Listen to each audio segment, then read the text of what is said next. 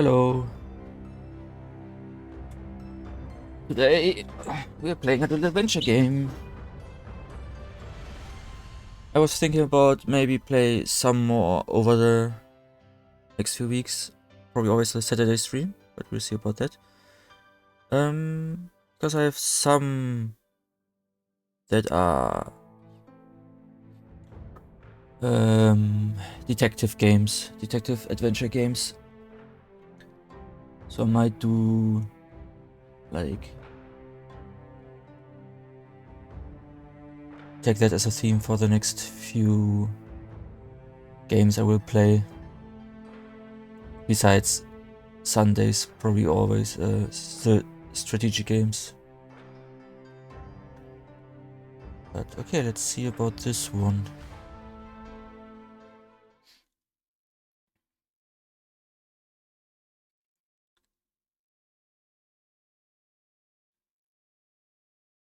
Okay, work of fiction.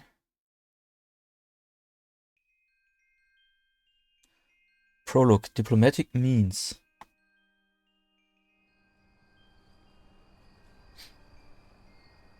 Penglai, Tang Dynasty, China. Or I will probably mispronounce a lot of things. Names and stuff.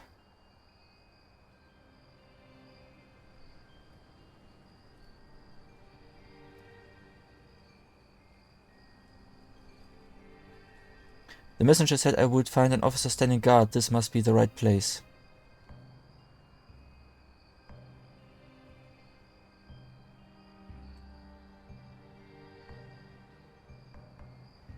These mythic creatures are meant to protect the house. I have a feeling they may have faltered tonight.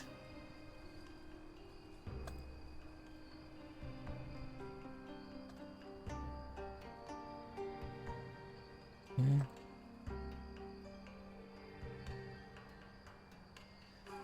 My name is Di Renji. I am the newly appointed investigating magistrate of Penglai.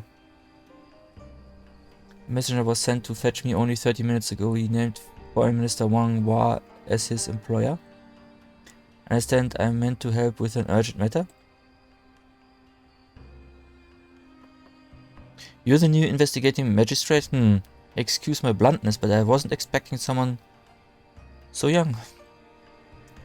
You have a keen eye. I've just recently completed my studies in the capital and this is my first appointment as a county magistrate. But in my time in the capital I gained invaluable experience serving as secretary of the Imperial Archives and as assistant to the Imperial Counselor before that. But I believe the minister requested my presence urgently. We must not keep him waiting. Of course, apologies for my indiscretion, but on a night like this, one can't be too careful. I am Sergeant Feng Shenglong, Minister Wang's private guard. Please may I see some proof of your title?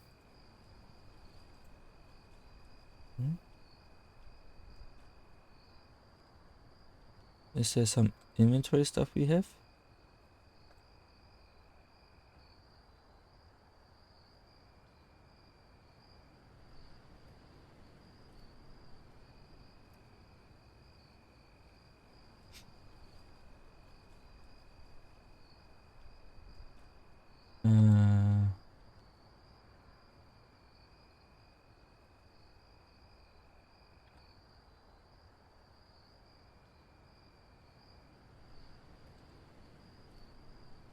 Prove it, but now the question is, I can look at him, I can talk to him. Also, hello, how are you? But how should I prove it to him if I do not know?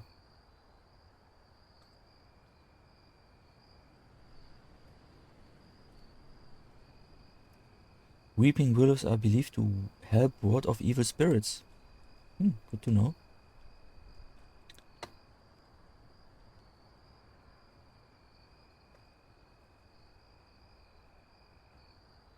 Let's see, there's no inventory. Right click does nothing.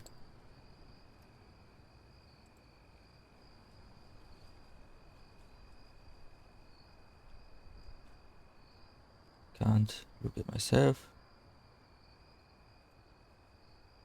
That's a good start.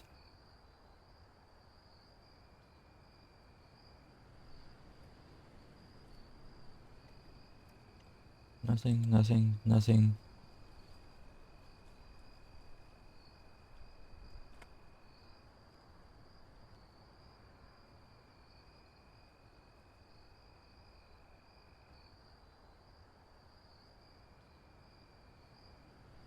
Ah, right click.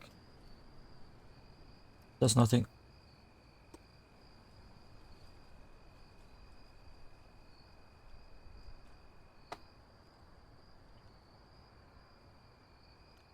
Lion, lion, lion. Left click. Talk.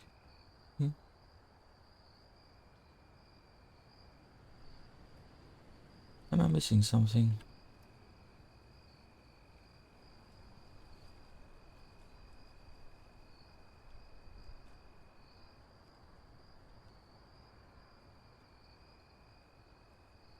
Am I missing something? Ah, there. On top of the screen.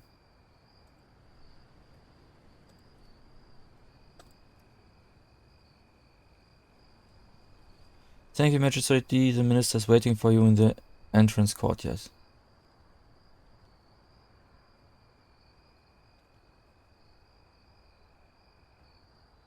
Why up here? Most games do it at the bottom. Oh well. First problem solved, yay. That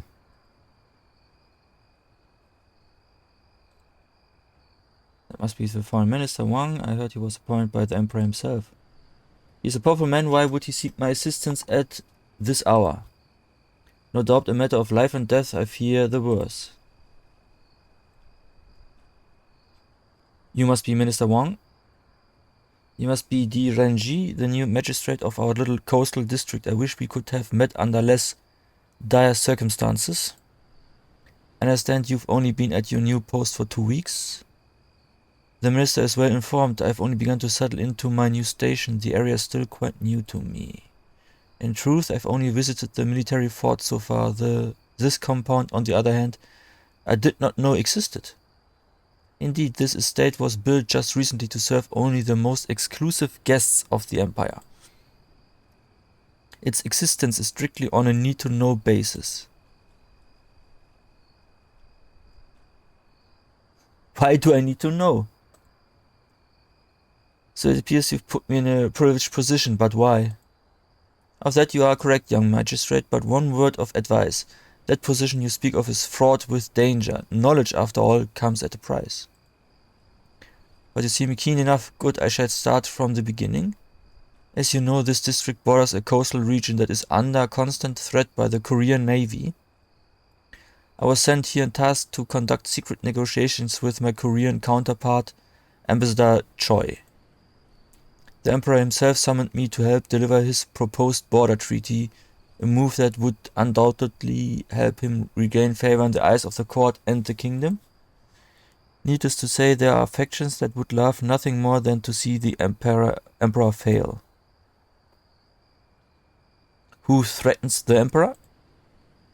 The kingdom is prosperous. Who would dare defy the Emperor? The Imperial Court is full of usurpers waiting for the chance to strike. That is why this treaty is more than a simple diplomatic calculation. Its symbolic value is immeasurable. The Emperor must show his strength now more than ever, or I'm afraid his legacy will end badly. The Emperor is a revered man.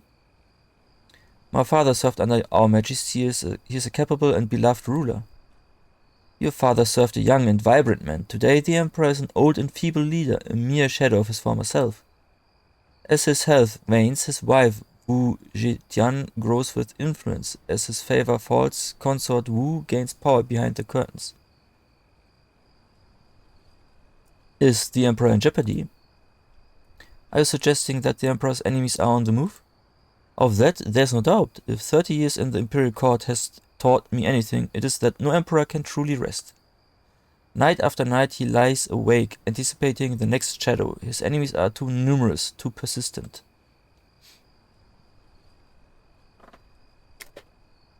Usurping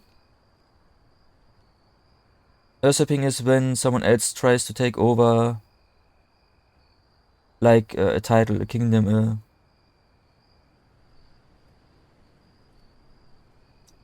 not quite claimants, but kinda, so they kill the king to be the king.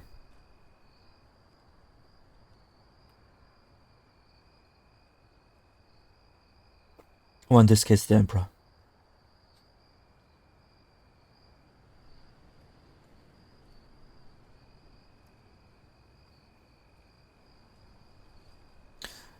And your role? And of you, Minister Wang, where do you stand? Barely 5 months ago I was still enjoying the life of a retired official, but who refuses? The Emperor. Clearly he needed an outsider like me for the job, a loyalist unlikely to be influenced by his detractors. Yet tonight I stand at the precipice, looking clumsily at the bottom of the ravine. Perhaps you can save me? Now come with me.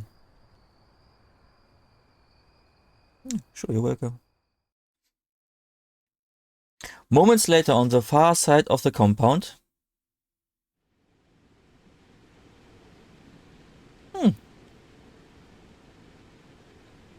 There was someone taking a bath. The unfortunate man you see before you is Choi Yong-yoon, Korean ambassador to China. Tonight was meant to be a triumphant victory, but fate has cruel way of shuffling the deck just as you begin to believe in your own destiny. Tell me what happened. Ambassador Choi and I had been meeting here secretly for weeks. Our work on the treaty was almost complete and we arranged to meet this evening to finalize it. It started innocently enough. Choi and his private guard arrived in time for supper as usual. After a light meal, our business began in earnest over some jasmine tea, just as that many times before. But what follows is a terrible blur. I remember suddenly becoming very dizzy. Moments later I felt myself resting my head on the table before me, closing my eyes and unable to open them again. When I woke, it felt like I had slept for hours. Someone must have witnessed this? That was my hope, but when I interrogated the others, all had the same answer. Unconscious, each and every one. And Choi. He was gone. No one knew what happened to him, so I ordered an immediate search of the entire estate. We looked everywhere. In the end, it was his private guard who found him here, murdered in cold blood. Apparently, the ambassador had previously commented on how peaceful this waterfall made him feel. How tragic. It is hard to deny the serenity of this place. May he rest in peace. Let me remind you that if we do not find a suitable explanation for the ambassador's death, tonight's events could create a rift between our two nations that no diplomatic means could mend. That is why you must solve this case tonight, or the consequences will be grave. For all of us. Yes, of course, I shall start my investigation. Has anyone been allowed to leave the premises? Nope. I have ordered everyone to stay until this matter is resolved. I myself walked to the nearby military outpost to request a messenger be sent for you. Otherwise, none have been permitted to step outside of this gated compound. Very well, I shall interview each person and search the area for clues. Where there's something in the water. Looks like a partially used candle. Used candle. It looks like a hat. A bloody cap belonging to the ambassador. His body is partially underwater. If any forensics evidence existed, it's likely been washed away. I won't be able to rely on an autopsy, so I need to examine him carefully. His head? The back of his head has been smashed in by a narrow jagged object, likely killing him on impact. Torso? Something is tucked under his undershirt. A silk handkerchief with the ambassador's seal. No defensive wounds or any signs of struggle. Could he have known his attacker? Some footprints are still visible at the edge of the water. Curiously, it seems he was facing away from his attacker when the assault happened. Well, he has... The back of his head is smashed in, you said. Of course he was facing away. The blow to his head was fatal, but why was he facing away from his killer? I need to find the murder weapon. Unless he was threatened or carried here, it seems the ambassador came on his own volition? But why? Perhaps he knew the killer.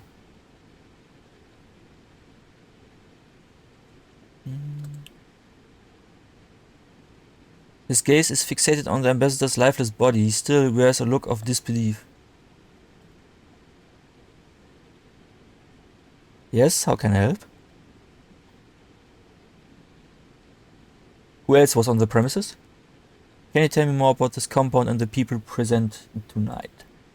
This compound is comprised of a small house and a private garden which itself surrounds this waterfall. When in use, it is attended by a staff of 3, a house steward, a cook and a maidservant. The ambassador and I have each a private bodyguard who remain by our sides at all times. Where are they now? You met my guard at the front gate, and Visitor Choice Guard is standing outside this very cave. The house steward is trying to keep himself busy in the main courtyard, and you'll find the cook and the maidservant in the house. How did you fall unconscious? Any idea how you were rendered unconscious? Some sort of sleep-inducing drug, I imagine. At first I thought our food might have been tampered with, but since dinner was served to only the ambassador and I, this would hardly explain why the others succumbed as well. After waking, I examined the candles that were lit earlier in the evening, and judging by their condition, it seems we passed out for just half an hour. Yet the remarkable thing is, if all accounts are true, everyone in the house passed out at the same time. When I worked as a secretary of the Imperial Archives, I once read of a case in which a powerful sleeping gas was introduced into a closed room. All within it were knocked out minutes later. If what you say is true, it's highly possible a similar method was used here. As a matter of fact, at the time of the dinner, all doors and windows were indeed closed. And did you notice anything strange? What happened before you passed out? Did you notice anything out of the ordinary? I've replayed the events leading up to this disappearance over and over, but alas, nothing suspicious comes to mind. Were you the first to regain consciousness? No, the house steward and choice guard were already awake. They claimed to have come to only moments earlier. The others woke shortly after I did. And who knew about this? Secret meetings? For obvious reasons, the people present here all have some degree of knowledge about the meetings themselves. But the Emperor himself is the only one who knows the nature of the work the ambassador and I were engaged in. The treaty was only to be made public after we had finalized it. Evidently, we were not cautious enough. What is so important about this treaty? Our work here would have ensured a decade of prosperity between our two nations. Who do you think that benefits the most? The Koreans? No. They have no stomach for war against our empire in the first place. Make no mistake, our emperor is the one who would have gained the most from this agreement, allowing him to recapture the hearts and minds of the people in the twilight of his reign. But he will be the one paying most dearly for its failure. Like vultures circling a weak prey, his enemies will advance, mark my words. You have much to learn, young magistrate. We live in uncertain times. Each move we make now either secures the empire or precipitates his demise. Well, any suspects? I wish I could say I do, but to my knowledge, no one here had any motive to kill him. And why did you ask for me? As the investigating magistrate of this district, you are responsible for all matters of law and order that arise within its borders. As such, you are judge, jury, prosecutor, and detective. Notwithstanding the secret nature of these meetings, you alone have the jurisdiction to investigate and solve this case. And by the heavens, I hope you do. I will investigate further. Good, I will be in the sitting room if you need me. Okay. So, to the waterfall. I need to inspect the crime scene evidence more closely.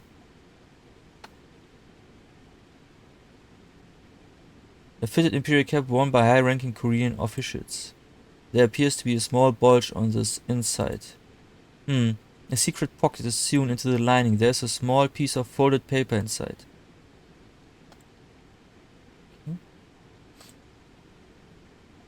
A handkerchief made of expensive silk. The ambassador's seal is embroidered into the bottom right corner. How long will this charade go on? You will not get rid of me so easily. I will have my answer tonight. Was someone threatening the ambassador?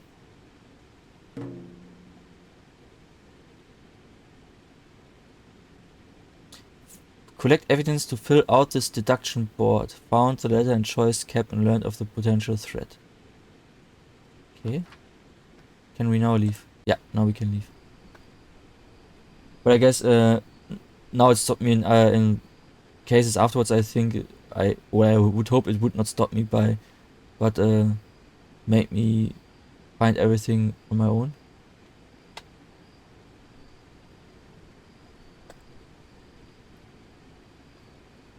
The death of his master will undoubtedly carry severe consequences upon his return to Korea. My name is D. Renji. I am in charge of this investigation. Are you Ambassador's Choice Military Guard? Yes, sir. I am Captain Bai of the Korean Royal Guard. But there is no need for any further formalities. I do not wish to speak to any Chinese officials until an investigative team from my country is present. What do you mean? Why should I trust a Chinese detective when it is under Chinese care that the ambassador has been assassinated? Do you think me that naive?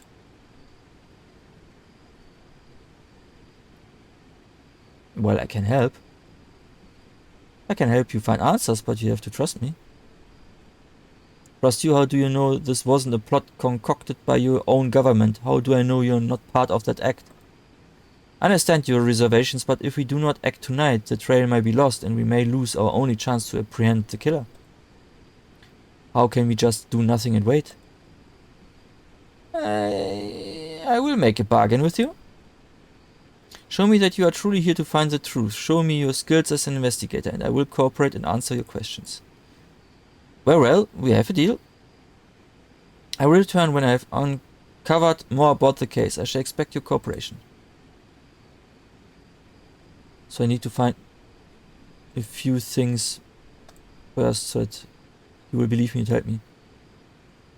Okay, anything else? I can feel its mist brushing against my skin, yet there's a gentle stillness to these falls that's hard to describe.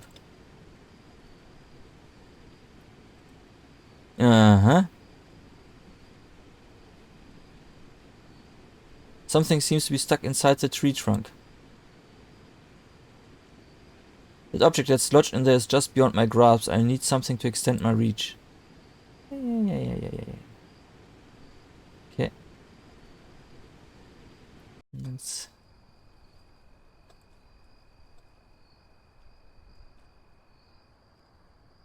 A piece of cloth has been dropped on the ground.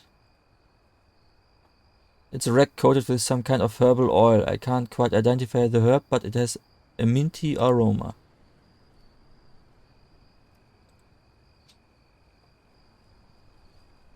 From the looks of it, this lovely cherry blossom was in full bloom just days ago.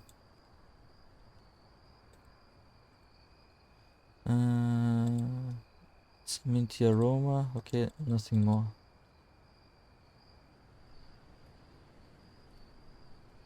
His blank expression suggests a man looking for a distraction, but sweeping the floor doesn't seem to be helping. Are you the steward of this estate? Yes, sir, and you must be D. Renji, the detective Minister Wang spoke of. I'm Song Yu-ming. I manage the small staff that cares for this compound and its guests. It's a relief to see you here, sir. Perhaps now we can find out what really happened here tonight. That is my hope also. Can you tell me how the night unfolded? Dreadfully, sir. Not in 100 years could I have imagined such terror. We thought this place was safe, untouchable even, but those notions were quickly smashed to bits tonight. Go on. Well, I was in the kitchen when it happened. I was overseeing the plating of some desserts when Chef Chu, when, for no apparent reason, he just tumbled to the ground like a large sack of rice. I bent down to assist him, but suddenly my vision became blurry and my legs felt weak. My weight pulled me to the floor, and what was that? And that was that I was out cold. Later, when I came to and saw that Chu was still on the ground, I checked to see if he was still alive, which he was. I knew then that I had to run to the sitting room where I suspected the others had suffered a similar fate, or worse. And there they were, all unconscious, except for the ambassador's bodyguard. As I looked at him standing over his master's seat, it was at that moment that I realized the ambassador was missing. Did you wake the others? No, I didn't want to risk it. Who knows what kind of poison we had been subjected to. But there was no need. Only moments later they all started waking one by one. Once Minister Wang became fully aware of the situation, he immediately ordered us to search the premises for Ambassador Choi. I was as shocked as everyone else when his own guard found him dead in the Garden Grotto. What manner of sorcery could have lured him into that cave? That is indeed a vital question, but for now, tell me about yourself and your staff. Well, the staff here is small, but we manage. Chef Chu and I have been working here since the beginning. Sun Jing, the maidservant, came on board last spring. We had to replace the first maidservant because her mother was sick and she wanted to return home to care for her. The rules and routines here were very strict with all the secrecy and all, so there's little room for error and improvisation, and tonight was an exception. How did you prepare for tonight? Did everything go according to plan? Yes, sir, our preparations were meticulous, as always. We first greeted Minister Wang, followed by the ambassador shortly after sundown. I set the tables and lit the evening candles, and we promptly began serving supper and then tea.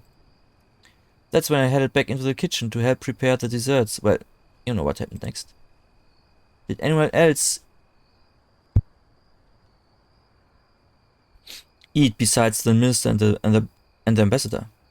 No, sir, the staff isn't allowed to eat until long after the guests have left. They've been instructed to eat before they arrive here, so it's usually not a concern. Same goes for the bodyguards. And am I right to assume that all the food is prepared on site? That's right, sir. Everything is prepared here by Chef Chu. We don't allow any food from the outside. About the candles. You said you lit the candles in the house at the start of the evening. What kind of candles do you use? For that you'd have asked Sun Jing, the maidservant. She manages our candle supply. And did anyone change or handle the candles after you initially lit them this evening? No, sir. Our candles usually last well into the night. Even now, they still burn in the house. And why are you sweeping? Under the circumstances, the minister has freely given you leave of your regular duties. Yes, sir. This is just for me, or rather for my nerves. Keeping busy helps me stay relaxed. Besides, after all these years doing this job, I'm not used to sitting and waiting. Old habits die hard, I guess. Thank you, I leave you to your work. No trouble, sir.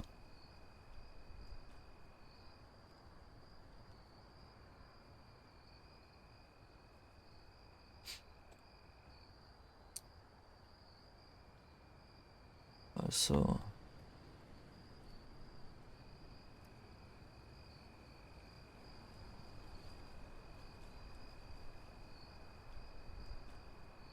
anything else we can have a look at? No.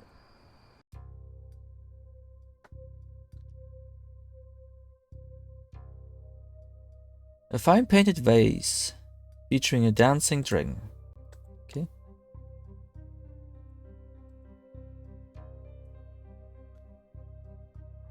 I don't have the means to analyze the contents of the meal that was served.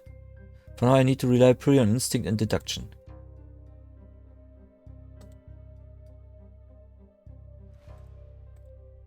They look like ordinary candles. Mr. Song said the maidservant Sun Ying is responsible for the candle supply.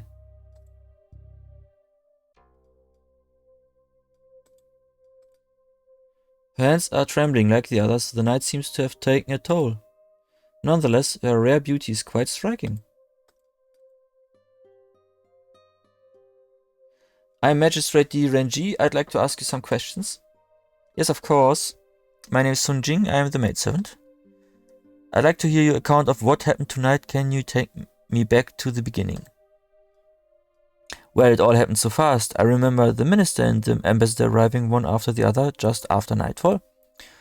I remember them settling into the sitting room. The minister sat here against the wall and the ambassador was over there to his left. We began the dinner service soon after that. Later I remember Mr. Song saying he was going into the kitchen to check on the desserts, and that's when things took a terrible turn. One moment I was serving tea and the next I was lying on the floor, confused and disoriented. When I realized we had been drugged and that the ambassador has been killed, I was so afraid I didn't know what to think. All I know is that he didn't deserve to die that way. But our destinies are often beyond our own control. We bend and break at the mercy of a higher power. I'm sorry, sir, I didn't mean to ramble on.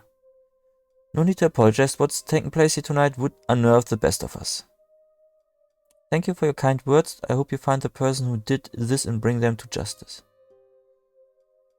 Tell me about yourself. I'm just a simple servant girl, have been since I was little. My parents died when I was very young, so I had to learn to fend for myself. I'm sorry to hear that. Are you treated well here? That I am, sir. Very well. Minister Wang is a good man. And Mr. Song, he's very demanding, but I've never known him to be unreasonable. But now that this happened, I wonder if they continue to let us work here. How did you end up working here? I applied to an agency. They put my name on a waiting list and told me they'd contact me if anything came up. I heard the girl who worked here before me had to leave because she had to take care of her sick mother. I guess I was just next in line. After that, I was happy to pay them their finder's fee. About the candles. Who supplies the candles that are used throughout the house? I buy a new batch every week from a local candle maker. I don't remember his name, sir, but everybody in town buys their candles from his shop. Did you notice anything different about the latest batch? No, sir, they looked and smelled the same to me. They're just plain, unscented candles. I like to examine any leftovers you may have. Where do you keep them? Yes, of course. They're stored in a small lockbox in the storage room. Here's the key. Thank you, Mrs. Sun. I hope I was of some help. Okay, to the kitchen. Was anything? It's another antique base. Judging by its style and shape, this piece may have dated fast back to the Zhou dynasty.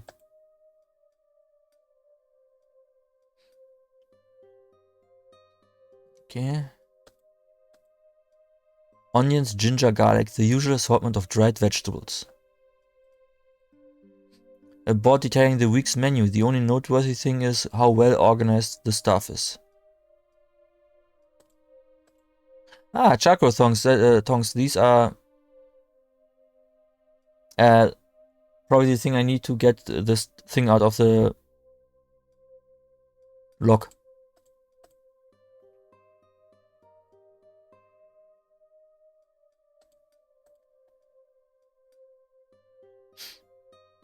Assorted desserts, nothing out of the ordinary here.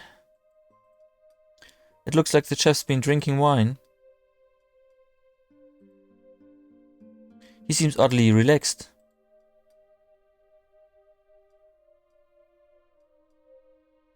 Are you the chef? Yes, sir. Shu Fu's the name. You must be the detective? Yes, I am. D. Renji. I am the newly appointed the new investigating magistrate of Penglai. I've heard of you. Is that so? Yes, my cousin Singh is the cook of the military fort. He told me all about your recent visit there. He even told me he's prepared his specialty pork dumplings. But between you and me, I wouldn't be a bit surprised if you've had better, and that cousin of mine, he's always been a bragger.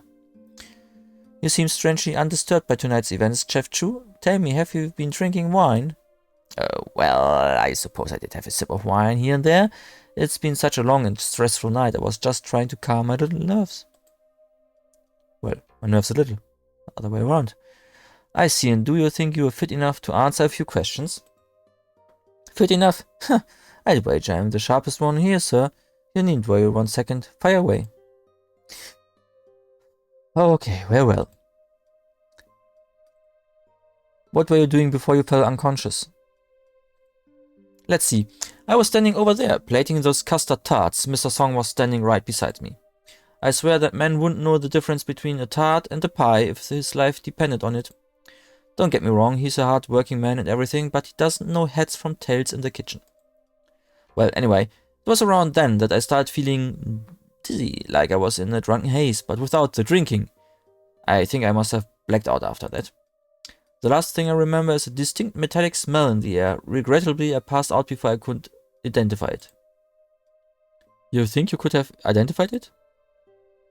Didn't I tell you, at the risk of sounding boastful, I am blessed with a nose, or should I say a precise instrument, capable of recognizing any ingredient only by its scent.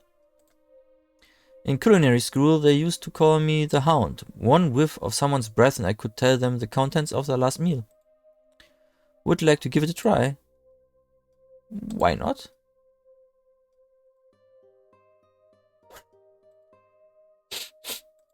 It smells like you had some steamed chicken. Prepared with ginger and chives, am I right? That's correct. That's quite a talent you have there, Chef Chu. Ha! I knew a man like you could appreciate such refined senses. If you would like me to demonstrate it again, feel free to bring me anything with the slightest hint of an aroma and I'll identify the source. I have the rack with the minty. That sounds quite useful. I keep it in mind. About the dinner service.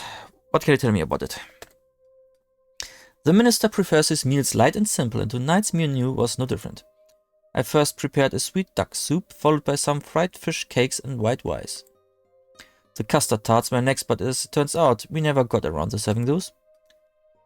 Do you prepare all the food yourself?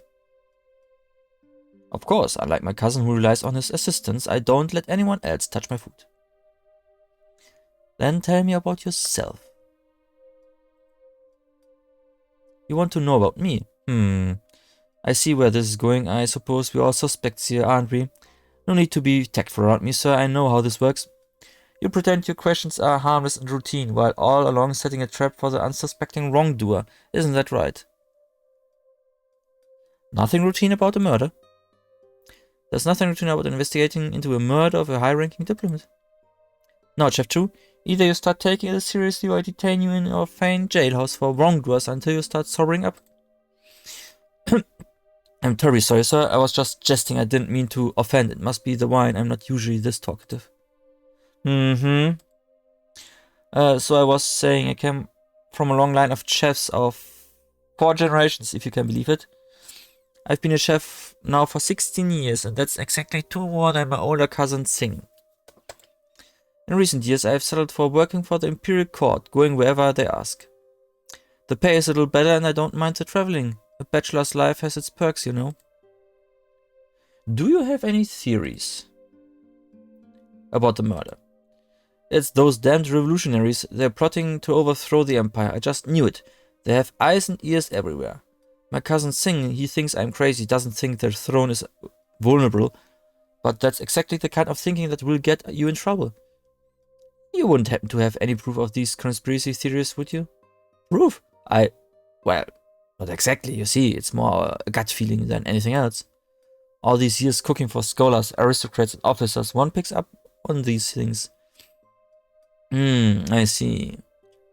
Well, unless your gut can muster up some actual evidence relating to the situation on hand, I'd rather we leave those grand theories for another day. Yes, of course. And about your cousin Singh. You seem quite fond of him. Fond of him? You must be joking. He's been a nuisance all of my life. He's more like a rival, a nemesis, Who am I kidding? Singh's the only family I got a true friend. Wait, you're not going to tell him I said that, are you? You can't, you mustn't, or I won't hear the end of it. No need to worry, I won't tell a soul. Thank you, but now I can... come on. Coated rack. Coated rack. Can you identify the origin of the oil on this rack? Sniff, sniff. Peppermint. Are you certain? Positive. Granted, I don't generally cook with it, but it's a fine medicinal oil, perfect for clearing a mild headache, for perhaps a severe case of drunkenness. One whiff of this stuff will wake you right up. Yes, of course, the killer had planned to put everyone to sleep, including the ambassador, but needed a way to wake him up. Thank you, Chef Chu, that was very helpful. Okay, one more thing. Do I have anything else I do? These will probably do not do anything. Yeah. Let's see.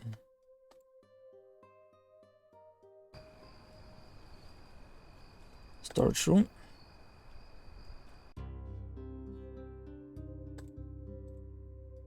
Supplies. My grandfather had a chest like this one. I'd say it's easily 200 years old.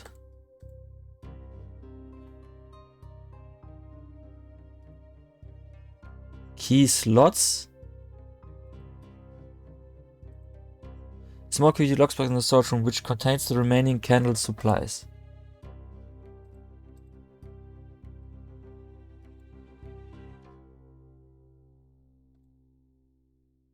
That is a lockbox with... These doors lead to the balcony, but it looks like it's been sealed shut. Sealed shut, I can't see anything out of interest there. This one is with the candles.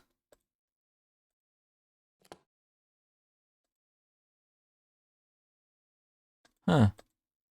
This candle decoration is different from the other. Its midsection appears to be darker. The rest of the candles are unscented, but this one has an unusual odor. Unfortunately, I can't make out what it is. Well, back to the cook, I guess.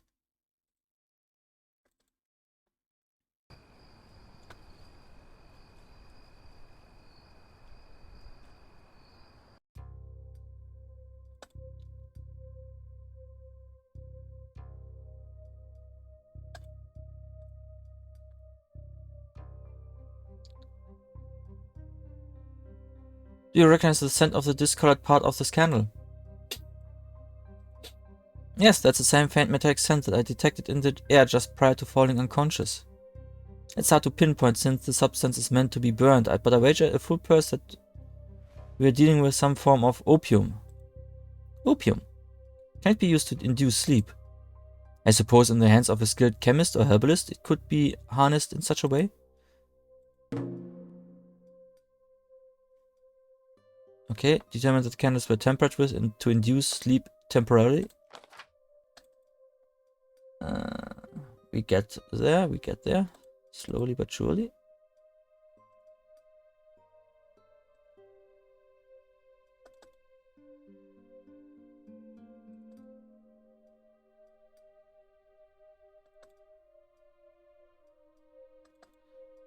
Okay, main courtyard.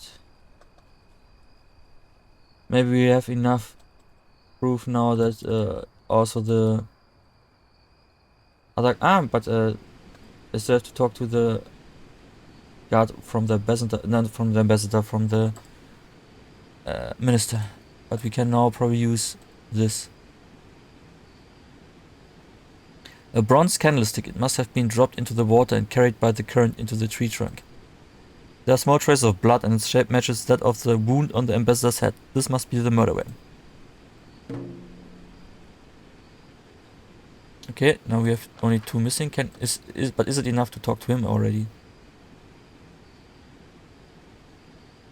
Captain Bay, I'd like to tell you what I've discovered so far.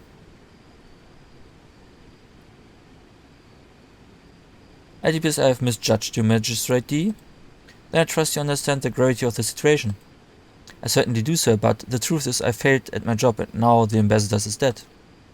The ambassador was a strict man, but he was always fair and honorable.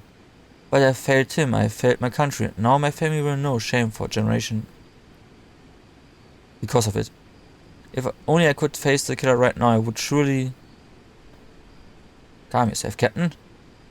Thoughts of vengeance will get us no closer to the truth. Much more hangs on the balance than just your pride. I'm sorry, I shouldn't have let my emotions take over. Tell me what you remember. Truthfully, I am as confounded now as I was when first fell unconscious. I was standing in the corner of the sitting room, observing the ambassador and the minister, when suddenly I could no longer support my own weight. My head was spinning and my balance was gone. I fell hard to the ground and then blackness. You see this? This bump on my head was not there earlier today. I can tell you that. And when you woke? When it became clear that the ambassador was not inside the house, I had a hunch that he might be here, so I came running immediately. That's when I discovered his lifeless body inside the cave. How did you know he would be in the grotto? It was just a guess, sir. You see, the ambassador spent much of his time here when he wasn't working. He enjoyed this garden very much, in particular this waterfall. He would often spend entire afternoons out here inside the cave. On those days he seemed peaceful. Did anyone ever join him in the cave? No, sir, never. This is the only entrance, and I was standing guard at this very spot. In fact, no one else could have gone in without me knowing. What about you? Did you ever join him inside? No.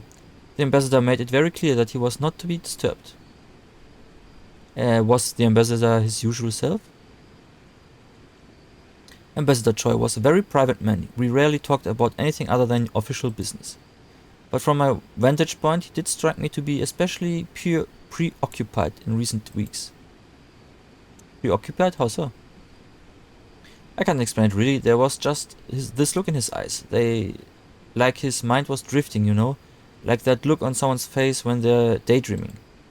And of course, all the time he spent in that cave by himself was so strange. I could never understand why he liked it in there so much.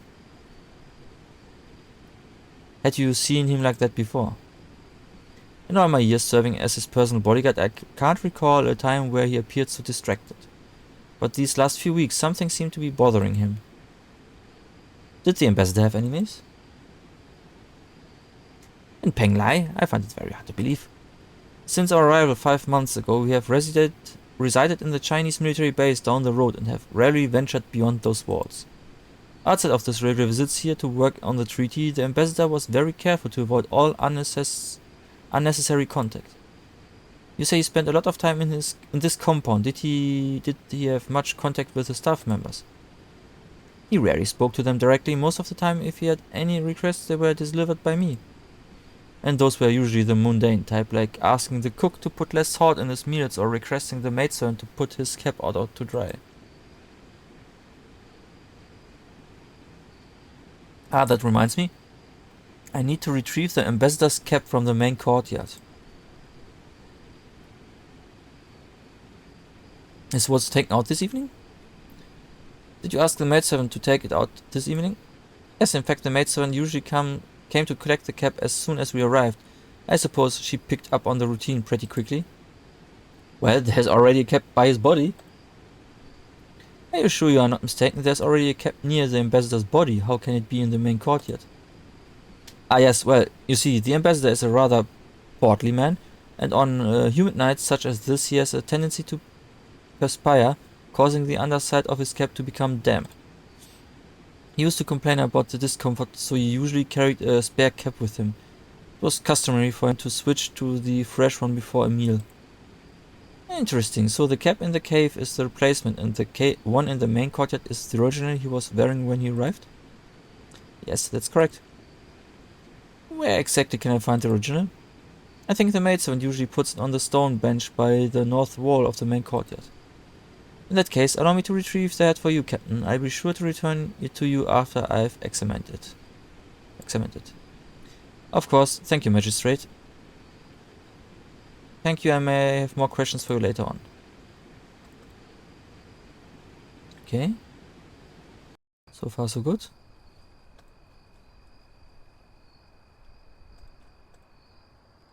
A stone bench perfectly placed for taking the sun on warm summer days. No head. Captain Baye said the ambassador's cap should be on this bench. Where could it be?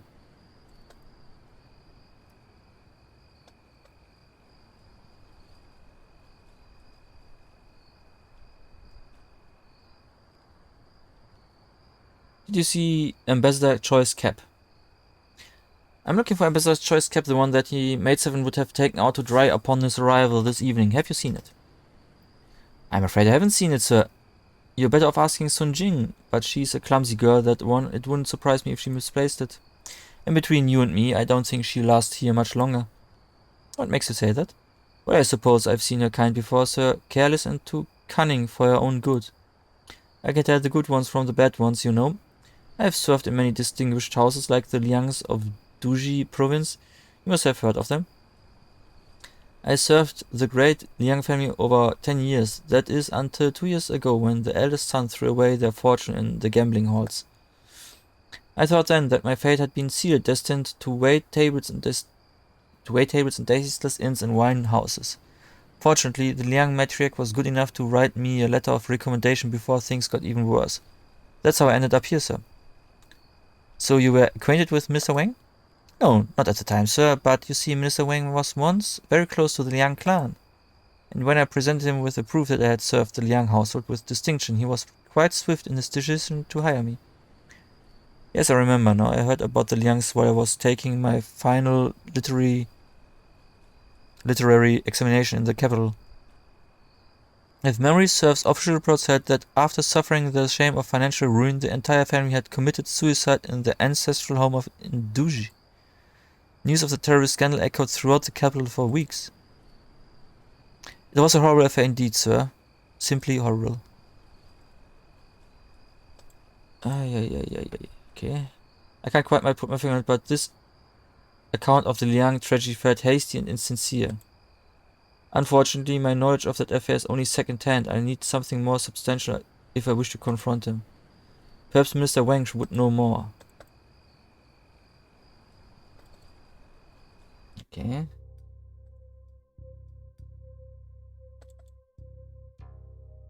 First of all, the cap.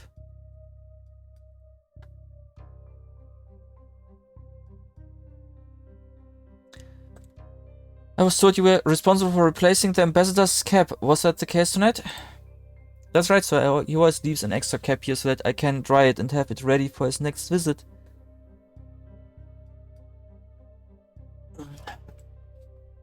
Today was especially humid, so I knew he'd want his replacement right away. I put the one he was wearing on the stone bench in the main courtyard. That's the best spot to dry it. Are you aware this cap is missing?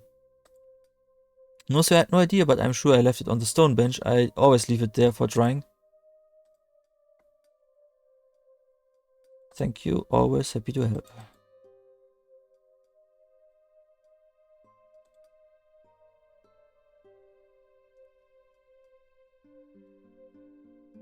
How can I help, detective?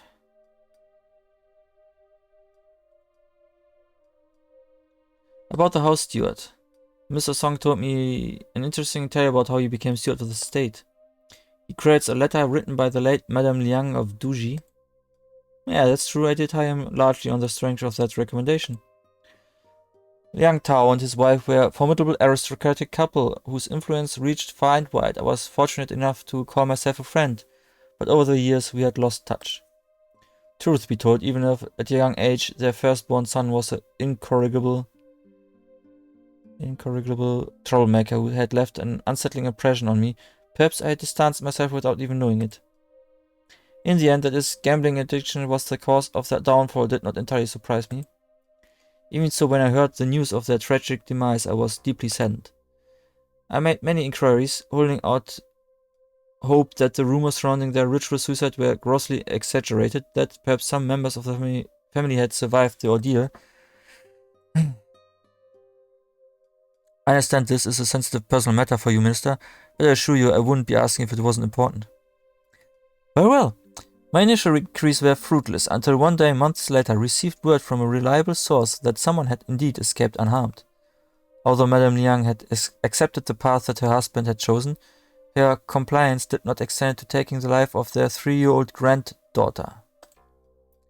She secretly made sure the young one was spared the lethal dose of poison that killed the rest of them. How remarkable. Indeed, that little girl, she's nothing less than a miracle.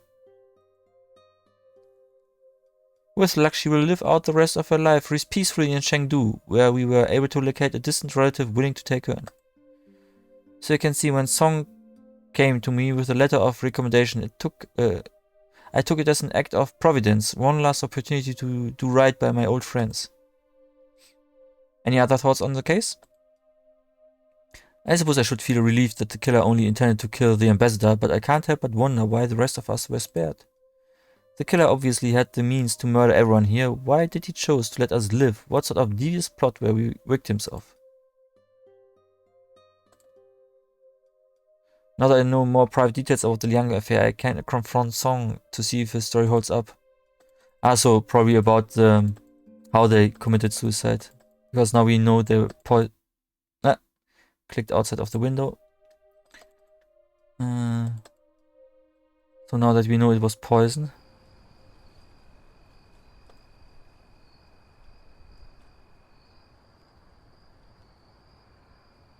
Well, well, well.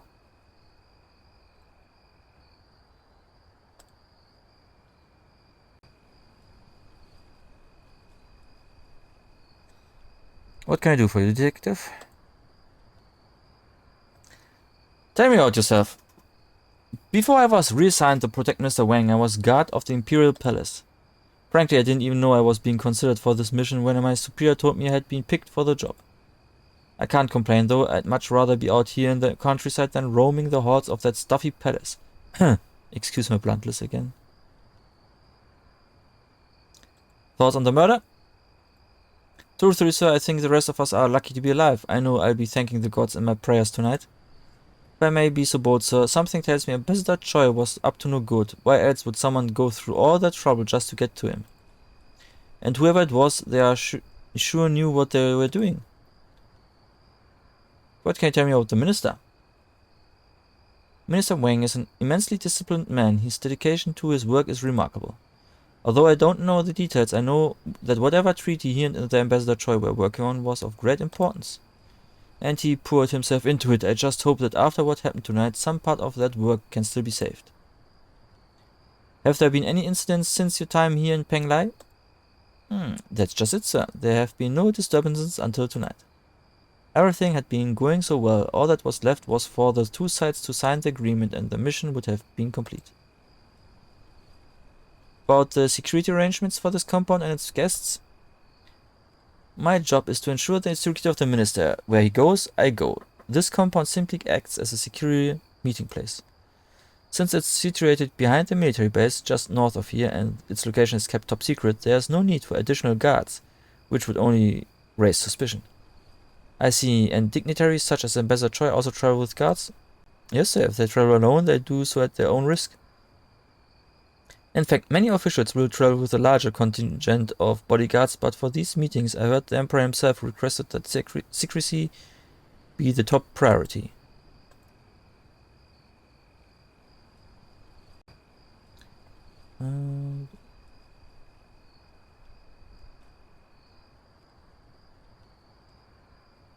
Okay. No, not in the...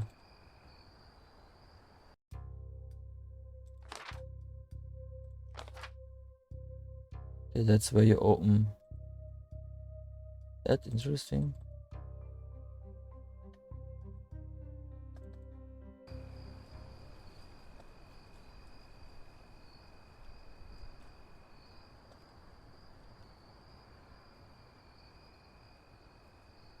About the Liangs.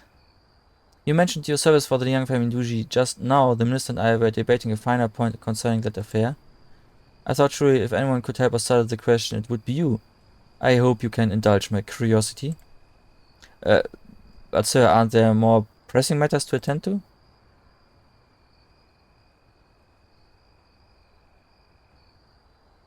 You misunderstood me. I am afraid you misunderstood me. That was not a request, it was an order. I'm very sorry, sir. I did not mean to suggest... No apology needed. Simply answer me this. When faced with ruin and shame, the entire Liang family retreated to their ancestral home and committed ritual suicide. No one was spared except for one. Can you tell me who survived? But they all died, I'm sure of it. It was common knowledge. It was indeed common knowledge that the entire family poisoned themselves, but only a select few knew the entire truth. As luck would have it, Minister Wang is such a person. The young matriarch knew her husband's suicidal plans and had no choice but to follow his wishes. But she could not bear to see the family's youngest, her 3-year-old granddaughter, suffer the same fate. Madame Liang made sure the girl was spared the lethal dose of poison that killed the others. But could you not have known that, since contrary to your false claims you never worked for the Liangs at all? I would have...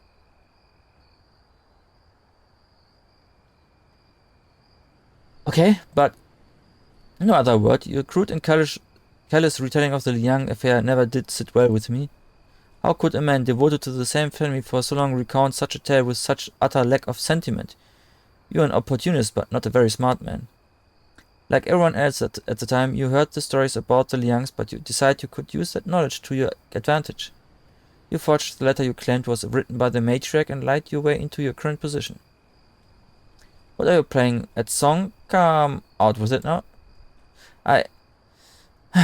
It's true that I lied about my past, sir. I won't deny it any longer. I was desperate for a job, and although I had worked as a servant before, I knew that I lacked the experience for this position.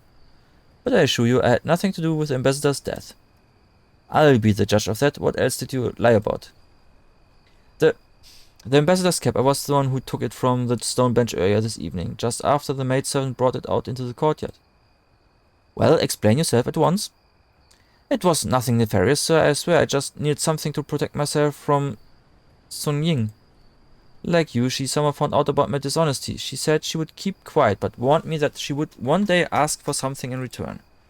I didn't want to take any chances, so I thought that if I could get the masters to distrust her, I could even thoughts. So you stole the cap as an insurance policy against your own deceit. I just wanted to hide it long enough to undermine her competence, sir. I was going to return it, I swear. I know how foolish that was. Now please have mercy on this humble servant, sir. There are more pressing matters. You petty squabbles are a little concern, as you said yourself. There are more pressing matters at hand. Now tell me where you hid the cap. It's in the storage room. I placed it on the locked wooden chest. But in all the commotion I seem to have lost the only key. That's why I've been sweeping the floor all night, sir. I've been searching all over for it. Look, I was able to find a piece of it. What do you mean, a piece? Well, that chest has a very unique locking mechanism, sir. Its key is actually made of 3 discrete pieces. It's an old Han Dynasty relic, but Minister Wang is fond of antiques. I must have dropped them earlier, but I've only managed to recover one of the 3 pieces. I've looked everywhere, sir. The only explanation is that the other 2 pieces must have been picked up by one or more people here. Very well, I will speak to the others about the 2 missing pieces.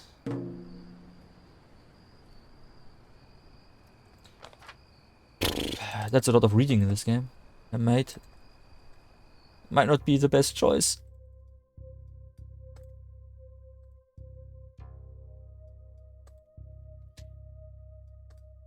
Did you happen to come across a key that was dropped somewhere on the premises earlier tonight? No, I can't say that I have. Okay, next one. Fast travel thing would be nice. Oh! She is gone.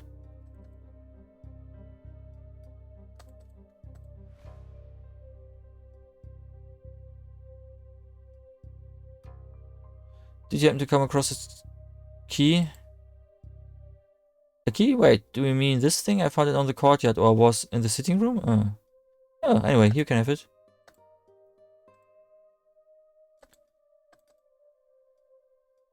Okay.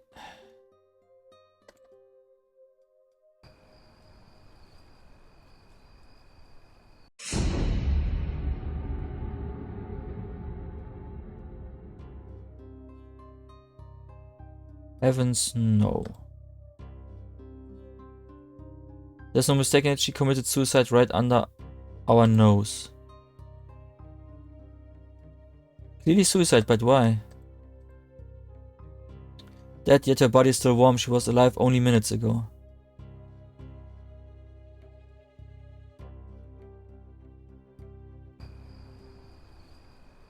I mustn't alert the others of Sin Ying's death until I have a clearer idea of what happened.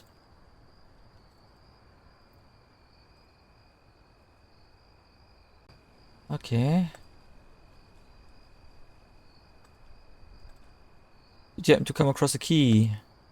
As a matter of fact, I did pick up an oddly shaped key in the main courtyard when we were all looking for the ambassador. So that were now the 3 pieces?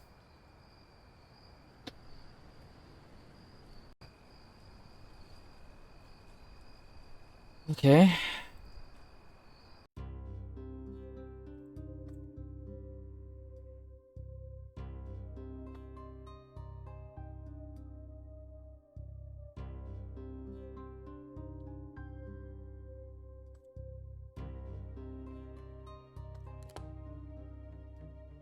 Yeah, all 3 keys are in place. Still locked. It looks like I have to rotate these dials to the right position.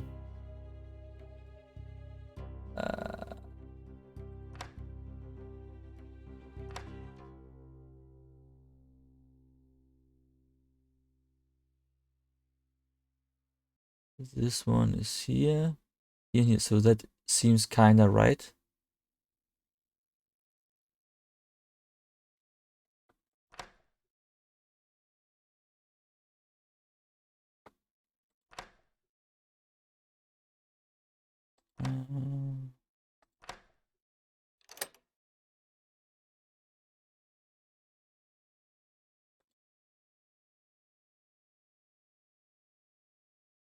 After 6 turns, I only have 6 turns too, okay.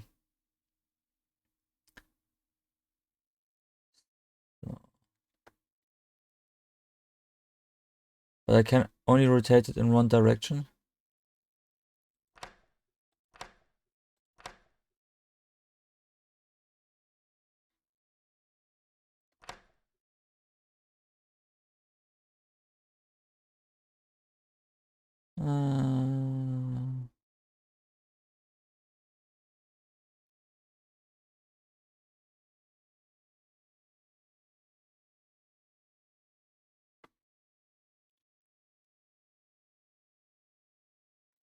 That is this, and this, and this.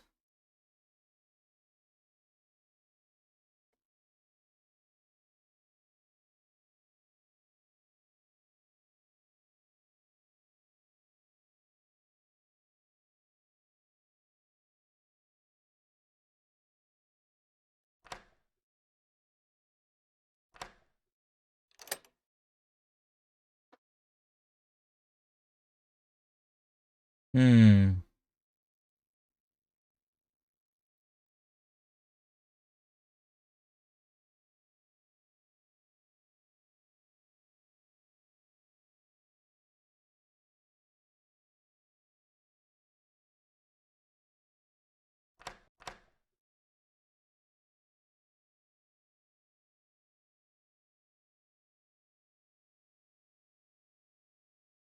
Let's say this is this position.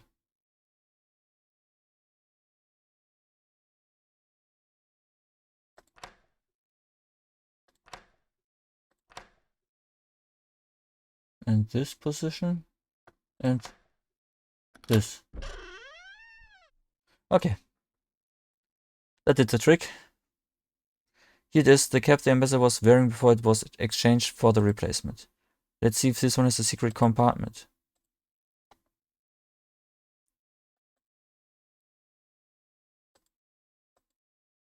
As I suspect, the secret pocket is sewn into the lining. This one has a small piece of folded paper inside.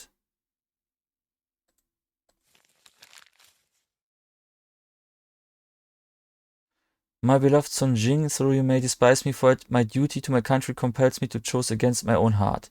These past few weeks by your side have ignited a fire within me that will never die, but now I must return Korea. It is with great regret that I cannot take you with me. I hope you can someday forgive me. Obvious. Sun Ying and Ambassador Choi.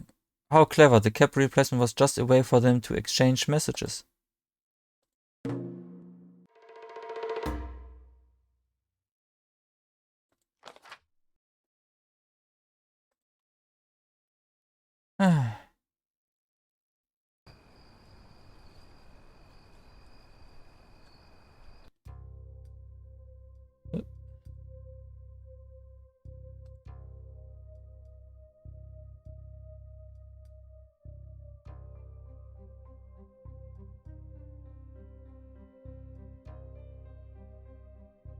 I believe I have the facts of the case. Here's what I think happened. Case Reenactment.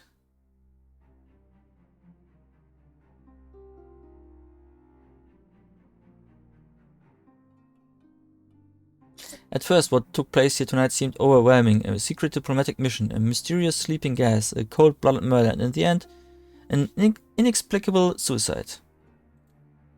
But the heart of that matter was but a simple connection between two people, Ambassador Choi and Sun Ying. Unbeknownst to even his bodyguard, the two of them were exchanging letters upon each visit to this compound. To accomplish this, they used the cap exchange. Using their pretense of switching caps for the ambassador, the two of them managed to create a private line of communication.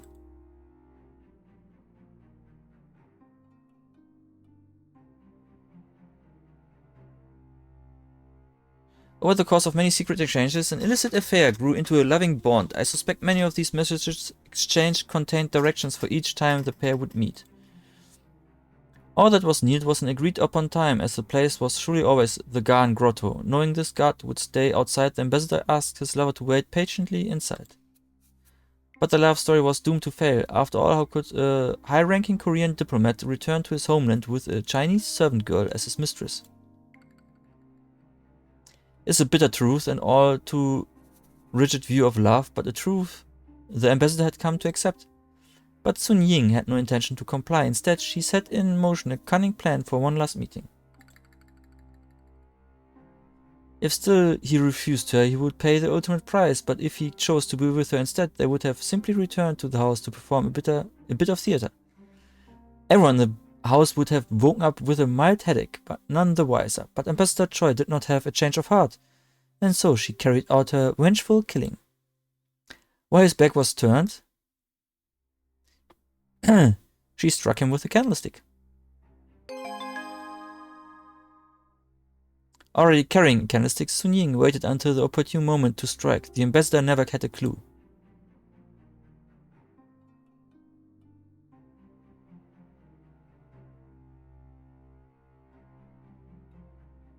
She had managed to fool everyone into thinking that she had fallen unconscious as well, likely using a rag or handkerchief to cover her nose and mouth, so fleeing was not necessary. But like all the murderers, she had left a trail waiting to be uncovered. When she realized that I was close to identifying her, she did what perhaps she had planned all along. She committed suicide too.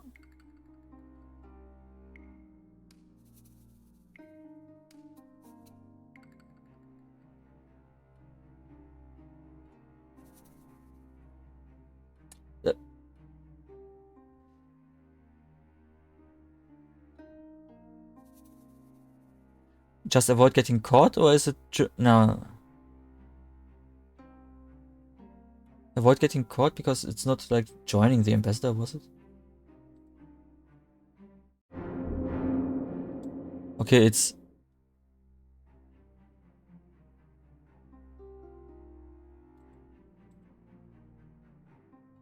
Join the ambassador?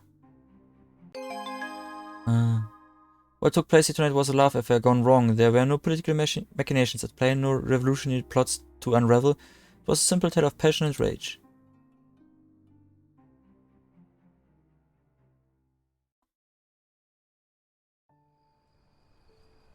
Afterwards.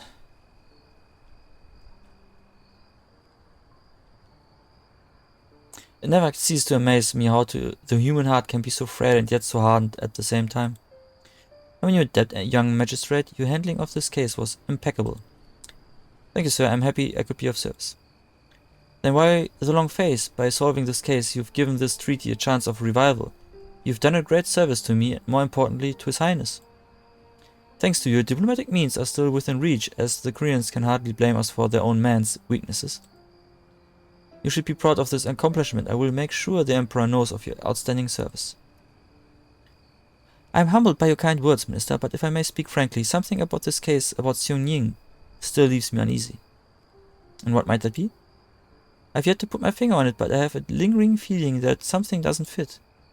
Nonsense. That woman was a spiteful wench who committed premeditated murder. I see no flaw in your theory. There's no time to second-guess yourself, D. If you wish to serve the Empire, there's much more work to do.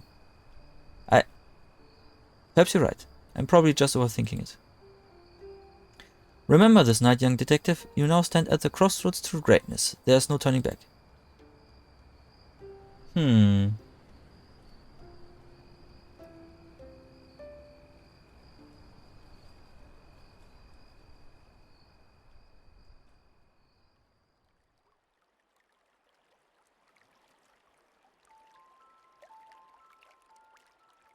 Chapter 1. The Stranger and the Dream. 10 months later.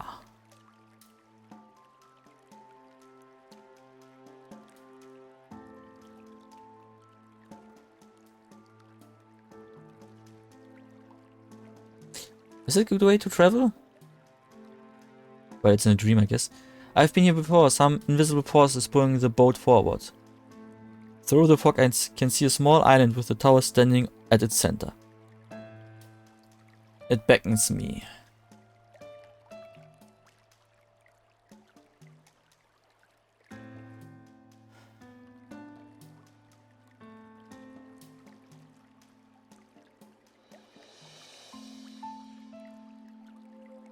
Okay.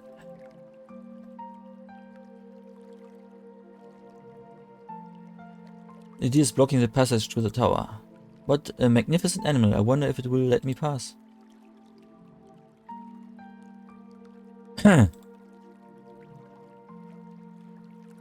The song. You speak? Flawless deduction, detective. Can you tell me why I'm here? The song. You must play the song. I don't understand. What song? Your song.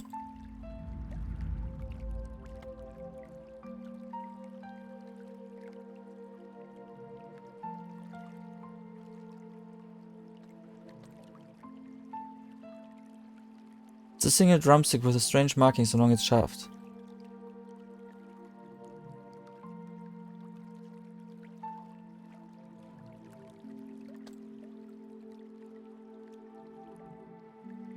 A large drum. It resembles the toy pellet drum I cherished as a boy.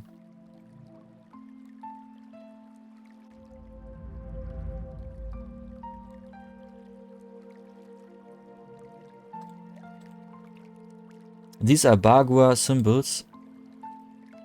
It's the yin-yang symbol.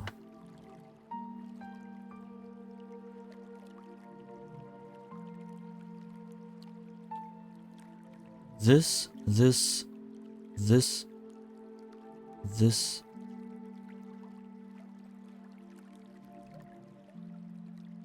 Huh?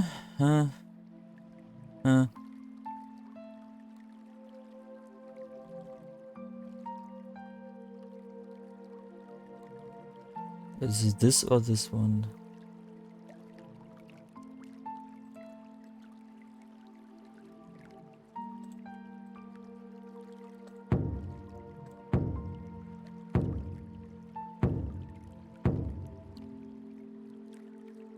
Huh?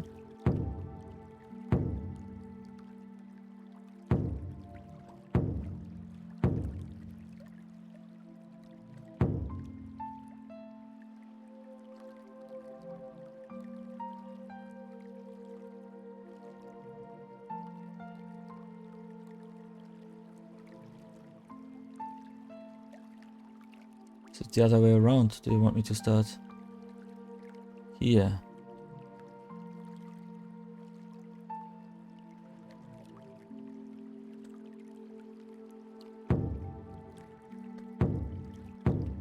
Oh, it's here. But then it's this one, isn't it?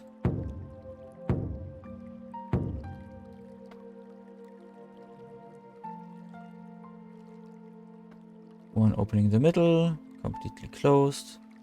Both openings.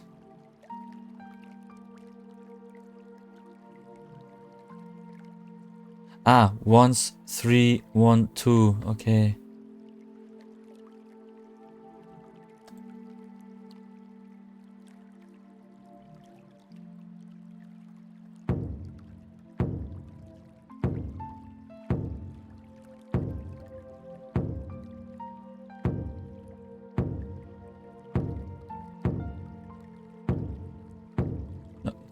so it was this one here.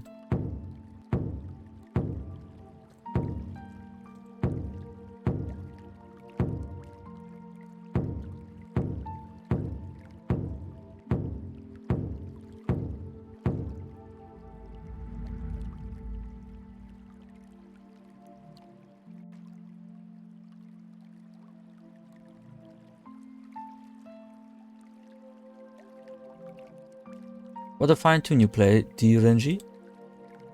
You know me?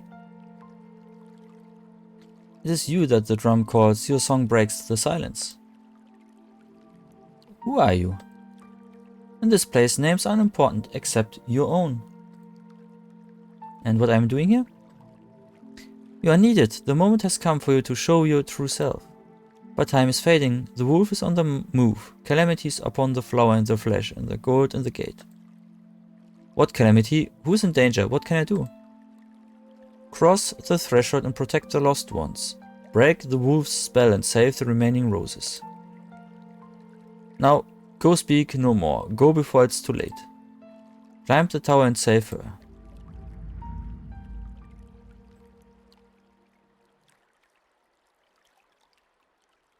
I have a bad feeling about this.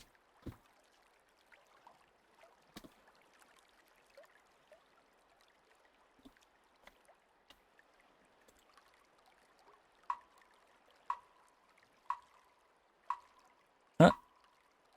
Okay.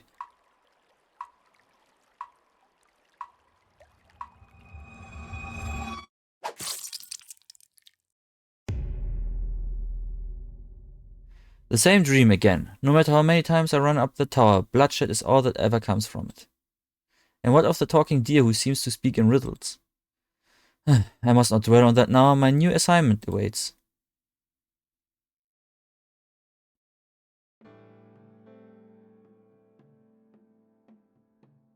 Before I go, I should add an entry to my journal about the dream.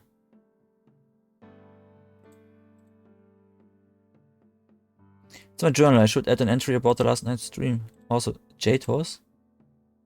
My lucky jade horse was a gift from my father. I take it with me wherever I go. Okay. Late spring 689. I solved my first major case in Penglai. At first confounded, I needed to peel away the onion's many layers to find at its center a simple story. A prideful man murdered by a scorned lover. Yet again I am reminded of the fragility of the human heart, but it seems the minister took notice of my work. He spoke of how I would gain favor with the emperor. Now that I had resurrected the border treaty, he even spoke of greatness in me. A silly notion, I thought. I had only done my job, and perhaps I had done it better. Sun Ying would still be... If I had done it better, Sun Ying would be alive. She remains in my thoughts, every mysterious. Midsummer 689. The emperor is dead. It is the saddest of days. News from the capital arrived this morning. A mysterious illness said to be the cause. Balerian health issues took hold and never let go. Now, with the outcome of the Korean treaty on hold, his legacy will surely suffer. Generations in my family have served the emperor and his forebearers. His royal mandate woven into my own sense of purpose. It is a time of deep reflection, a time of mourning. Late summer 689, I begin having a very peculiar, recurring dream. In it, I find myself on a small boat gliding across the water as if pulled by an invisible force. It eventually brings me to a tiny island populated only by a strange talking deer and a shadowy figure standing atop a great temple. But just as I manage to convince the creature to allow me passage up the tower, I sense a grave danger looming over me. What happens next is unclear, but one thing is certain. No matter how hard I try, I fail to overcome the sinister threat. Late winter 690. The emperor's still grieving wife, consort Hu, has now broken with tradition and proclaimed herself the empress and rightful ruler of China.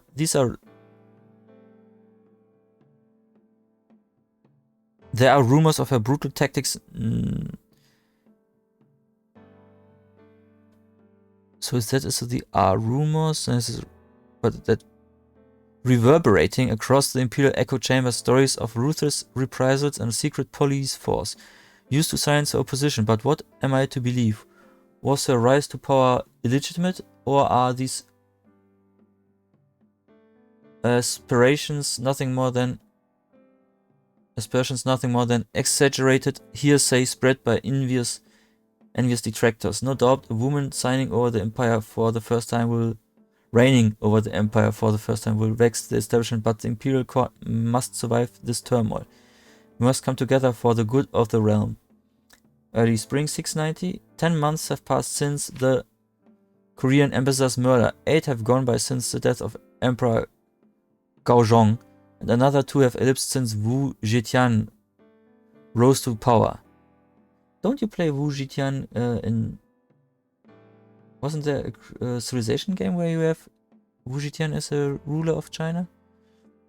Yet today I received a letter from the Ministry of Justice declaring that I am to become the new investigating magistrate of Chang'an, and that I am required to appear at the capital without delay. It seems the Empress wants to meet me. I think I want to meet her too.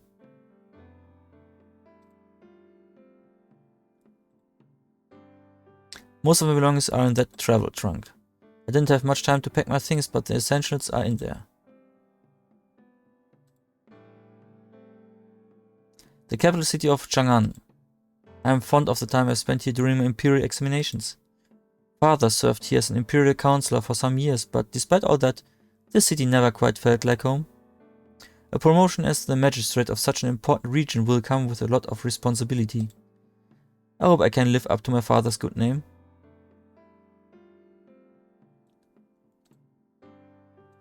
Okay.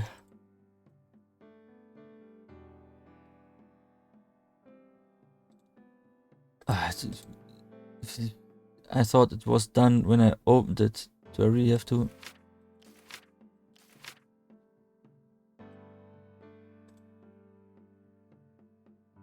I should make a note of my arrival and the cryptic dream I had last night.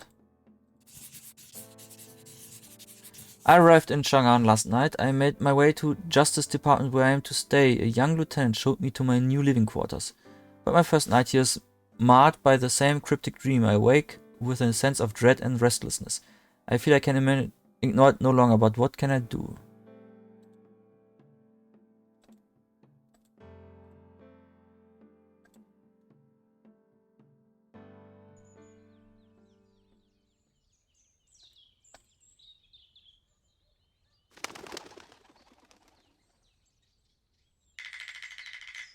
Chang'an, Tang Dynasty, China.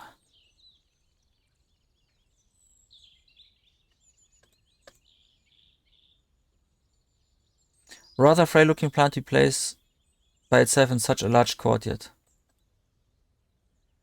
Wait, old leaves? We can even look at the leaves. Some old leaves.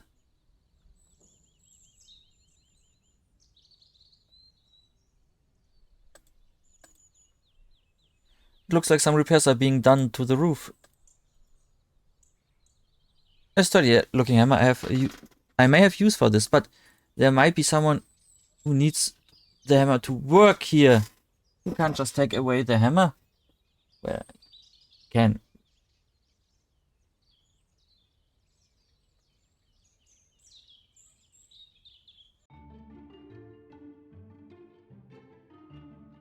Okay. And let's go to the Imperial Palace, I guess.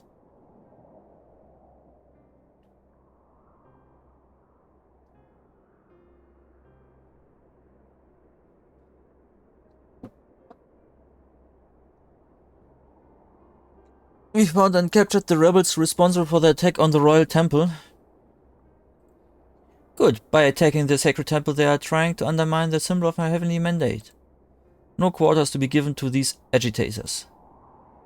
Do you think General Zhang may have something to do with the recent disturbances? Zhang is a hardline traditionalist whose opposition against me is as clear as a stake in a barren field. But I know how to catch snakes like him. Where's Di Renji? He's here, Your Majesty, waiting in the antechamber. Are you sure he can be trusted? That is what I intend to find out. Bring him in.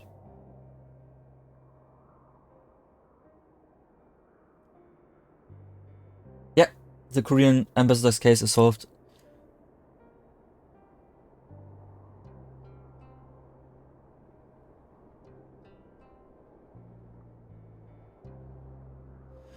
The Empress will see you now.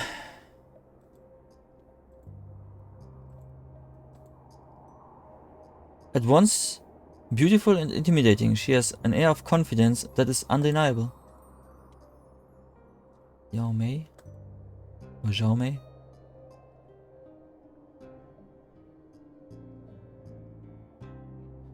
Welcome, dear Renji. I have been looking forward to meeting you.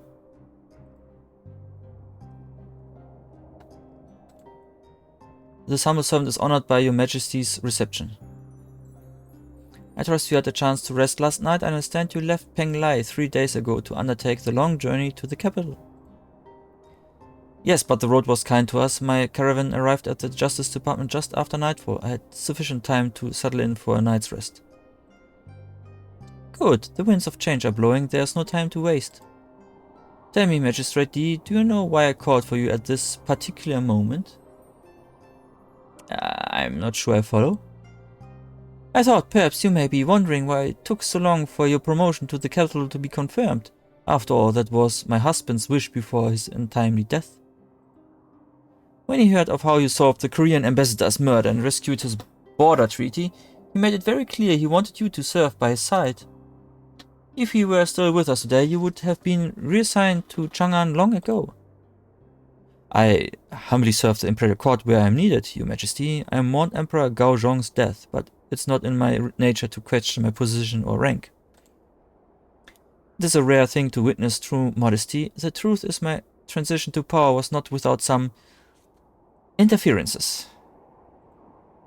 The same kind of meddling and disapproval I've encountered all my life. But I will not tolerate folly for the sake of facile traditionalism. I hope I can count on your loyalty just as my husband did. My loyalty is to the law, and I will serve it to the best of my ability, as long as your Majesty permits it.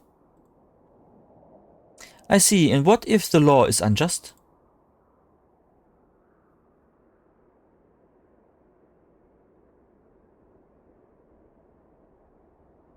The law does not stand still? And neither should we. Injustice must be confronted head-on. Indeed, men can be fools misguided by power and greed. Such vipers are around every corner. In fact, the man that you are replacing, a man whose name deserves no mention in these hallowed halls, was such an offender. A horrid man who routinely abused his power. His worst sin of all was of his incompetence. But enough about the past. You are here because I need someone to succeed where he failed.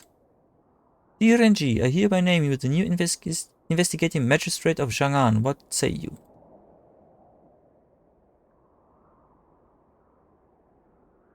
It will be my privilege, but I accept. I accept. Long may the empires prosper under your guidance. Then it is done. Rise now as my chief agent of justice. You are now the guardian of Chang'an, the jewel of China, finest city in the world. But I'm afraid not all is right in our shining capital. I fear a sickness of doubt and fear is spreading across our streets and homes. The hearts and minds of men are fragile. As the first woman to hold the mandate of heaven, I cannot allow my reign to be crippled by this infection. I must show the naysayers that I can be as strong as any man, even if I must rule with an iron fist. This sickness must be stamped out. Law and order must be swift and unyielding.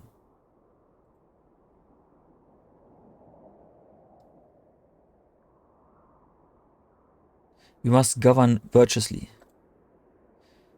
If the hearts and minds your Majesty speaks of can be redeemed or indeed cured, I fear force alone is not the answer.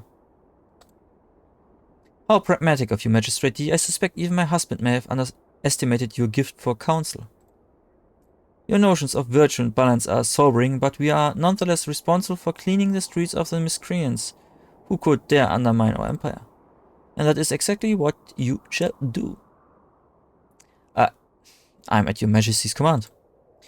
Before I relieved him of his duties, your predecessor was working on a case that, shall we say, overwhelmed his limited intellect. A young woman by the name of Zhu Linfei was viciously murdered in her own home 9 days ago. A short inquiry ended with the poor woman's blind father detained and charged for the crime. But I sense a grave injustice is being done. Your immediate task is to reopen this investigation and find out the truth behind this heinous crime. And if what you discover should exonerate her father, I would like you to report back to me directly. Yes, of course. If First Lieutenant at the Justice Department can apprise you or further details, but you may ask me any questions you like.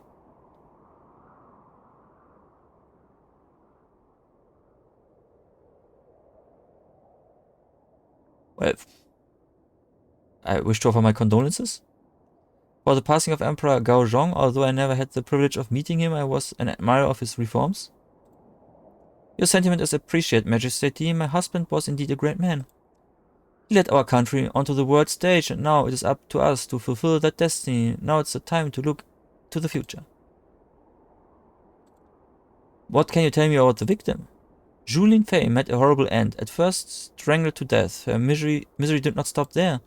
After taking her life, the murderer went on to mutilate her, carving out her heart and taking it from her lifeless body. I ask you, what manner of barbarism is that? Such hatred would suggest the killer may have known the victim, perhaps someone close, someone seeking revenge. Whatever the motive, I want to see this wretched killer captured and punished for what he has done. I will not stand for such depravity. The whole of the country watches my every move. I will not have my mandate tarnished by a deviant. About the accused? Your predecessor believed that the victim's father, Zhu Dan, came to resent his daughter for abandoning him for several years. She eventually returned but by then his heart had soured and filled with hate, igniting his violent outburst. But your Majesty does not believe this theory? Not for a second. Setting aside the fact that the father is an old, blind man, only a fool could theorize that a woman so obviously devoted to her father could deserve such retribution. Even during all those years away from his side, she made sure to send money for his care. Besides, your predecessor would have sooner forced a square peg into a round hole than do any real police work. And what is your interest in this case? Does your Majesty have a special interest in this case? Surely only weeks after your enthronement ceremony, police matters are the least of your concerns. On the contrary, there is no greater threat to the Empire than the spread of fear and hatred from within. Without law and order, this house of cards is but a tremor away from crumbling. Whatever the cost, I will see to it that those seeking to disturb the peace shall never find any of their own. I have told you everything I know. As for what is still known, I expect you to uncover it and return the favor. You may speak to Commander Zhao if you need any additional assistance. She is my most trusted officer. Thank you, Your Majesty. Okay.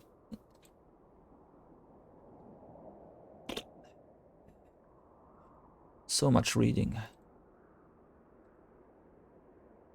I didn't get a chance to introduce myself before. My name is Reenactment. I know who you are. Yes, of course, you must be head of Your Majesty's security force. I am no mere security personnel. I am Zhao Mei, commander of the Imperial Guard. I meant no offense. I see it in your posture. You carry yourself with the poise of a highly skilled martial artist. I dabbled in the martial arts myself when I was young, though I discovered early that I had no gift for it. But you, on the other hand, must be a very talented and brave warrior. Why else would the Empress put you in charge of her personal safety? I suggest you tread carefully, dear Renji. Her Majesty's wishes to give you an opportunity to show your allegiance, but I am the one you will have to face if that trust is betrayed. I applaud your diligence, Commander Yao, but my intentions are pure. I'll be the judge of that. What do you want? Tell me about yourself. I have no time for small talk. If you wish to know more about me, I suggest you seek out the answers for yourself, detective. What can you tell me about the Empress? Her Majesty is a strong and fearless leader. What she has endured and overcome is a shining example for all of us. But I would think a detective of your stature could easily detect such qualities. What about the Julin Fei case? Only that the man who did it deserves to die 1,000 deaths. But what if it was a woman? The man, you believe the father is guilty? No, that's not what I said. I simply meant that I've never known a woman capable of such brutality. Have you?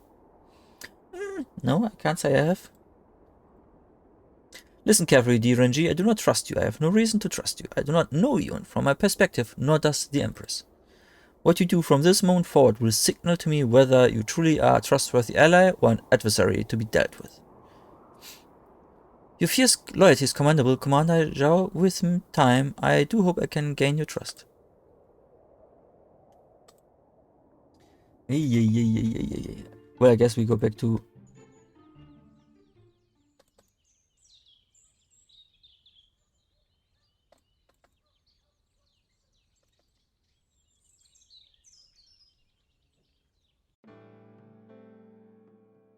Okay. Was da? Was da?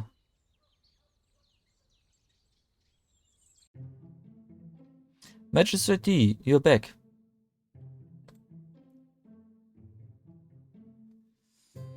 I'm your first lieutenant, Ma Davai. We spoke briefly last night when you arrived. I take it you just returned from your visit with the Empress. How did it go? Meetings like that make me so nervous. I just start babbling, you know. One moment I'm all quiet and the next I'm going on and on about heaven knows what. I'm doing it right now, aren't I? I shut up now, sir. You don't have to be nervous around me, Ma.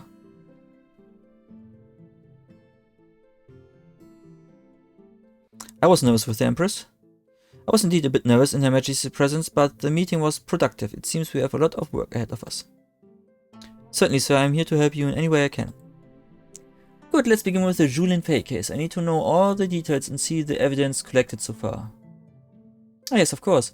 I was hoping we could get another crack at that case, but I'm afraid there isn't much to look at, sir. Everything we have is inside that evidence box. I've laid it out on the desk behind me. It's a shame, really, but Magistrate Liu wasn't one for paperwork. Liu, do you mean Lu Zhen Jilin? He was the previous magistrate? That's right, sir, you know him? Yes, he was a classmate during my time at the Imperial Academy. Sadly, he was the kind of person who enjoyed preying on the less privileged, a bully through and through. But owing to his father's position as a powerful minister, Jilin's misconduct was routinely ignored. Worse still, he was even granted a few shortcuts along the way.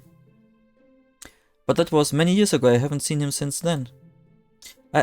I hate to speak out of turn, but I feel I must. You see, I believe Magistrate Liu was wrong to accuse the victim's father. I believe Zhu Dan is innocent. You needn't worry about speaking your mind. Why do you think he is innocent? Well, it's the way she was killed. It almost seems wicked. Like an evil soul out for blood, even from my limited contact with him. I just don't think Zhu Dan is capable of that. In that case, you'll be relieved to hear that the Empress herself has requested that we reopen the investigation. Really? That's great news, sir. Say the word and I'm at your disposal, whatever you need. Tell me about yourself. Everyone calls me Lucky Ma around here, sir. The nickname stuck after I won a few card games with the fellows around the office. In any case, I've been at the station for 2 years now. Before that, I was a police constable in my hometown of Shanwei in Jiangnan province. For most of my life, I lived in a small fishing village, so when my transfer request was approved and I was promoted to work here in the capital, it was a dream come true. Your family must have been proud. Yes, my parents were very happy, and my wife, you should have seen her, sir. When I told her we could be living in Chang'an, she nearly shattered my eardrums from sheer excitement. Tell me more about the crime. Of course, what would you like to know? Victim? Julien Fay, what can you tell me about her? We know that she was 20 years old, but not much else. She was a complete loner, had no ties to anyone or anything except her father. Even her neighbors knew nothing about her, save for the fact that she kept to herself. Did her father have anything to add? He maintains that since her return 2 months ago, she's been his sole caregiver, spending most of her days at home. He has said that several times a week she would visit temples here in the city. That gave me the idea to visit a few of them to ask about her. But the monks who remembered her all said the same thing. She would pray for hours at a time, often mumbling words that no one else could hear or understand. You said she returned 2 months ago. Where was she before that? All we know is that for 5 years she worked as a maidservant for a wealthy family living outside of the city. During that time she sent money back to her father through a messenger, but she never visited him herself. We're holding him in the lockup if you would like to interrogate him. The father? What can you tell me about Zhu Dan? Zhu Dan served in the Imperial Army for many years until his wife died in a fire. That same incident cost him his eyesight, but despite that, he managed to take care of his young daughter for many years. But as he grew older and weaker, he became the one who needed care. Why did Liu accuse him? Magistrate Liu believed that Zhu Dan felt betrayed when his daughter went away. He alleged that Zhu Dan had gone mad and killed her in a fit of rage. Did Zhu Dan confess? No, sir. The very opposite, in fact. He strongly denies any wrongdoing. Then tell me about the cause of death. Strangulation, sir, but she was also mutilated posthumously. The killer cut her open, took her heart. It turns my stomach just thinking about it. You want to speak to the coroner, Mr. Yao? Zhao, he'll be able to tell you more about it. Evidence? We collected 3 pieces of evidence from the crime scene. The first is a broken walking stick which belongs to the father. The second is a rose we found next to the victim's body, clearly left by the killer by the looks of it. And the third is a life-size sketch I made of a bloody footprint we found inside the house. A sketch. Yes, sir, I've always had an affinity for drawing, so I've tried to put it to good use from time to time. My wife even thinks I could have made a life as a painter, though I'm pretty sure she's just teasing. Who reported the crime? A night watchman was making his rounds in the neighborhood when he saw Zhu Dan running out of his house in a mad panic. Zhu Dan was calling out for help and screaming his daughter's name all at once. After the watchman peered into the house and saw the carnage that had been done, he came directly here to report the crime. I gather you must have worked for Lu Zhelin for a period. What can you tell me about him? I suppose. No need to be timid, Lieutenant. It's not a gossip I'm after. I'm only interested in how he performed his duties as an officer of the court. Well, to put it bluntly, Magistrate Liu did not seem to care much about his duties at all. He seemed more interested in his reputation than maintaining law and order. Most of the time he delegated his work to his subordinates, although I doubt he even knew any of us by name. I shudder to think of the misery he's left in his wake. Hopefully, if Zhu Dan is innocent, we can at least right one of his wrongs. Yes, sir. Then tell me about the Justice Department. Of course, sir, this Justice Department is the beating heart of all law and order in Chang'an. Since the Emperor's enthronement, we have officers patrolling the city at all times. Even the night watchmen report to us. This compound itself serves many purposes, but the East Wing, where we currently are, is home to the investigative branch. Directly behind you is the way towards the lockup. And behind me is the hallway that leads to the morgue. Oh, I almost forgot. I hope you found your private quarters to be liking. I asked my wife to help me make it as cozy as possible for you. I'm terrible at that kind of thing. Indeed, the room is quite lovely. Please say thanks to your wife for me. I've marked the victim's house on your map, but you'll probably want to speak to Zhu Dan and the coroner Zhao before you head out there. I think I have what I need for now. Thank you, Lieutenant. I'm at your disposal, sir.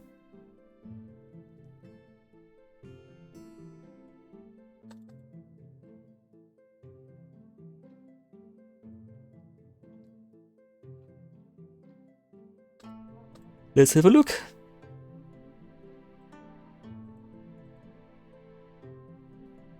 Inventory. Strange, this rose should be wilting by now, yet its vibrant color and soft petals defy its age. If this didn't belong to Zhu Linfei, then the killer purposefully left it behind.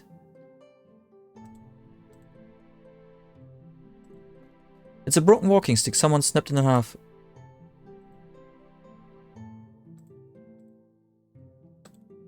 Impressive, Lieutenant Ma's wife was right, he does have an eye for illustration.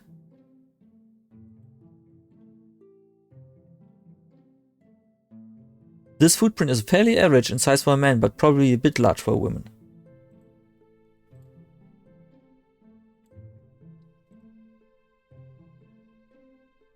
I wish I could say I've mastered the martial arts, but alas, my rudimentary skills are barely serviceable.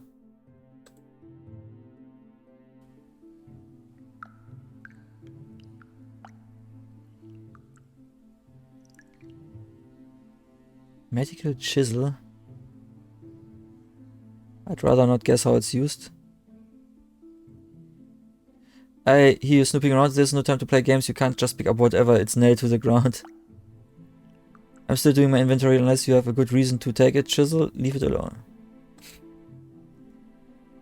Hey. Calling one out to be the main character of an adventure game and picking up everything. Excuse me. Blast these tiny tools, I lost count again. I'm sorry, I didn't mean to interrupt. I've been trying to do an inventory of the equipment down here all morning. I've been failing miserably at it. Why in the world do we have so many knives? You must be the coroner. I wanted to introduce myself. My name is DRNG. Ah, our new chief investigator. Just a young man, aren't you? I suppose if that idiot Leo could do the job, they could just about send any half-wit to run this place and nobody would notice the difference. I can see you are nobody's fool, but should you give me the opportunity, I may yet surprise you. You have a little spark in you, don't you? And you have earnest eyes, the look of a man with purpose. I suppose 30 years of staring at the dead has taught me that much. Then I look forward to learning from your experience. Well then, welcome to my office, Magistrate D. I'm Zhao... Q... What would be... It's not just Kinan, it's probably also Shinan. The youngsters like to call me Old Yao. Zhao. Stupid kids and their nicknames. Yeah. I was hoping I could speak to you about Julin Fei's case. That poor girl, she's been moved for burial, so you won't find her here, but in all my years doing this job, I never saw anything like it. I've been instructed to reopen the investigation. May I ask you a few questions? Well, you're the boss, aren't you? Ask away. First, of course, tell me about yourself. Mr. Zhao. I wish there was something to tell. I'm afraid my life isn't much more interesting than that of a patient I examine. But I suppose that's my own fault. Push away your loved ones long enough and you end up bitter and alone.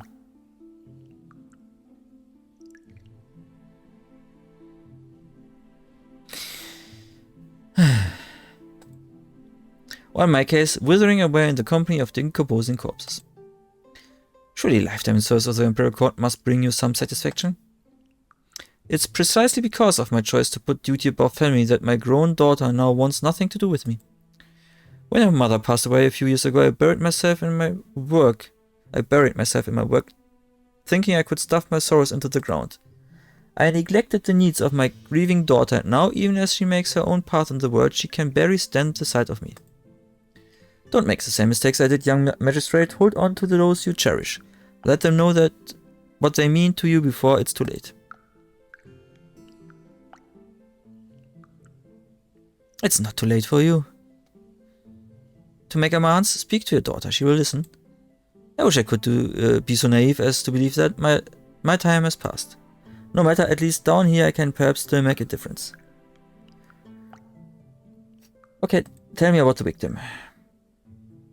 The cause of death was asphyxia by strangulation. Deep ligature marks around her neck suggested that the killer stood behind and slightly above her. No murder weapon was found at the scene, but if I were to venture a guess, I'd say the killer likely used a long piece of cloth to strangle her. The victim also had a large laceration on the left side of her chest. Further examination revealed that her heart was surgically removed shortly after she died. Although I wouldn't go as far as saying that this killer possessed the skills of a surgeon, I am certain we are dealing with someone with a cold and steady hand. Someone who knew what they were doing. Why do you think the killer took her heart? It's hard to say. Perhaps he wanted a souvenir, or maybe he thought she was heartless and didn't deserve one, or possibly just because he's a deranged psychopath. We may never know why he did it, but based on the depth of the aberrations on her neck, I'd wager good money or kill her as a man. Was the victim violated? No, I find evidence of a sexual assault. In fact, she had no other bruises or injuries at all, which I found odd. What do you mean by that? Well, usually in case of strangulation, we often find some signs of a struggle between the victim and the assailant. Signs such as traces of skin under the fingernails or bruises caused by resistance from the victim, but from what I can tell, Julin Fei did not fight back. And what about my predecessor, Liu Zhelin? From your previous comments, I take it you and Magistrate Liu did not get along? 30 years I've worked at the Justice Department. Magistrates come and go, and I've seen them all. Some were born enforcers, others born negotiators. A rare few had the gift of detection, while others preferred the path of least resistance. Liu Zhelin was in the category of his own, a corrupt yet inept man willing to do anything to advance his career. All of us here knew it, but none of us could prove it. What do you think he was guilty of? Abuse of power, coercion, blackmail, you name it. But someone more powerful than him finally took notice, and now he's history. We can thank the Empress for that. Thank you, everyone. Way. You know where to find me. Yeah, in the morgue.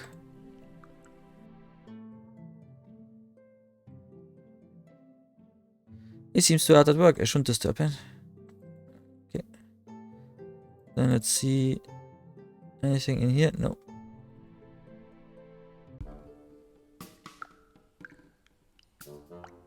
Torture device. Some believe that torture can help reveal answers, but can this so-called truth be held up at the light of day? Who goes there? Is that you, Leo? You do not break me with your threats and beatings. I never admit to killing my own daughter. Never, you hear me?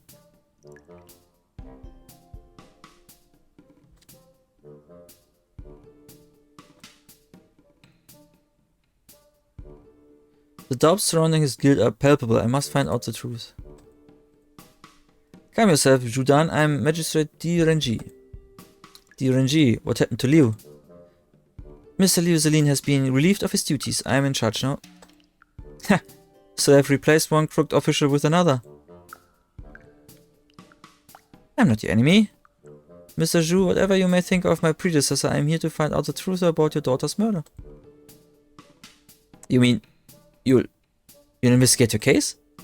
Yes, Mr. Zhu, though I do not yet know your involvement in this case, I can promise you this. If you are indeed innocent, you will not sit in this jail a day longer than necessary. I'm sorry for what I said before, but that man Liu, he accused me of killing my own daughter. Despite everything that's happened in my life, I have never felt anger at my own fate. But what was done to Lin Fei, it burns me up inside, knowing that the man who hurt her is still out there. You have to help me, Magistrate D. My daughter deserves justice. Tell me about yourself. I was a patriot once, not unlike you, I imagine. I fought and sacrificed for my country. I gave my youth to protect it on the battlefield. Now I'm but a decrepit old man, disposable in the eyes of men like Liu Zelin. You're in the army? I was an Imperial soldier in the Tiger Regiment, until the accident changed everything. Tell me what happened. For the first time in a long time I was home. They gave me a short break between tours of duty, and I was glad to be back with my wife and daughter. That morning I had taken Lin Fei for a walk in the park. She was only 5 years old. The sky was blue and pure. I remember looking up the heavens, thankful and content. Out of nowhere, blackness billowed into the air. I do not know how the fire started. All I know is that by the time we had made our way back, the flames already engulfed the entire house. But I was fearless back then. I ran inside, hoping to save my wife, but the gods were angry that day. They spared my life, but took my wife and my eyes. Now I look upon the sky no longer. And your daughter, she witnessed this? We've never spoken about that day. Deep down, I've always hoped that she was too young to remember. But sometimes I could hear it in her voice, the horror of the flames and the ashes. Then tell me about your daughter. After her mother died, I tried my best to take care of her. We managed for a while. The Imperial Army kept me around, gave me odd jobs for here and there, but eventually they decided they had no use for a blind soldier anymore. But even as a teenager, Lin Fei was headstrong and rebellious. She stormed into the Imperial Army base demanding an explanation for my discharge. I had to plead with my superiors to spare her any punishment. I told her we need to accept our fate, but in that moment, I could feel something in her change. How did you carry on? For a year we scrambled to get by. Those were difficult times. Then one day she came home with some money, said it was an advance from a family she had met. She said they offered her a job as a maidservant and wanted her to move into their house in the countryside. She was only 16, I didn't want her to go, but she had made up her mind. Do you know who she worked for? No, she didn't say. She said they were very rich and didn't want people to know where they lived. Every month she would have someone deliver some money to me. It went on like that for almost 5 years. And then she came back. Yes, almost 2 months ago now. I remember it well because everyone was talking about Consort's Wu rise to the throne, but all I could think about was my daughter's return. She gave me no warning or explanation, but I didn't care. I was just happy to have her back. After your dismissal, what changed? You said she changed after you lost your military post. How so? She was always a strong and confident girl. Even during quieter moments I could sense her calming presence. But then she became distant. Her silence had a different sound to it, if you know what I mean. She was no longer at peace. 5 years is a long time. Did she seem different after her return? You have to understand, Magistrate D, she was away for almost 5 years. But to answer your question, yes, she was different. She was even stronger than I ever thought possible. Did she have any friends? No, Lin Fei always preferred to be alone. I think what happened to her mother. She chose the safety of her loneliness over the prospect of loss and pain. Take me back to the night of the murder. What can you remember? I remember it perfectly well. Earlier that evening, I had decided to go to the waterfront to take some tea on the boardwalk. It's usually quite at dusk, so I stay and enjoy the sunset. People ask how a blind man can appreciate such a thing. I tell them it's the heat. I can feel the sun's embrace slowly shift on my skin. Once the warmth is gone, I know it's time to leave, but something strange happened that day. I reached out for my walking stick, which I had placed on the table in front of me, but it wasn't there. I searched for it, even asked the tea house staff for help, but it was gone. You're certain you had it with you? Of course, without it I lose my way. I had to convince one of the waiters to escort me home, a nice young man with a kind voice. He said he could help me, but only after he finished his shift, so I waited. About an hour later he came back and did as he promised. So the waiter took you home. Did you go inside the house? No, we parted ways outside. I entered the house alone, but the silence inside bothered me immediately. As I approached the middle of the room, I could feel the wet surface under my feet.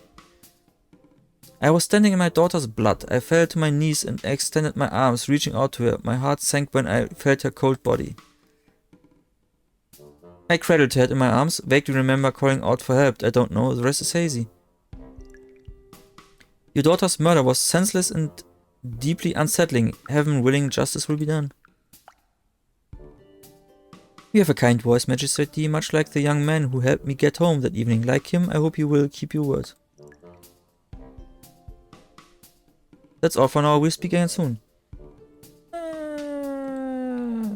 Maybe that man was them. Okay, let's see.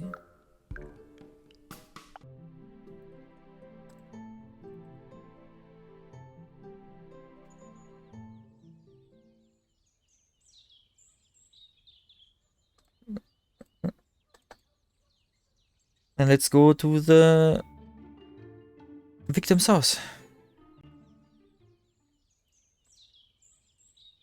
That's a large puddle of water. It's collected last evening's rain rather effectively. The soft dirt in this yard makes it easy to leave impressions on the surface.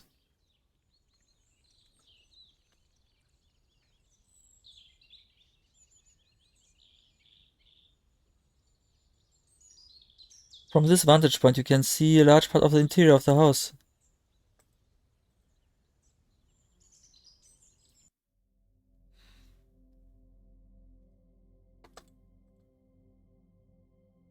It contains ordinary personal belongings.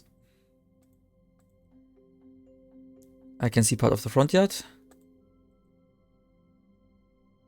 The blood has dried, but the large gruesome stain that was left behind is an unsettling reminder of what took place here.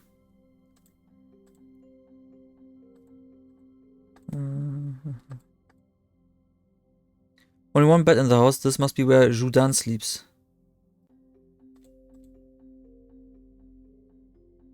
A rolled up straw mat. This must be where Julien Fay slept. See the outlining.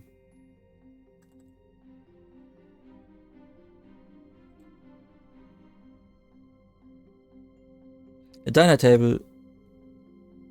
A dinner table. Curiously, the two dining chairs are placed nowhere near it.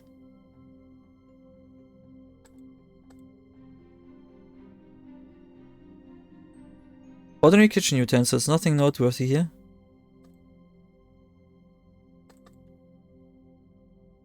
Yeah, the one chair's over there and one chair's there. It's unmistakable, this is where the murder took place. As expected, the posthumous removal of the victim's heart caused profuse bleeding, well, I guess, so if you cut her open. But there's no discernible pattern of any of it. A dining chair in the middle of the room. This chair must have been placed here for a purpose. Krona Zhao said that killer was likely standing above and behind Lu Jinfei when she was strangled. Perhaps the killer forced her to sit here before he strangled her, but why would she cooperate? What's this? There's a small fragment of wood under the chair.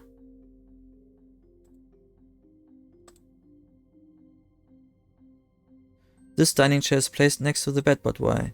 Did the killer use it while he was waiting for her?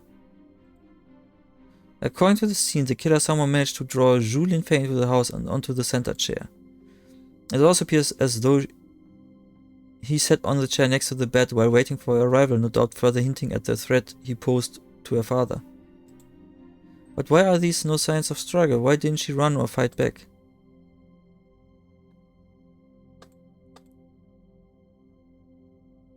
It's an old outline of the dust created by the cabinet. Someone must have recently moved it from its original position.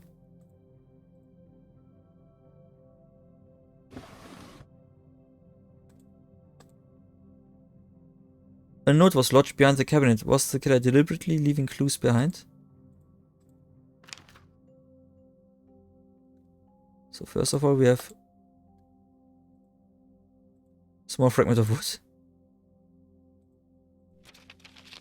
The time is near. Slaves will lose heart. The wolf signifies fear of flesh torn apart. Well, the wolf, like in his dreams, slaves will lose heart, so she was a slave and lost her heart. Is this letter meant to be a warning? Does he plan to do more killing? And what are these two strange symbols in the corner?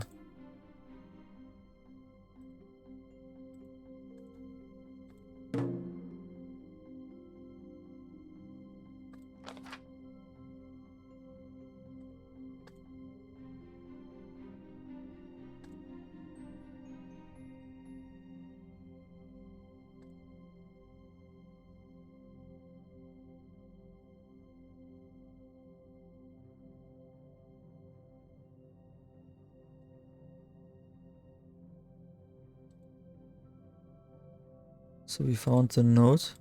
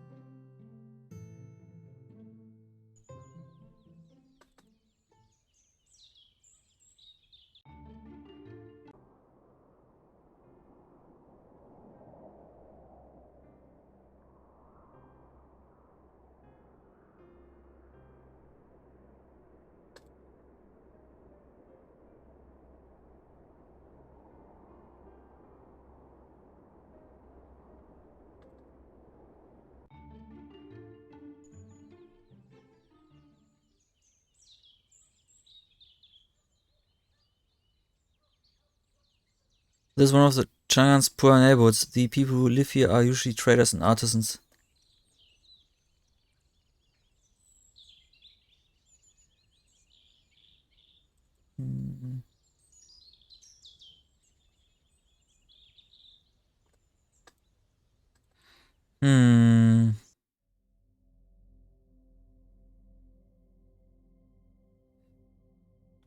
There's also an outline here, but we cannot use the mat to rule out to see if there's still something behind.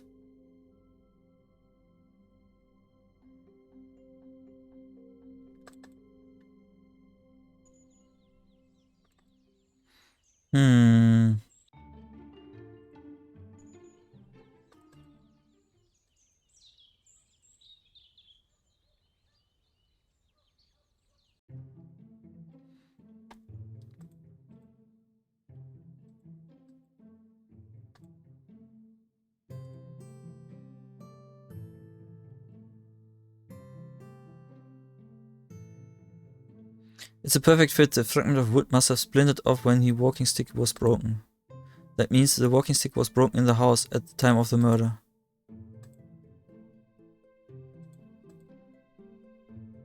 The killer did not have to use force to make Julien Fay sit down because he had in his possession the one thing that could have compelled her to obey, her father's walking stick. The killer was sending a message. If he was capable of taking such an item from right under Jourdan's nose, he was also capable of inflicting injury and pain at any moment. He reinforced that point by breaking the stick in front of Julien Fay, but doing so caused the fragment to splinter off. Coerced into submission, Julien Fay bravely did what she thought was the only way to protect her father: sacrifice herself.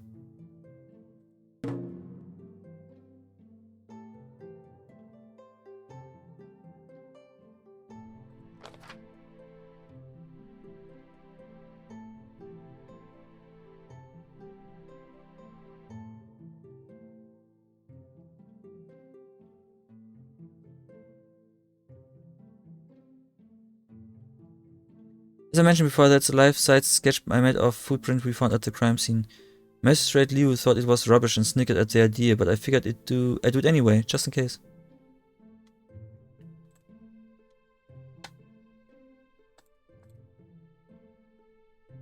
Not sure if it's a significance, but I thought it's strange that this broken walking stick was found near the victim's body.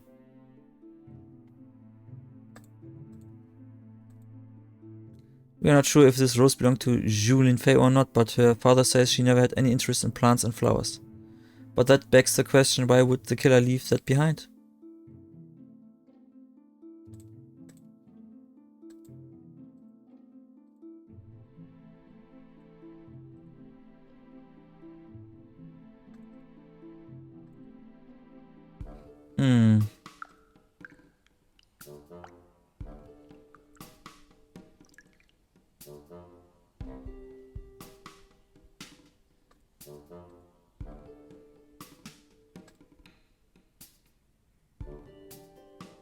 Can't use any of these.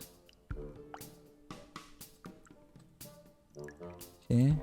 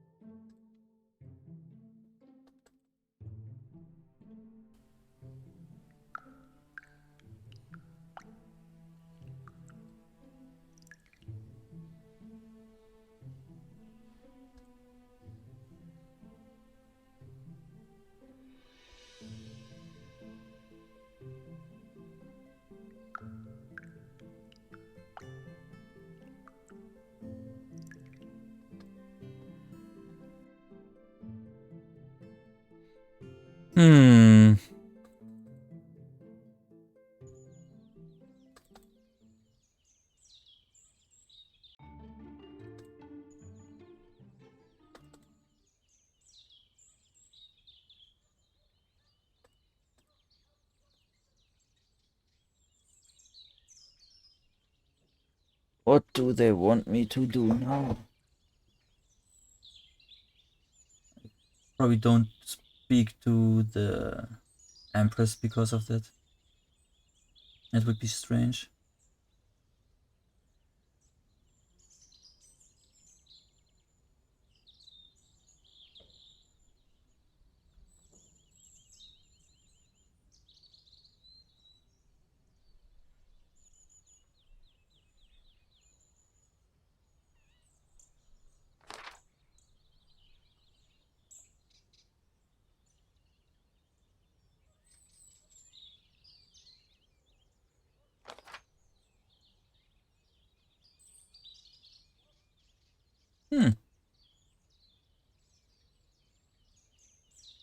These footprints are deep enough to have collect some rainwater inside of them. Someone must have stood here for a long period of time.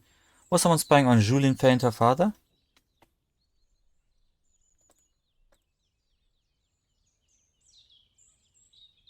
It's a match. These footprints are almost identical in shape and size to the footprints sketch drawn by Lieutenant Ma. The killer must have spied on Julien Fay and her father from this spot to study their movements and routines.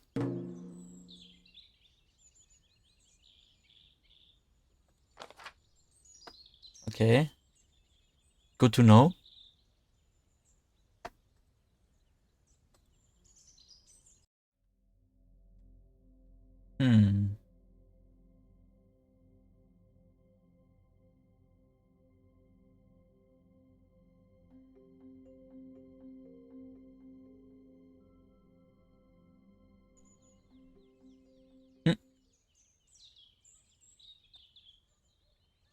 There's a young boy hiding behind the fence.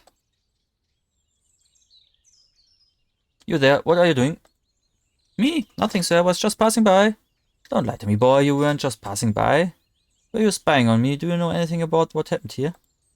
I don't know anything, I swear. I live just around the corner over there. I was just playing out here. Is that so? And what were you playing? Well, I was just... I can see that you are nervous, but there's no need to be afraid. Answer my questions and you can be on your way. I can't talk to you. I might get in trouble. Trouble? What kind of trouble? The policeman, he said I'm not allowed to talk to anyone except him. A policeman? What was his name? I think his name was Leo or something. I can't remember now, but he still has my medallion, and he said I would lose it for good if I spoke to anyone else. I've already said too much. Leo? Was his name Leo Zalin? That's right, you know him too? I'm beginning to think everyone knows him. Tell me, what did he say to you? I can't tell you or I lose my medallion. I'm the new policeman in charge now. You have nothing to fear. So you have my medallion? Can I please have it back? I don't have it, but if you help me, I can try to find it for you. Why would I believe anything you say? All you grown-ups are the same. Clever boy, how about we make a deal? If I can find your medallion and return it to you, you will answer all my questions truthfully. You're not trying to trick me now, are you? Mr. Leo tricked me when he said he wanted to see my medallion and then wouldn't let me have it back. Nope, no tricks, that's a promise. I guess that would be alright. It's a deal then. You wait for me here while I look for your medallion. I'm Di Renji. What's your name, son? I'm Xiao Bao. Alright, Xiao Bao, can you tell me what the medallion looks like? It's a round silver medallion. It has a rooster engraved on one side. My father gave it to me. It's been in our family for generations. I have to get it back. Don't worry, I'll find it for you and I'll be back to talk with you when I do. Liu Zilin, what were you up to? Perhaps someone at the Justice Department might know more about this. So let's move over to the Justice Department again.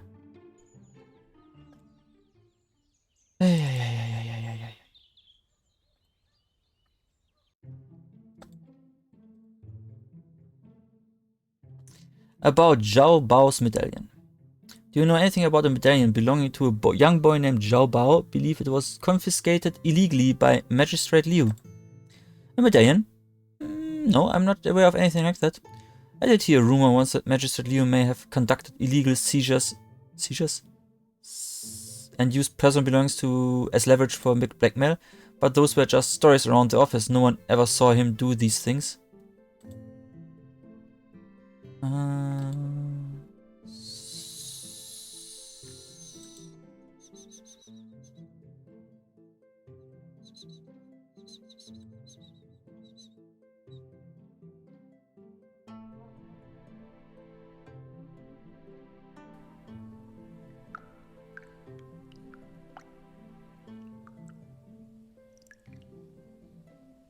Do you know anything about the medallion belonging to a young boy named Zhao Bao? I believe it was confiscated illegally by Magistrate Liu.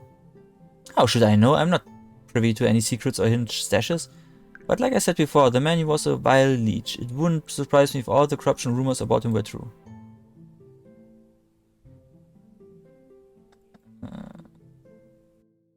Where could it be? Where could it be?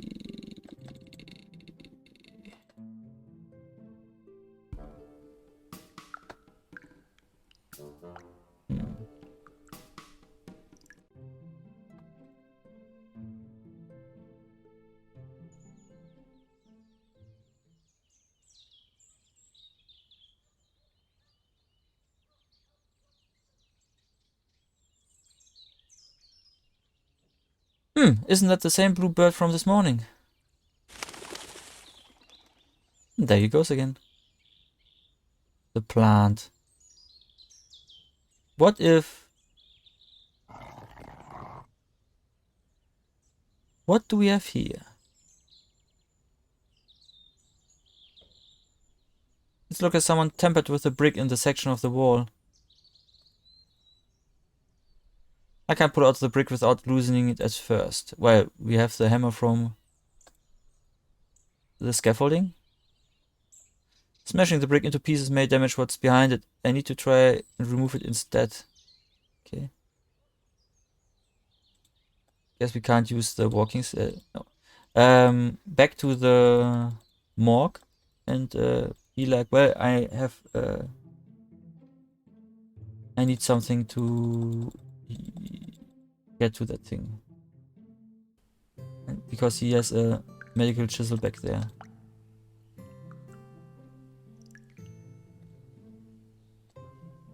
Can I now take it and be like, I need it, bring it back? Yeah, unless you have a good reason to borrow them. Actually, I do have a good reason to borrow the chisel. I needed to loosen the mortar surrounding the suspicious brick I found on the wall. You want to use the medical chisel on a wall to loosen up a suspicious brick? You know, if you're just going to make up whatever nonsense pops into your head, you should at least try to make it sound credible. Just take it. I'm too old for this rubbish.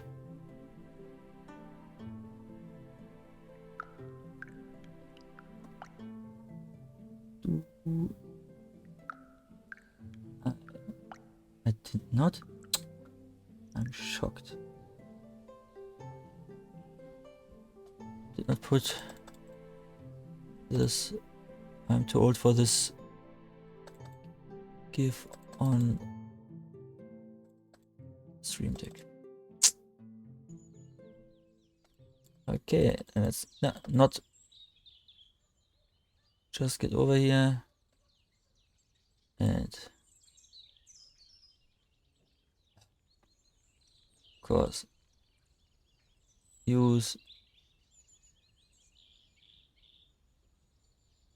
and use. It seems the others were right about Leo Gelini. He was indeed up to no good. This secret stash is full of blackmail material taken from some of the most powerful people in the city. Most of it looks like incriminating evidence of some sort. Leo must have been collecting all this in order to extort his chosen targets. With any luck, yes, there is Zhao Bao's medallion. Did you take everything else as well? You might never know. Leo must have twisted his fair share of arms with all that blackmail material. Take it! And we can blackmail we can give it back to the people to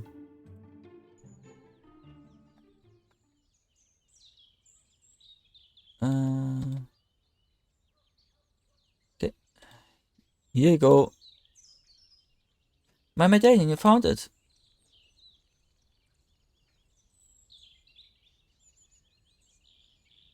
Thank you, Officer D. A promise is a promise now. Zhao Bao, can you tell me what Liu Zilin wanted from you? Well, after he took my medallion, he told me I had to keep watch on the neighborhood for him or else he wouldn't return it. He said there are criminals everywhere and that I had to spy on them, but I wasn't allowed to talk to anyone about it. Did he tell you why you had to do that? He said he wanted me to help him catch people doing bad things.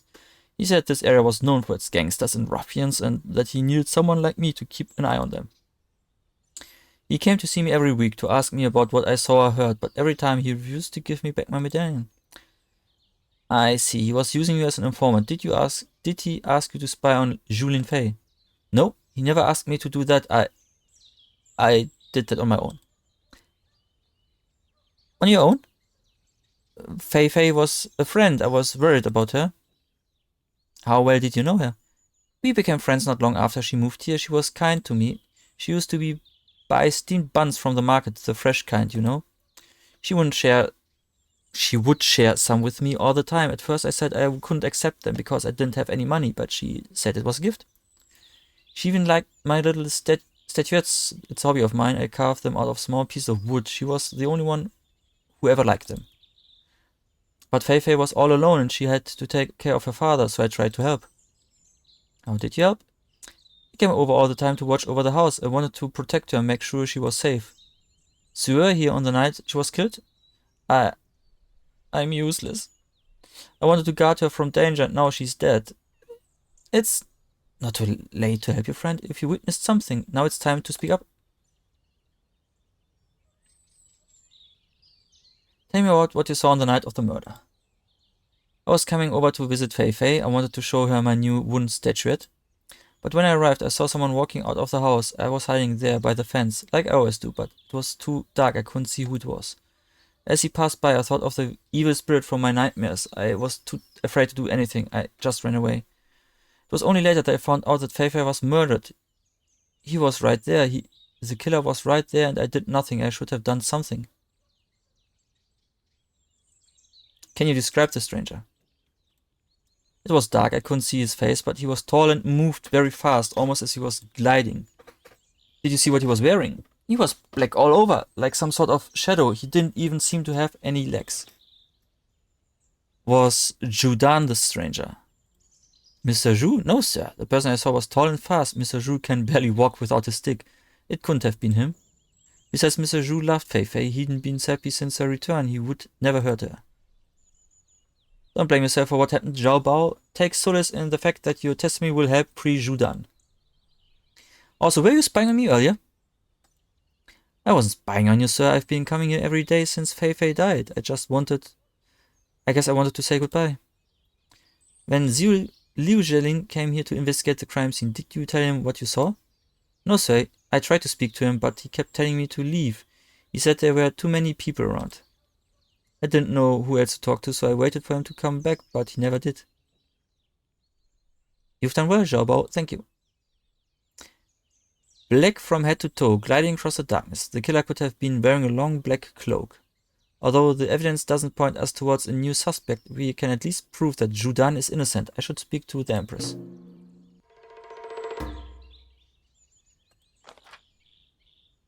Okay. We're only allowed to go to the palace now.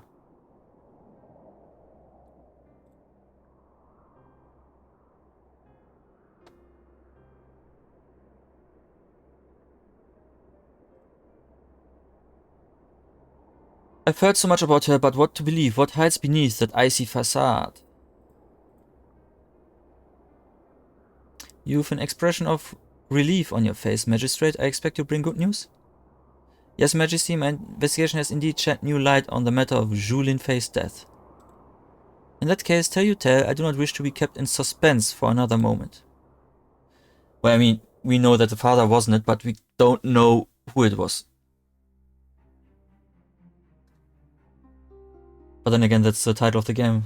Silk Rose Murders, not The Silk Rose Murder. Whoever killed Zhu Linfei did so with a ruthless premeditation. He stalked his prey with patience and purpose. He knew their routines, their habits, he knew their weaknesses. He was aware of Zhudan's customary visits to the waterfront for a late afternoon tea.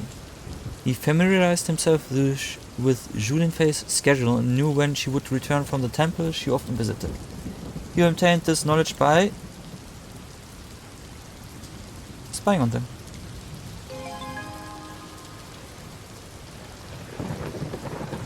For days, maybe even weeks, the killer followed and observed the Zhus. At night, he stood by this very window. Still and silent, he demonstrated an obsessive dedication. In this state, darkness and rain were his allies.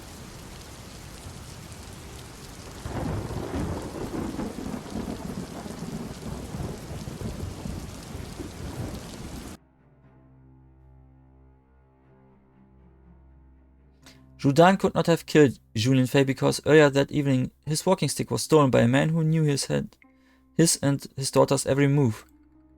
Once he had left Judan stranded, the killer made his way to await Zhu Linfei's arrival, but upon entering the house and seeing the cloaked stranger, the young woman did not flee. Astonishingly, she stood where he asked and did as he ordered. The killer accomplished this by breaking Judan's walking stick.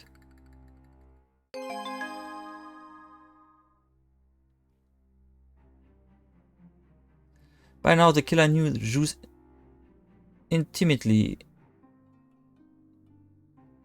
By breaking the walking stick, he was sending a chilling message. Unseen and unheard, he could get to them anytime he wanted. Zhu Linfei chose not to fight and risk her father's safety. If it was her the killer wanted, she was willing to sacrifice herself for a chance to save her father.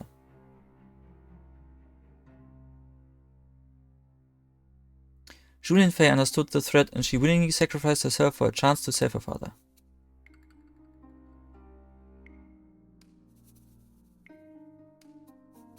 The killing of Julien Fay was a calculated move, but I fear it's only the first of many. I believe our killer is only at the beginning of his grand vision. It wasn't enough for him to taunt us by leaving a rose or even by taking his victim's heart. He wanted us to know precisely that his journey of destruction has just begun. The note he left behind was designed to be a warning?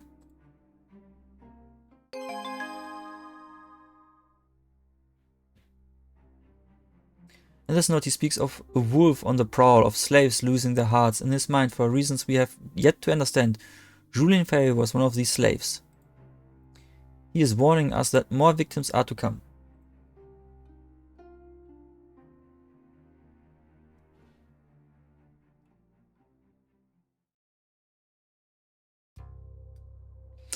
Afterwards,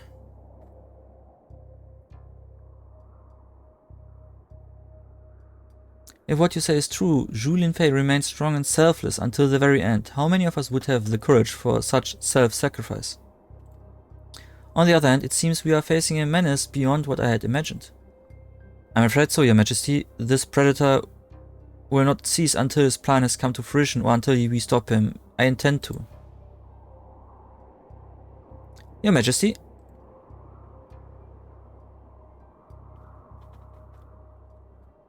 Your Majesty, I have news from a night watchman in the central quarter. Another woman was murdered in her own home just an hour ago. So it is true, a predator is indeed among us. What else have you learned? Not much at the moment, only that she was the newly wedded wife of Lam Haifeng, the late General Lam's son? One and the same, Your Majesty. General Lam would have been a strong supporter of your regime had he not succumbed to pneumonia last winter. His only son, Lam Haifeng, was also a gifted army captain who still commands the loyalty of his father's troops. Yes, I recall hearing of his abrupt wedding last month. He retired from his official post and vowed to lead the life of a civilian. And now his wife has been murdered. There's more, Your Majesty. According to my sources, the treasonous General Zhang was recently courted Lam Haifeng's allegiances. Zhang is no doubt attempting to strengthen his rebellious coalition. Could it be that Zhang is trying to terrorize the young captain into obedience? That thought has crossed my mind. But if that's true, Zhang is even more despicable than I gave him credit for. Killing innocents is a line he will regret crossing. If I may interject, Your Majesty, I think we should proceed carefully and avoid jumping to conclusions. If we are wrong about General Zhang's involvement and accuse him openly, that could give you a position and excuse to unite and start a civil war. Allow me to investigate the matter. If a thread is to be found that connects the killing of those two women to a plot against you, then I will find it. On the other hand, if this killer is but a single deranged man, we must not lose sight of his trail by chasing conspiracy theories. You are right, Magistrate D. We need evidence. We must remember the stakes before we place our bets. We will go to the Lam residence, investigate what's happened to Lam Haifeng's wife, and report back with whatever ties you find between her, Julien Fay, and General Zhang. If Zhang is indeed involved in any of it, he will pay dearly for his brazen treachery. Yes, Your Majesty. So that was the second chapter, I guess. Checked act.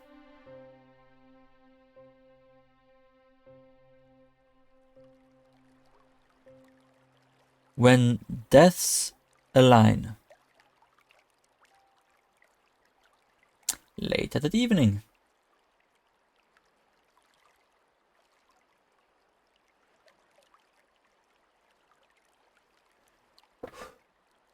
But let's have a small little break. All that reading. Need to get something else to drink. Or rather, some more to drink. I will be right back.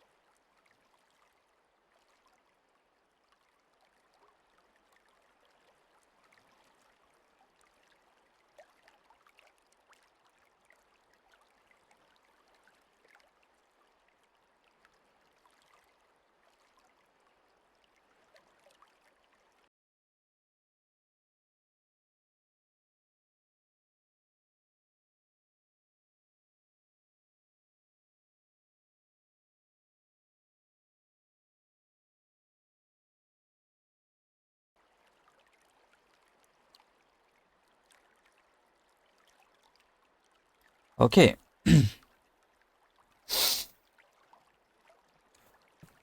Magistrate D, I'm so glad to see you. As you have no doubt heard by now, it's happened again. Sometime between 2 and 3 hours ago, the lady of this house was brutally murdered while she was reading in the study. Gone. It's a horrible mess, just like what happened to Julien Fay. It took me a moment just to gather myself after I saw the body. It was like a flashback, except it wasn't. These two women, they have been murdered in the exact same way. What else have you found out? This place belongs to Lam Haifeng. The victim was his wife, a young woman named Ji Wenyan. Apparently, they've been married less than a month. The Lams employ an elderly house steward and 2 servants, but all 3 live on a small adjacent residence south of the main compound. As far as we know, the 3 of them had completed their tasks for the day and had returned to their residence when the murder took place. The front gate was a rather flimsy lock, which our killer seemed to have picked without difficulty. Coroner Zhao is in there examining the body now. He can tell you more about the crime scene. Did you speak to the husband? Only briefly. He seemed quite shaken, but he seems to have a solid alibi. He's in the study now, waiting to speak to you. Thank you, Lieutenant. You stay here and make sure no one goes in or out. Go?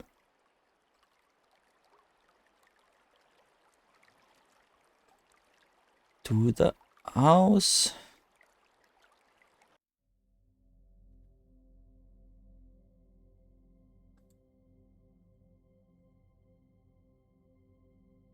There's a book by her side.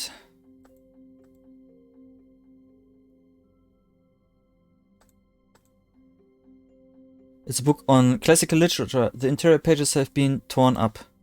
There's an inscription. It reads, "To my dearest beloved, may your dears be filled with lovely words and even lovelier thoughts. Haifeng." Once again, the killer exploited a personal item belonging to the victim's closest relation, in this case her husband. It's the same method he used to coerce Julien Fay into surrendering to him. Both young women were unusually brave and selfless. Few could sacrifice themselves that way. Yet my intuition tells me something is amiss. Why did they act so passively in the face of such threat?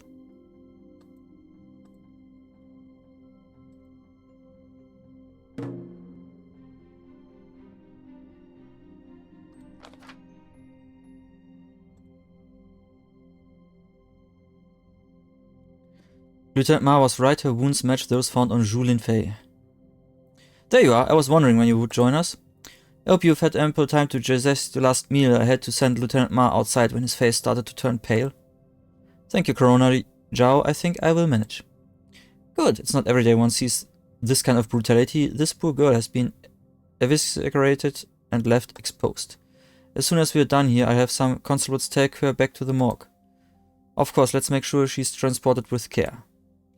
Is a preliminary report ready? Yes, I finished my initial examination. This girl might be dead, but she still has a lot to tell us. What can you tell me about the victim? She was in her early 20s, 24 according to her husband. Her sturdy build suggests an active and healthy lifestyle. Yes, she does seem particularly fit and strong. Yes, just like Julien Fay. In fact, the similarities between them struck me immediately. They share a remarkable combination of beauty and strength. If the same man is responsible for these 2 killings, I'd say he's choosing his targets rather deliberately. Cause of death? All signs point to asphyxia. The killer most likely stood behind her and strangled her with some kind of rope or cloth. But alas, no signs of struggle or the murder weapon. She was then cut open posthumously to facilitate the removal of her heart. I'd say she died no more than 3 hours ago. Are there any clues in the bloodstain patterns? I'm glad you asked. The blood patterns themselves offer no revelations, but they do suggest that our killer might be becoming more efficient. How so? Take a closer look. The large laceration in her chest has made her bleed profusely, which is to be expected, but unlike last time, the killer left no bloody footprint behind. Lieutenant Ma won't get any practice his doodling skills this time. So our killer is honing his skills? Precisely. He must have used Rex to manage the initial blood loss. Most of the blood you see here was likely discharged after he left the scene. Thank you, Coroner Zhao. I leave her under your care.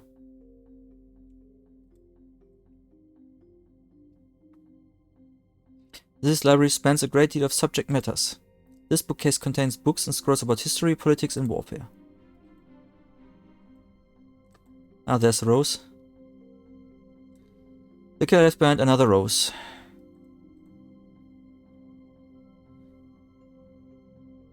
It looks like our killer has a taste for theatrics, but why a rose?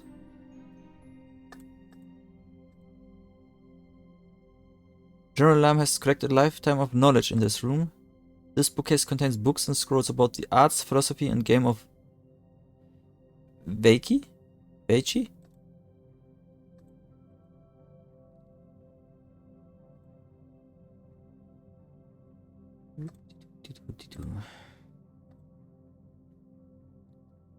He was once a rising star among military elites. Why did he choose to give that up? Excuse me, Lam Haifeng?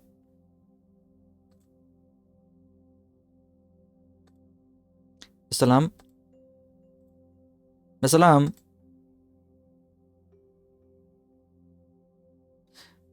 Yes, I'm Lam Haifeng. What? Are you alright? Might be a... kind of strange question when his wife lies like 5 meters away in a pool of blood. I'm Magistrate D. Renji. I'm in charge of this inquiry. I apologize for my poor manners. My mind is a jumbled mess. There will be time for grief. For now, you must gather yourself. I only have a few questions. Of course, please proceed. I want to help you in any way I can. I know time is of the essence. Tell me what happened here. I had been out all afternoon. When I came home, the servants had already retired to their private residence, but I knew something was wrong when I saw that the front gate was unlocked.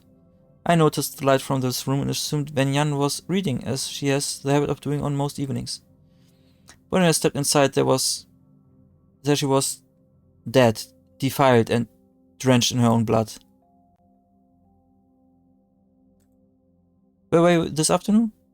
I was at the tea house discussing business with 2 friends. You can speak to them if you wish. I told this to your lieutenant already. Other than these involved, who knew about your meeting at the tea house this afternoon? No one. I was meeting my friends to discuss a small business venture. I see no reason for anyone to take interest in such a routine affair. How often were you having these meetings?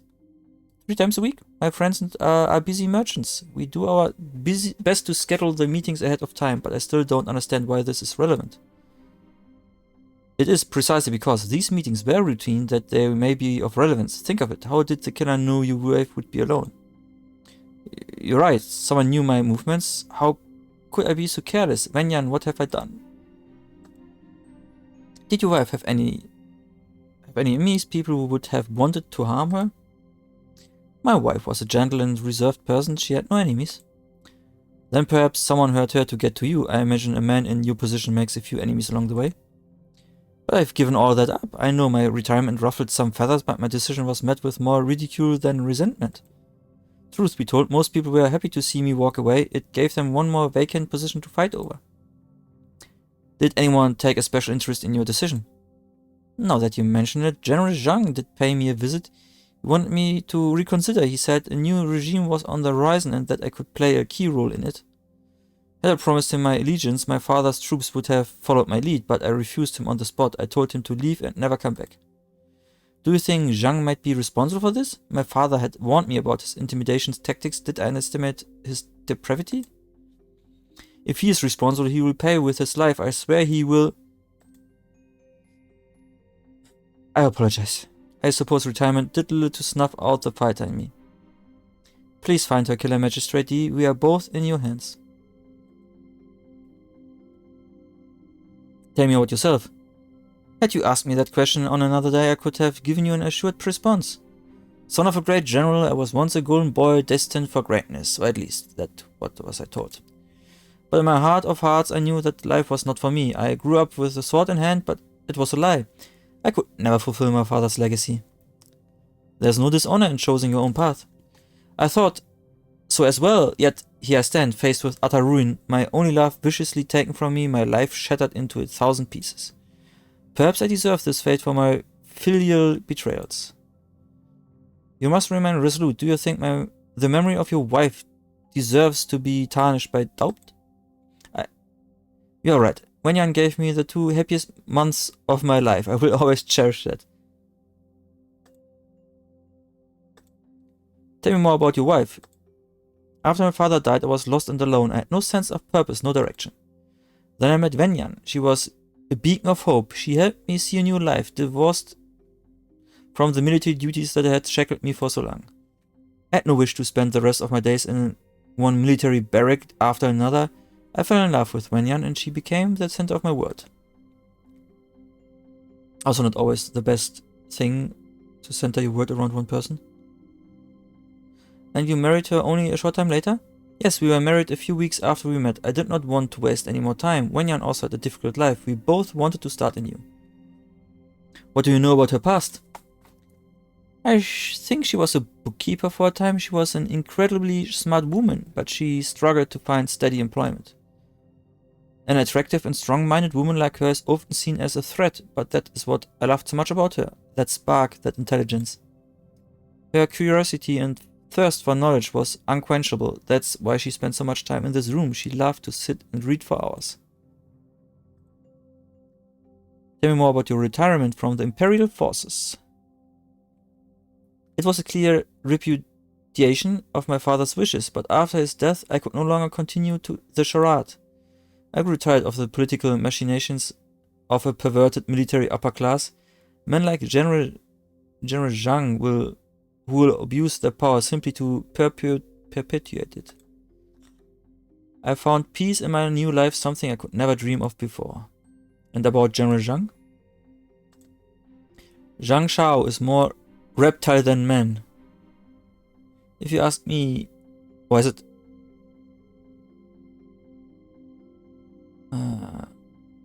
Is it with CH is in Zhao again? Or Shao? Or is it also cow? Or Cao? But like I said before, I will mispronounce probably every Chinese name, so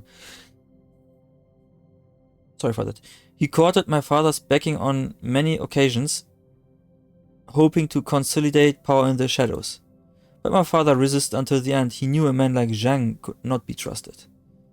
Did Zhang attempt to contract you? Yes, more than once, but I had no patience for his odious nature, let alone his deplorable schemes.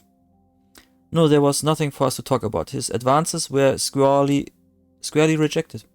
As a matter of fact, I had to turn away one of his lackeys just this morning. What was the purpose of the visit?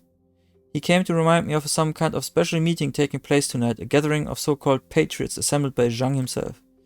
Apparently, an invitation was sent to my father before he died, but I had long ago lost interest in such political antics to pay any attention to it. The gathering is tonight. Do you know where your father put the invitation? No, I'm afraid not. About the missing walkway. I noticed a rather odd feature in your water garden. A walkway seems to be missing. Can you tell me why? Oh, that walkway is an old remnant from my father's military heydays. It opens a passage to a secret war room. I haven't used that room since he passed away, so I decided to keep the walkway closed. Perhaps it would be prudent for me to have a look how is this walkway opened. Father would turn in his grave if he knew I let anyone else enter that room, but I suppose life is full of disappointments. Here's the lever that opens the walkway. You need to figure out how to open the entrance on your own, though I've long forgotten the combination. That's all for now. Thank you, Mr. Lam.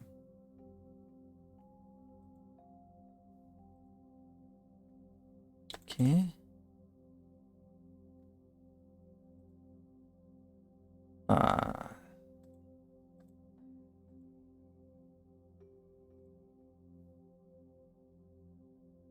We looked at the bookcase, we looked at that bookcase.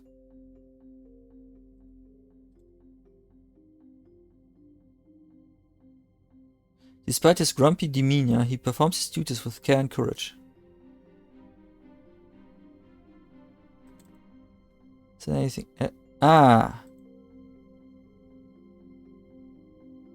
There's a noticeable fault on this otherwise perfectly placed rug. And there's a note.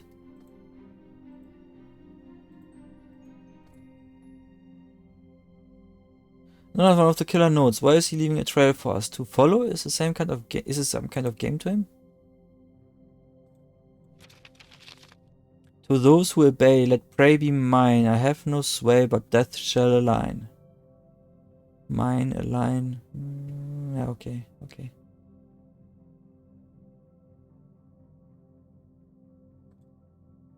Death shall align. How many are in his sights? Another pair of strange symbols. Still no hint as what they say. Ah, yeah, it's a bit different again.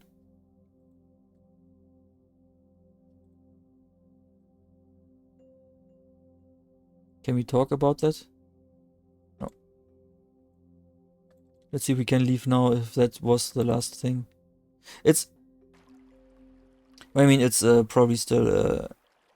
you always need to find everything, so it's not like you could... It seems that you cannot be like, I have not all the clues, but I still finish the game. Well, the case.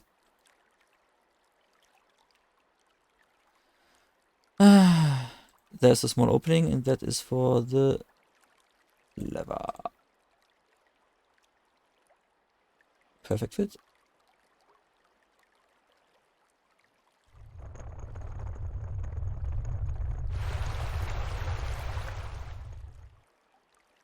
Also perfect fit. A bit strange that it would fit so perfectly.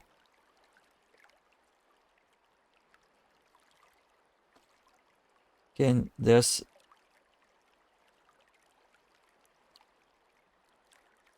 It's a stone temple playing Veiki. It's customary for scholars to learn the intricacies of his board game from a young age, but I have to admit I'm a bit rusty.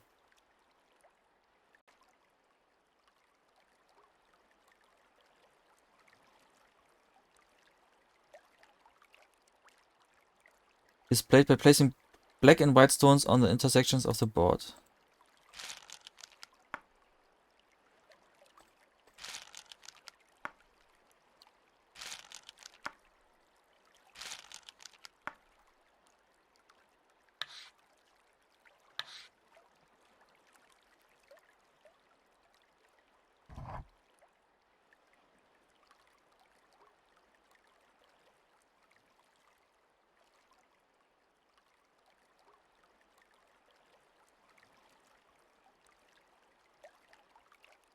Eternal Ladder.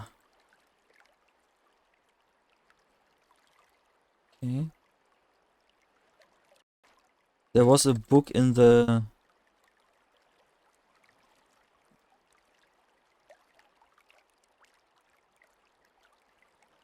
room, wasn't there?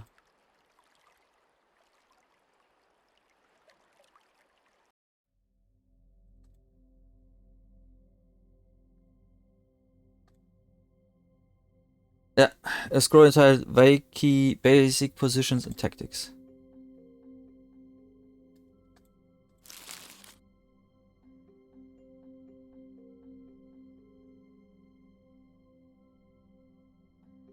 Ladder Breaker would be kind of this, but it says Eternal, so does it go further?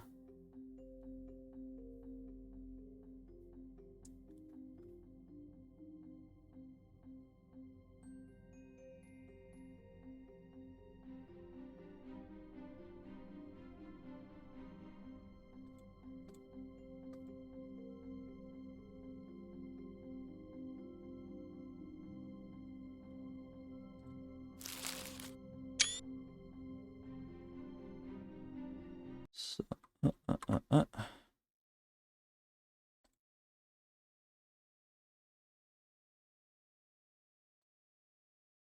let's see.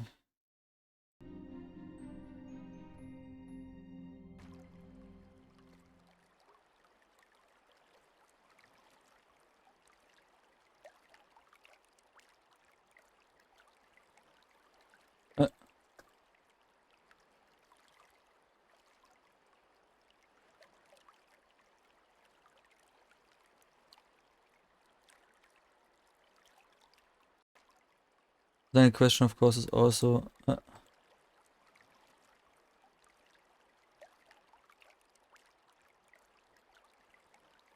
Can I combine these two? Cannot.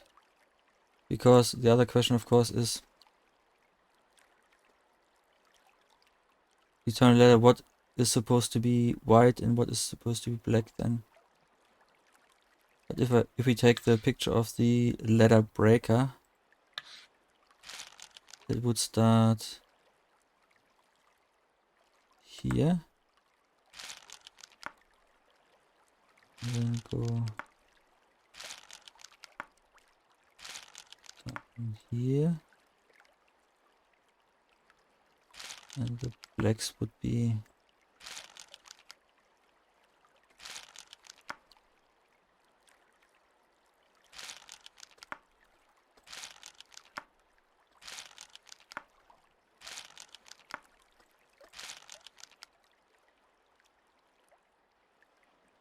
and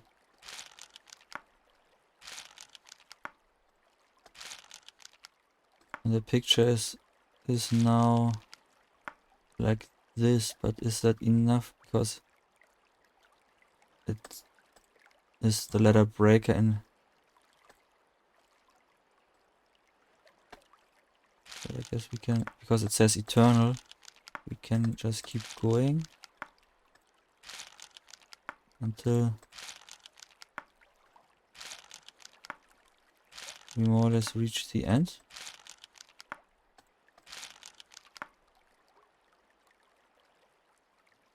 But wouldn't that also mean that they have to move up?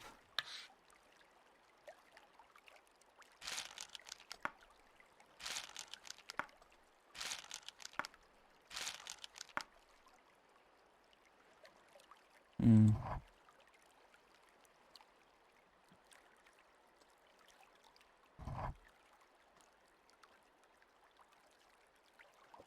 That seems not to be right so far.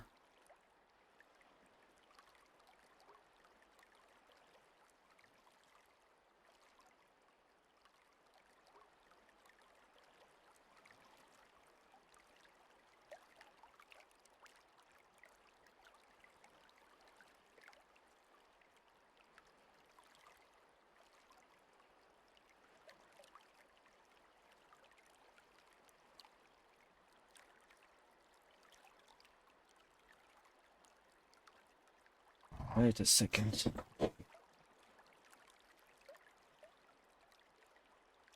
Wait a second. Eternal ladder. Eternal. There is a ladder breaker.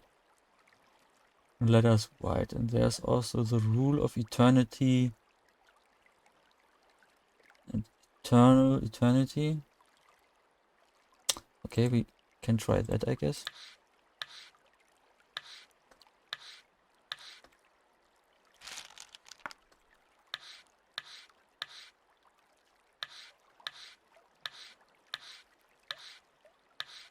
And the white stones were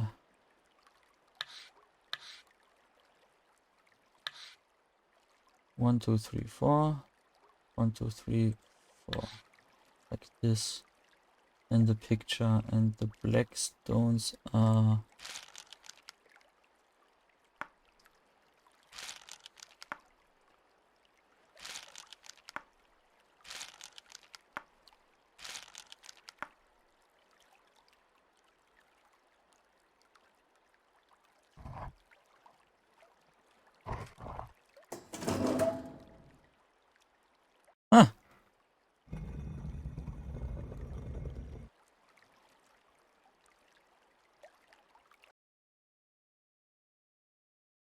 it's a bit dark in here.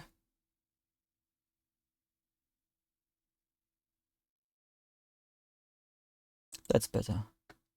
And there's big.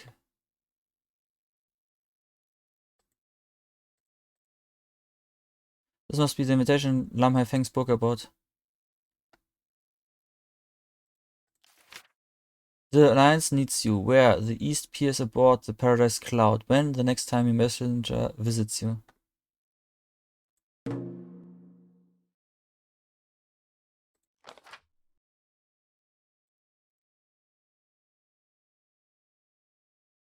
There's a veritable fountain of knowledge down here.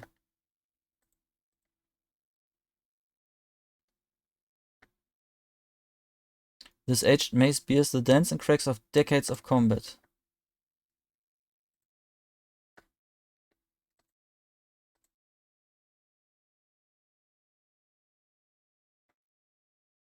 The Lam clan produced generations of warriors. No wonder Lam Haifeng struggled for so long to find his own way.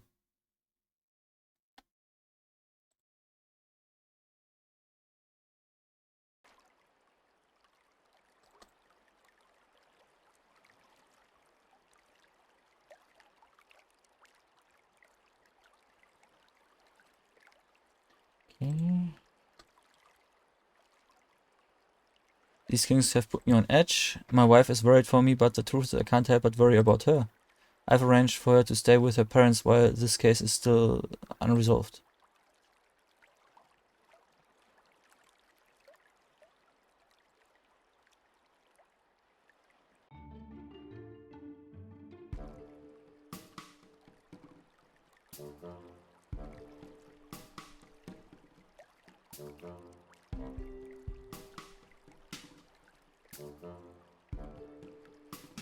Mao Yi? Her lanterns have dotted the waterway with a surreal golden hue. She seems heartbroken. My first priority should be to board the ship. But the ship is not.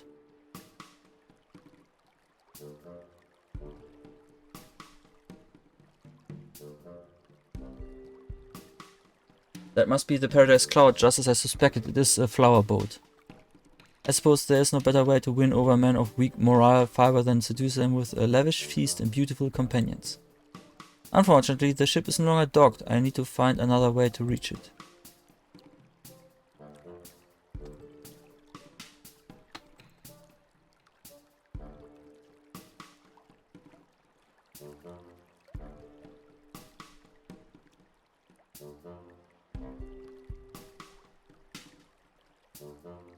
He seems to be focused on fishing.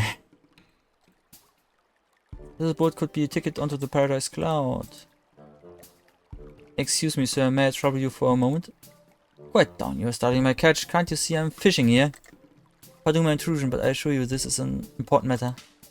Important? What could be more important than man and fish locked in a primal battle for supremacy? If you insist on the answer, I would say that a district magistrate investigation a murder would count as being more important. What? Oh, I didn't mean to be rude. I get a bit obsessive about this hobby of mine. Who did you say you were? I'm D. Renji, magistrate of Chang'an. I hope you forgive me, Magistrate D. Like I said, I tend to take this pastime a bit too seriously. What can I help you with? Is this your boat? This old thing been with me since, I don't really remember.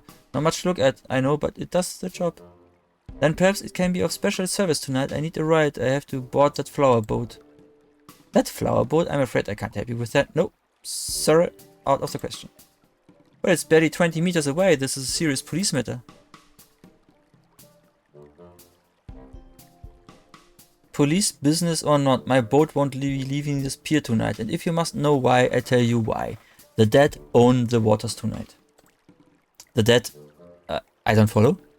You see that woman on the north side of the pier? The one who's been releasing water lanterns into the river all night? Well, as far as I could gather, she's mourning the loss of her sister. Those lanterns are meant to guide the souls of the departed to the spirit world. Do you understand now? I may not be a superstitious man, but I know enough not to tempt fate, much less a grieving woman. But surely an educated man like you doesn't believe in ghosts. Education has nothing to do with it. If you're foolish enough to go out there and disturb the dead, by all means, be my guest. But I won't risk myself or my boat becoming haunted by an angry ghost. What do you know about that flower boat? Ah, that's the Paradise Cloud. If you want to see the most beautiful courtesans in Chang'an sing and dance the night away, that's the place to be. But alas, a lowly commoner like me could hardly dream of stepping foot in such a place. Besides, rubbing elbows with aristocrats isn't exactly my idea of a good night out. Aristocrats? Uh-huh, I've seen them. High society types, you know. Powerful officials, rich merchants, foreign dignitaries. They file in at the dusk and don't come out until dawn. And you saw them embark tonight. Yes, quite a bunch. Almost sneaky if you ask me. Who are you? I'm a retired professor of history. My name is Zhang Ren. I always loved to fish, but my job occupied most of my time, so when I retired I promised myself I would spend more time doing the things I like to do. But the pier gets a bit rowdy during the day, so I enjoyed coming out at night, when the waters are calm and all you can hear is the occasional laughter coming from the flower boat. Being here all alone, that's when I truly lose myself. There's nothing like the primal feeling of the life and death struggle between man and fish. Ha, good one, young magistrate. You stay put, I'll be back. Sure thing, Skipper. So we have to talk to the woman now, probably then.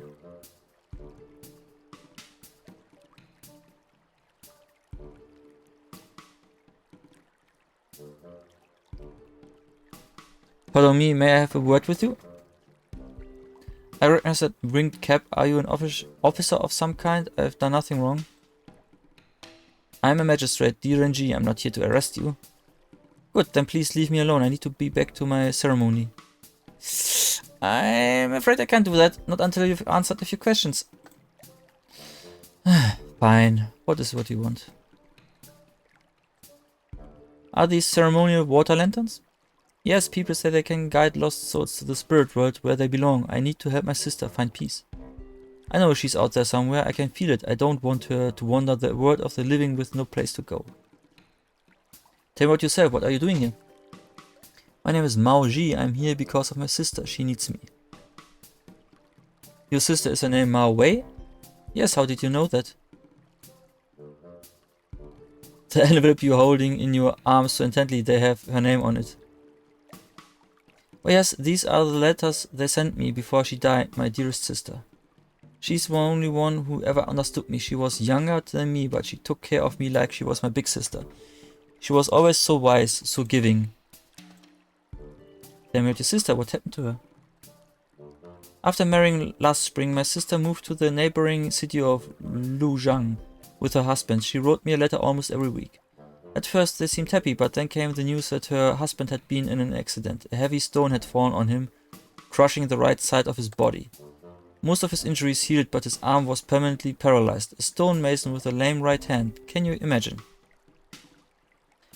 They fell on hard times. That's when your husband, despite my sister's protests, decided to take their savings and try his luck in the gambling dens.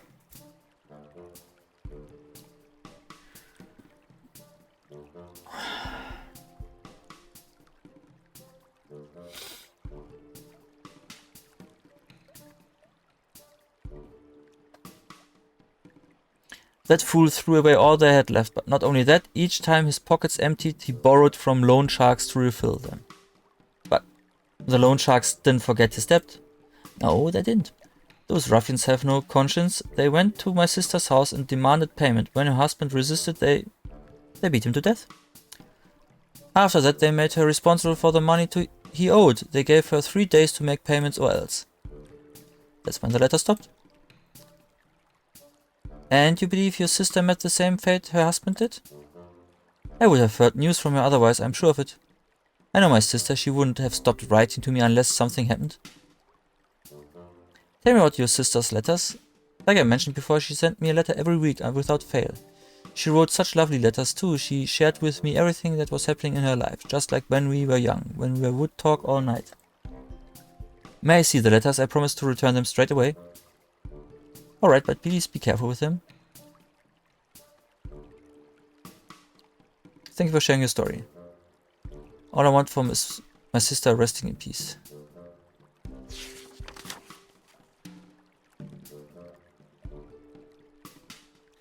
Most of the letters date back to before the financial troubles and hold little interest. But this last one is quite interesting. The envelope came with a secure note written on it. First of all, my dearest sister, not a moment goes by that I don't regret leaving our family home for this sorry existence. Now I fear for my life. My husband is dead. Before my own eyes, those gangsters battered him into oblivion. Now they want me to settle his debt, but 3 days is all they've given me. How can I pay them? They ask for the impossible. Hiding is my only option. They can go to hell. I plan to escape to the countryside, but east or west, I've got to decide. I promise to write again soon, but if you do not hear from me in 1 month, consider this final farewell my way. So, remove you and me, and 4 are left.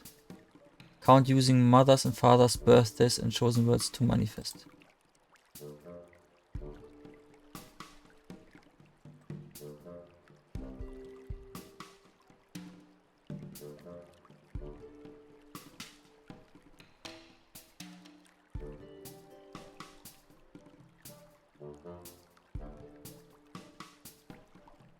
On the back of this envelope, your sister wrote a note. She mentions your mother's and father's birthdays. Do you know the meaning of that note?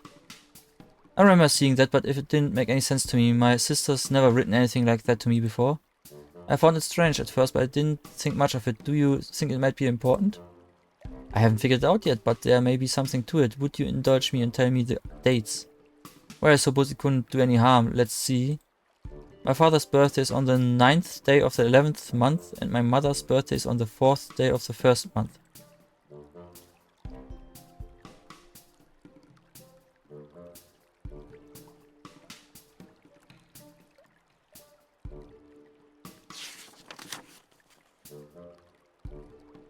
Move you and me.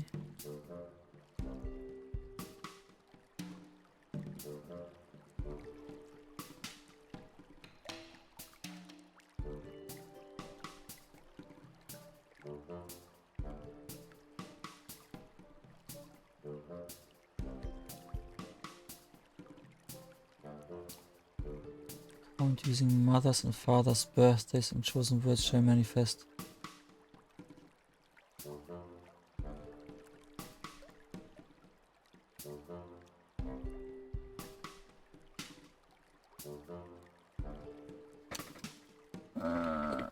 Maybe I should take notes with these games.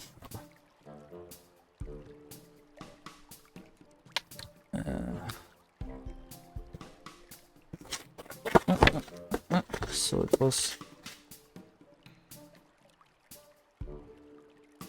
the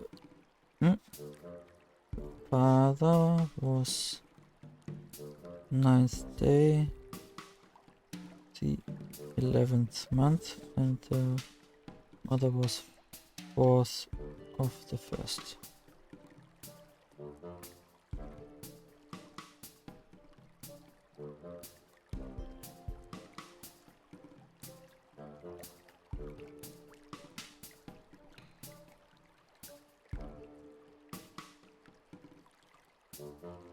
Count using mother's and father's birthdays.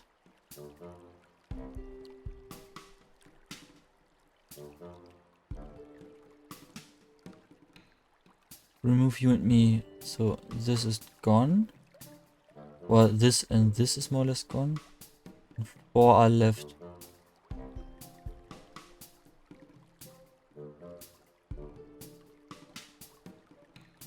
Four paragraphs.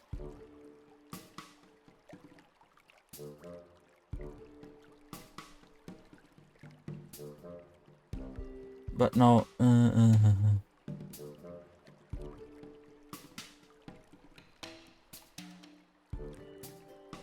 in what order do we? But the mother was the 4th of January, but well, if we read it the other way around again, so month and day switch, and it would be not that. 4, 5, 6, 7, 8, 9, 10, 11, hiding. 1, 2, 3, 4, 5, 6, 7. 1, 2, 3, 4, 5, 6, 7, 8. Hiding east. Not that. Hiding east. The truth about your sister. I don't understand. Your sister didn't want to go into hiding without telling you, but she figured there was a chance those gangsters would intercept her letters and learn of her plans. This letter was conceived to deceive. Within it, 2 messages are contained, one for them, another for you. I have deciphered the secret message. The first word is not. The second word is dead. The third word is hiding. The fourth word is east, was it? Not dead, hiding east. My sister is alive. How clumsy of me. The truth was under my nose the whole time. Thank you, Majesty. You have released me from a false burn. My sister's soul does not wander in the night as I had feared. These lanterns guide no one. Now they will serve only as a reminder that my sister still lives. I'm glad to see you are relieved. Here are your letters. Before I go, I'd like to ask a small favor of you. There's a fisherman sitting on the boat on the other side of the pier. He's been afraid to venture into the water. Oh dear, my ritual. He must have been frightened by it. Indeed, if he speaks to you tonight, will you tell him your story, the truth about your sister and her letters? Yes, of course, it is a promise.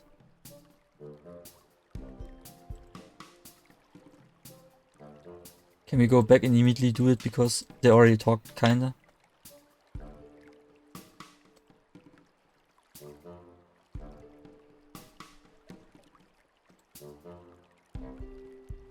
Good news, I've spoken to the woman across the pier. It seems her lantern ritual was not necessary after all. Her sister is in fact still alive. She was led astray by a cryptic letter that I have now deciphered. You may speak to her to know more if that pleases you. She's even agreed to show you the letter. Well, isn't that something? To think I've been sitting here all night afraid of some regular old lanterns. It looks like we've wasted enough time already. Let's get you on the flower boat. Okay. Well, I sure hope your lady's friend is worth all this trouble. That's not... This is what... No need to explain, I was young man once. Now off you go. I've got my own prey to return to. Ha.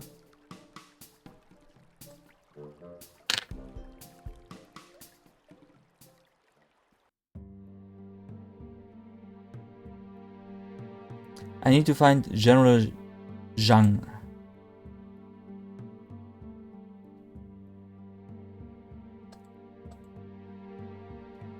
Isn't that this famous poet Li Ruimian? Now I know why he always writes about scorned lovers and broken hearts. He wears an insignia on his belt. It looks like he's the master of the Guild of Goldsmiths. There's no questioning the quality of the companionship on this flower boat. These courtesans are as beautiful as they are graceful. Does he say the same line for everyone? Yeah. A wine waiter. The young man seems rather depressed.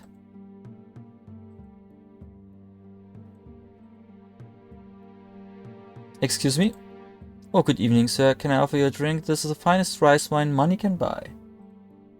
No wine for me. I'm only here to speak to General Zhang. Have you seen him? I'm sorry, General who? I'm sorry. I don't know who that is. You seem distracted. Is something wrong? Well, sir, it's just that I had the worst spot of bad luck today. The absolute worst. This afternoon, as I was getting ready for work, I noticed that my uniform was missing. I turned my house upside down looking for it, but it was nowhere to be found. When I told Madame Ling, she said she could find another one for me, but that I had to pay for the replacement. Do you have any idea how much one of these things costs? 1 month's salary, that's what. I suppose that's why I've been so distracted. I can't stop thinking about that stupid uniform. And you know what's the worst? This replacement is one size too small for me. It keeps riding up the wrong places. I'm sorry to hear that.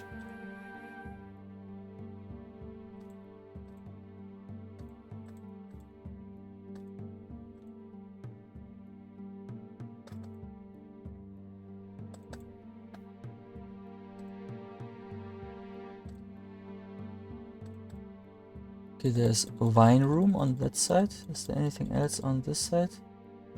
Dressing room, is there?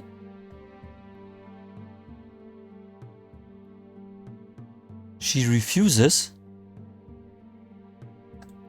I'm sorry, General, your buyout offer for Juan Shi Kui was more than generous, but the girl doesn't know what's good for her. Give me some time, I can convince her. Convince her, I'm General Zhang Chao, commander of the Eastern Fleet. What manner of persuasion does she require? You have to understand, come to me only 2 months ago. I accepted her into the house because of her singular beauty, but she carries a dark past. She's chosen a life of excess and luxury to bury that darkness. Why bother with such a damaged flower? So another one who's like back for 2 months? If the general desires a concubine, I have many younger, more willing flowers that... No, that will not do. It is precisely because of Kiki's maturity that I seek her company. I understand. Leave it to me, General. I will speak to her again.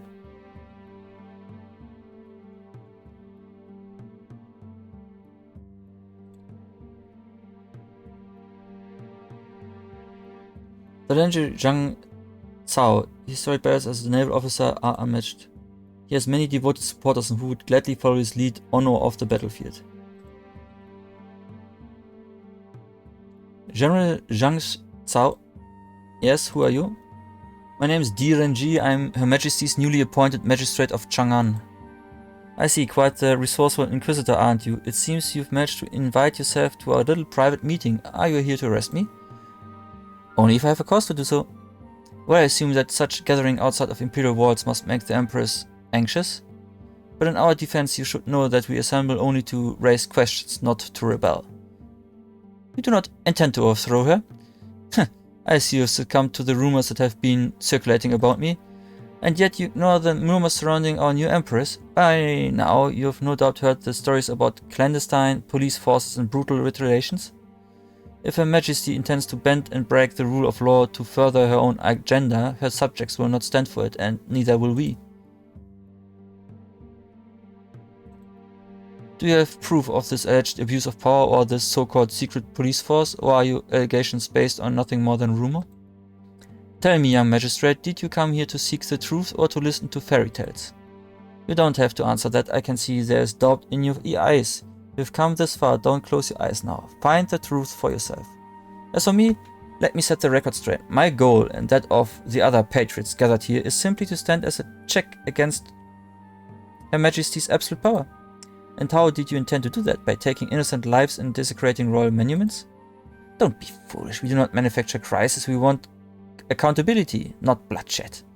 Certainly there are those who want Her Majesty ousted at any cost, but we have no dealings with those factions. If the Empress ever left the protective cocoon that is the royal palace, she would perhaps better understand the concerns of her loyal servants. Yet the trail of blood and murder has led me directly to you, General Zhang.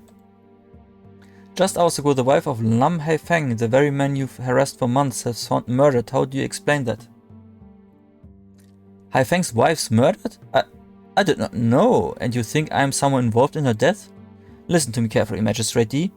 I will not repeat myself on this matter. I would never. There's a scream because there's another... Did you hear that? I think it came from the dining room. General, wait. You stay here, I will have a look. Again, a second woman that was, a third woman that was there only for a few months. Stop there, who are you? Pardon the intrusion, I'm an investigating magistrate. My name is Di Renji. I don't understand, how did you get here so fast? I'm on board the Paradise Cloud investigating a case. I was in the hallway just now when I heard you scream. That was me, I was so frightened. What happened? It's Juan Kiki. I don't know exactly what happened. I was with her just half an hour ago. She said she felt nauseous and needed some fresh air, so she came here to use the balcony. She wanted to be alone, so I made sure she wasn't disturbed, but when I came back to check on her... Heavens, all that blood. And she's without a heart? Yeah. And the rose. Another one, the killer speeding up on this ship with all these people. Why take such a risk? I have to think, clear my mind of all distractions. Yes, I need to start by gaining control of the situation. This boat needs to be secured. Madam, we need to speak. I'm sorry, what did you say? Wait, didn't you say you were to investigate another case? What exactly were you talking about? I can't give you any details, but suffice it to say that other women have been victimized in a similar way. And they let you here. You believe they are connected to Kiki's death? Perhaps, but enough conjecture.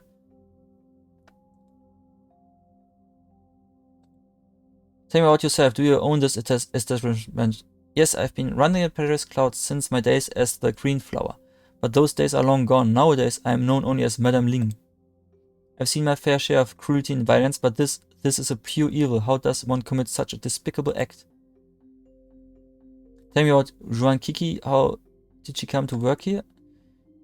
Was my newest girl, and although I don't make a habit of taking 22-year-olds with no experience or reverences, I knew when I met her that she was special. She was as smart as a whip and possessed a rugged beauty. In less than 2 months, she had become one of my most popular girls. Even General Zhang couldn't resist her charms. She's been with you only 2 months. Do you know what she was doing before she came to you? So, like I said before, that's the third one, because the daughter went back, is only back for 2 months. The wife only was married to him for like 2 months. And now another one. Most of my girls have long histories of tragedy and disappointment, but I never made it a habit to pry. Kiki was no different. I gathered she came from difficult circumstances, but I could see strength in her. She was no wilting flower. What can you know about the general? I've known General and known Zhang Cao for many years. Long before he became a general, he talks tough, but deep down he's just as needy as the rest of us. Heavens, I don't know how you will take this. He was fond of Juan Kiki. You are quite well informed. Yes, he fell for her completely. It was unexpected, but I could see that it was genuine. I suppose it was just a matter of time until he offered to redeem her, but even I didn't think it would happen so fast. But Kiki's rejection was just as swift. Unlike many of these girls here, she never desired the life of a concubine. She was a free, untamable creature. Tell me about this banquet. General Zhang had been planning tonight's gathering for many months, a special banquet for his most powerful friends. Did you notice anything unusual about the proceedings? Nope, I don't recall any incidents. Wait, I don't know if this is out of any consequence, but during our preparations earlier this evening, the wine waiter came to me complaining that he had lost his uniform. Yep. Luckily for him, we have spare outfits in storage, otherwise I would have demanded more than just a month's pay. Are all the guests accounted for? Yes, we checked the invitations carefully. Everyone on the guest list is on the board. We asked all of them to stay in the reception hall until dinner is ready. You don't think one of the guests did this to you? No, it's unlikely the high-profile individuals attending this party would expose themselves in such a way. Tell me about the Paradise Cloud. How many people work here? The Paradise Cloud is the most exclusive flower boat in the city. It isn't uncommon for us to play host to banquets such as this. For tonight, the entire team is on hand. That's 3 courtesans, a service staff of 5, and a small boat crew that works below deck. Who has access to the upper floors?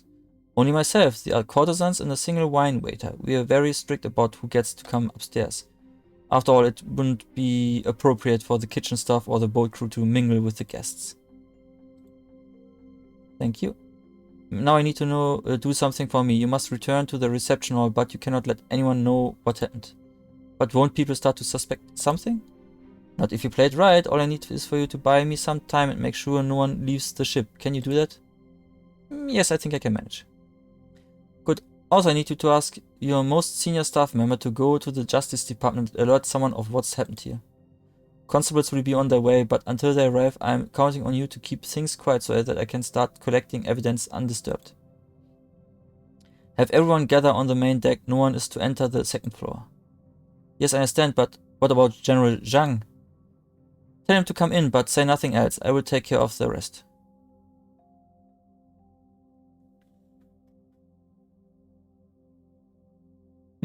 Madame Ling says Juan Kiki started working for less than 2 months ago. That's around the same time Lam Haifeng met Shi Wenyan. And Zhu Linfei, she also returned to live with her father about 2 months ago. It can't be just a coincidence. 3 women, seemingly unconnected, yet this thread links them together. Did they know each other? What were they doing before they came back? Hey, I did that before him. What's going on here? Why was Madame Ling so agitated? What is that? Yeah. Kiki, no! Who did this? Why is she... General, please remain calm. Madame Ling just discovered her body. We don't know anything yet, but answers will come. For now, if it is you, I need answers from.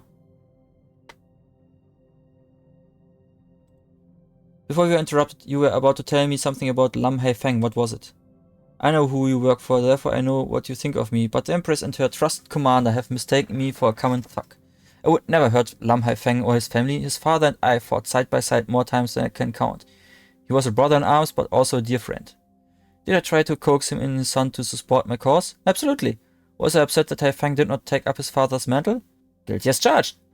But his business about me involved in his wife's death? It's absolute lunacy. If the Lam family means that much to you, then why intimidate Lam Haifeng? Did you not send someone to his house tonight? Yes, but only to convince him to reconsider his retirement and to join our ranks. He chooses to ignore it, but he has a destiny to fulfill. Traditions should not be forsaken. That stubborn young man should have followed in his father's footsteps, but instead he chose the embrace of an inconsequential woman. But despite my disdain for his choices, he's still my godson. I would never put his well-being at risk. Lam Haifeng is your godson? Yes, despite his constant rejection of my guidance, I will always see him as the son I never had. What was the nature of your relationship with Juan Kiki? Kiki? As I remember the first time Madame Ling introduced me to her, such raw beauty, intellect and strength, she was a goddess amongst mortals. That's why you asked to redeem her? I suppose the news was bound to come out sooner or later. Yes, I had designs on buying her out and marrying her, but all that is but dust in the wind now. Promise me you will find her killer, Di Renji. You must be close if you followed this trail all the way here. You must find her.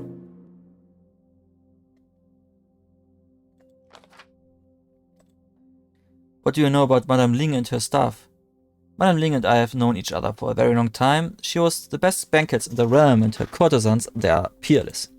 I believe these meetings to be secure. We check everything, the staff, the guests, even the boat itself, but evidently I was a fool. Did you notice any suspicious activity tonight? Besides your unannounced arrival? No, I saw and heard nothing suspicious. Do you know all the guests personally? Can you think of anyone with a motive to do this? What would one of these powerful men have to gain by killing a lowly courtesan? On the contrary, they would have everything to lose. Besides, Kiki has only been working for Madame Ling a couple of months. I doubt any of these guests have ever met her. Thank you, General. More constables will arrive on the scene shortly. In the meantime, all I ask is let me do my job. For your own sake, I hope you know what you are doing. Another rose seemingly unremarkable, except this one is drenched in blood.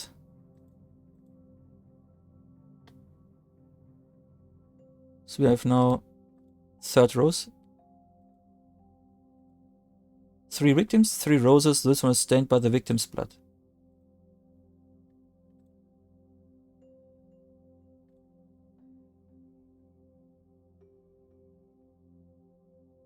At every turn, he has been one step ahead of me, but I sense that he wants me close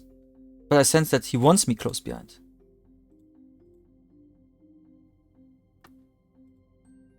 There are ligature marks around her neck, but they are dispersed up and down her throat. Shi Wenyan and Zhu Lingfei both surrendered to the killer, but it appears Zhuang Kiki attempted to resist and the force of her struggle created multiple abrasions. Once again, the killer has removed his victim's heart, but this time he seems to have acted hastily. The wound shows signs of imprecisions and tearing. What caused him to lose focus? Well, he had to be fast, I guess. In her right hand, she's still holding on to something. It's a hairpin. Its tip is stained with blood.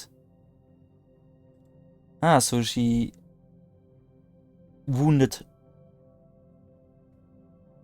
the attacker. Unlike the other woman, Zhuang Kiki chose to fight for her life. Her hairpin may have also wounded her assailant, causing him to rush through his murderous ritual. But what makes Kiki different from the other two?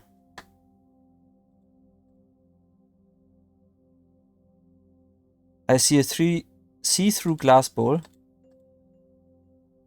Why can I take it?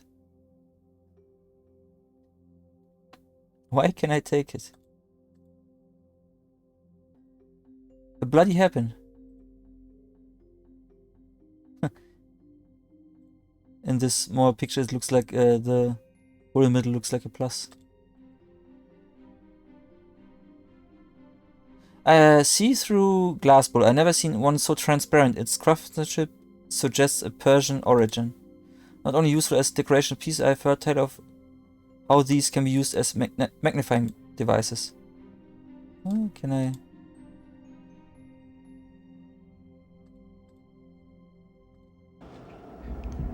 It was freely of your own will and leave some of the happiness you bring. Hello, Jess. Thanks for the resubscription for half a year now. How are you?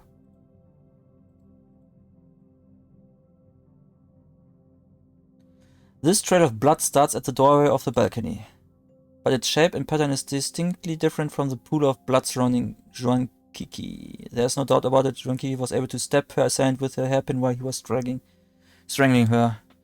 Though it was not enough to stop him, it caused him to lose a considerable amount of blood. Yeah, that's looks like a lot of blood. No other thing to say, okay?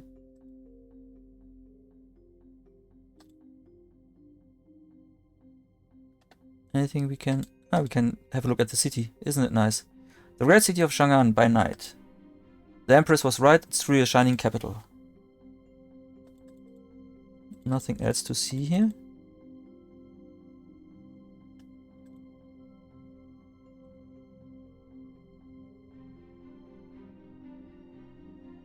Huh.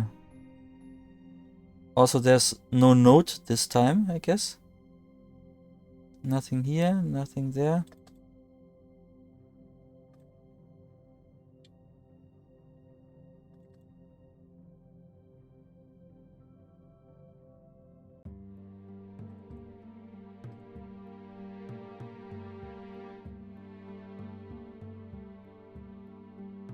So once again, until the boat crew has finished its repairs, please remain on the main deck. I promise the banquet will be worth the wait.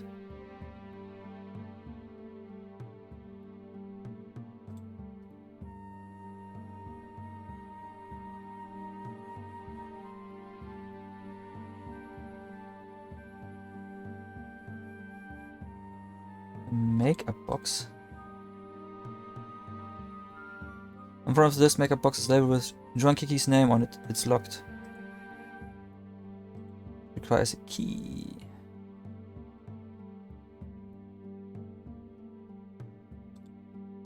With clean water.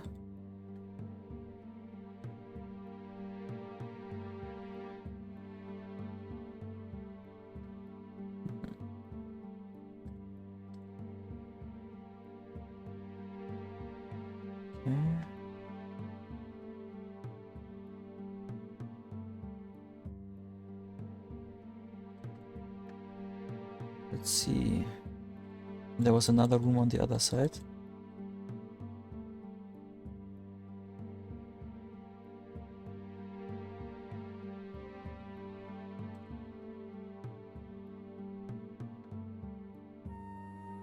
Bloodstains on the windowsill and on the ground. It looks like the climate escaped through this window.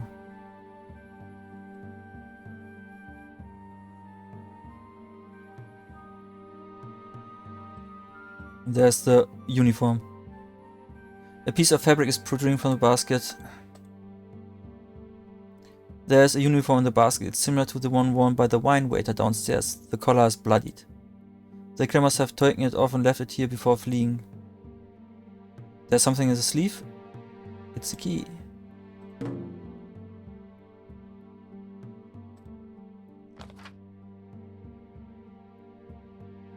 Okay, that is probably the key for her makeup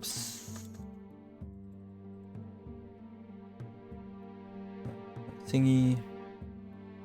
Little box.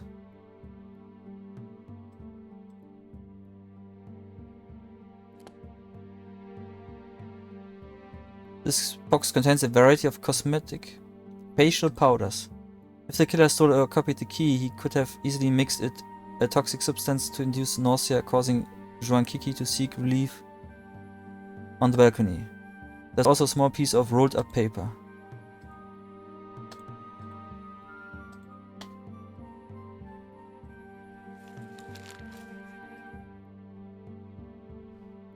Written, but too small. Magnifying, there we are. Use with...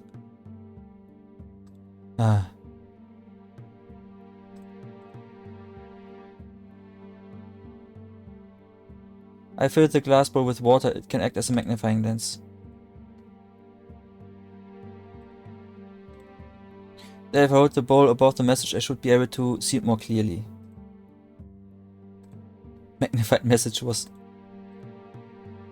To my distant admirer, your prize is in the green lantern under the stars.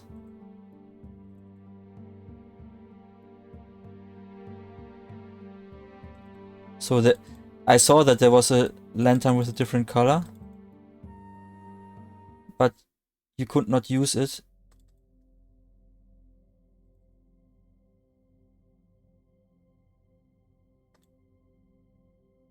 And this time is usable. This must be it, the green lantern under the stars. Is there the letter, the poem? Yeah, small piece of paper lodged at the bottom. The shroud of power hides an evil beneath. Descend from the tower, an empress in defeat.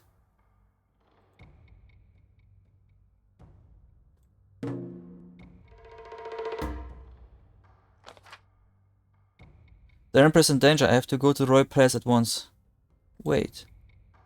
Something's wrong. I feel dizzy. Oh, the lantern.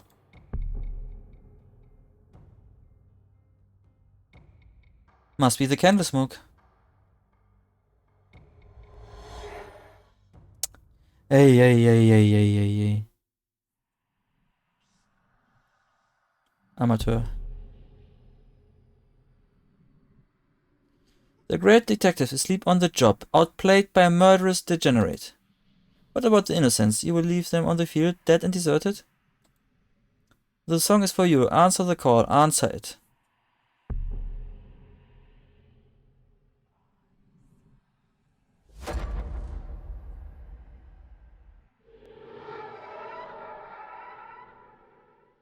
You abandoned me. I was in limbo, afraid and alone. Now still I cannot rest. The truth is staring at you from atop the clouds, from within the golden gates, yet you see nothing. Do not turn away now. Save the rose that counts. Do not rest until it's done. It's time to wake up, DRNG. Go and snap out of it.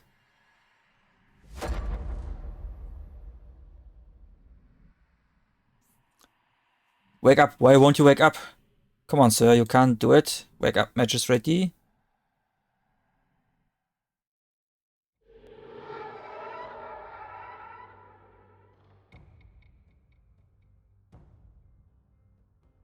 Yes, that's it. Take your time. No, we do not have time. I'm glad you're alright, Majesty. You had me worried for a moment. The candle inside the green lantern must have been laced with some kind of poison. I should have been more cautious. Yes, you should have been more cautious. After the messenger you sent came to the Justice Department, I made my way here as quickly as I could. Luckily, you must have just passed out when I arrived. When I saw the lantern next to you spewing that thick black smoke, I immediately threw it overboard. Thank you, Lieutenant Ma. You may have saved my life. But now you must carry on here without me. I don't understand. The Empress is in danger. The killer means to target her next. The Empress? But she's heavily guarded at all times. Unless she was to come out in the open, she's untouchable. All I know is that the killer has been one step ahead of us all along. I must warn the Empress that her life is in real jeopardy, however unlikely that may be.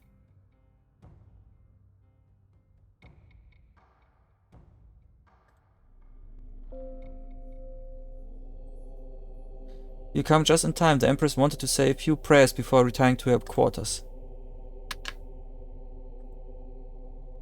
Okay.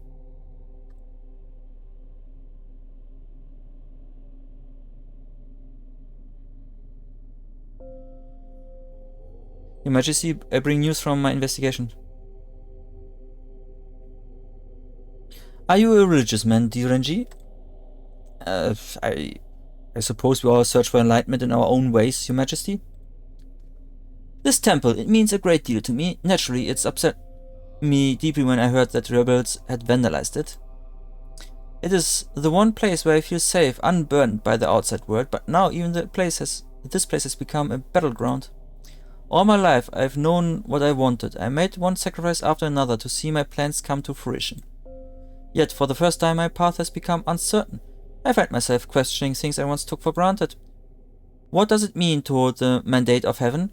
What good is it to hold such power if those being ruled are blinded by lies and hatred? The hour is late, Renji. What news do you bring me? I am sorry to intrude at this hour, Your Highness, but the discoveries I've made tonight require immediate attention. 2 more women are dead. The first, Shi Wenyan, was killed in her home earlier this evening. Then only hours later, a woman named Zhuang Qiqi was killed on a flower aboard the Paradise Cloud. I have no doubt they both fell prey to the same man who killed Zhu Linfei, but I'm afraid the series of murders is leading to something bigger. Go on, tell me everything you know.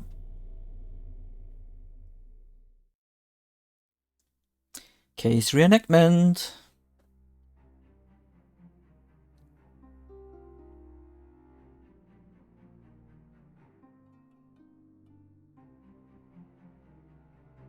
At first, General Zhang Cao's connection to Shi Wenyan and Zhuan Qixi raised alarming questions. As my inquiry deepened, I found unexpected ties between him, Lam Heifeng, and each of these 2 women. But ultimately, what I learned dispelled any truth to the notion that Eddie would have harmed them. The reason for that is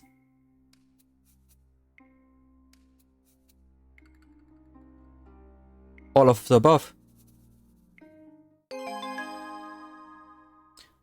As your godfather, I forbid you to resign from your post and marry this girl. Wenyan will be my wife. I have no need for the advice of a hypocrite. I know about your infatuation with the Paradise Cloud's new courtesan. Well, it's your future that you so willfully throw away.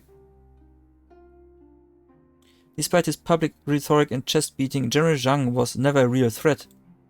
As was the case with most things he opposed, his objections were merely theatrical.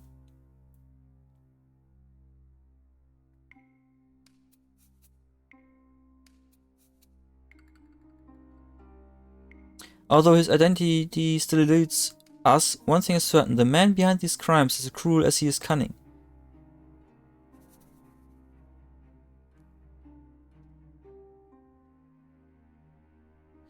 Both Zhu Linfei and Shi Wenyan experienced this cruelty firsthand when they were forced to obey his commands, but unlike those 2, he knew Zhuang Qixi would not surrender willingly. His usual methods had to be replaced by a more direct approach. This is because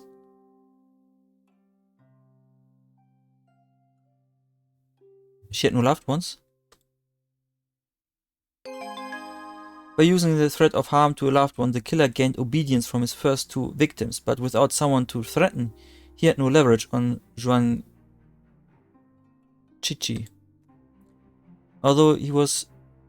well, it's still Kiki. Although he was eventually overcome by his surprise attack, the killer quickly learned that she was no docile prey. That is one interesting thing. She not just stepped anywhere, she really just go for his throat, more or less. The killer has been one step ahead of us since the beginning. Like capturing pieces on a chessboard, who he strikes next is a calculated move. His 3 victims come from different backgrounds, lived different lives and knew different people. The question is, if we cannot know what connects them to the killer, perhaps we can find out what connects them to each other. Then finally, a common thread materialized. All of them were... the most important connection between the 3 women is... well, they are strong and smart, but their long absence and return. It struck me that all 3 women had made a return from long absence around the same time. Did they know each other? What were they doing before they came back? I believe that if I can find out where they were and what they were doing prior to resurfacing 2 months ago, the killer will be within reach.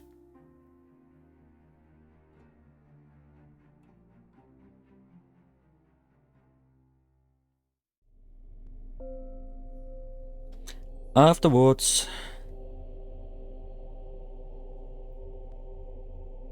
We must act fast, Your Majesty. If tonight's events have convinced me of anything, is that he is rapidly ratcheting up the stakes. Raising the stakes? How? His greater purpose has come into focus, Your Majesty. I believe he means to kill you next. Are you quite sure of that? I'm afraid so. I do not know how or when it will happen, but I do know Your Majesty's life is in danger. Thank you for bringing this to my attention, dear NG, but from this point forward, I ask that you leave the rest to me. You are no longer to investigate this case.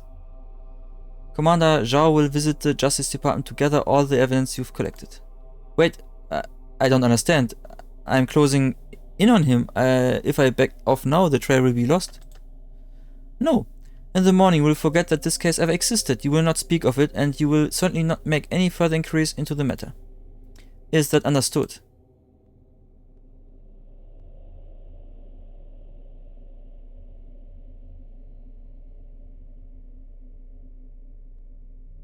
Why are you doing this? Does Your Majesty suspect his loyal servant to ignore his own duties? There must be a reason. Tread carefully, dear Renji.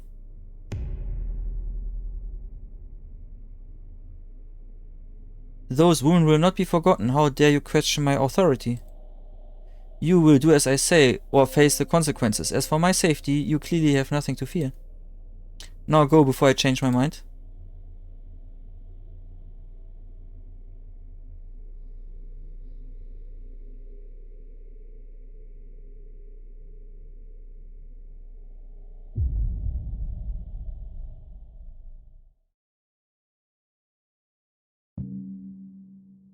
Of sinners and saviors. The next morning.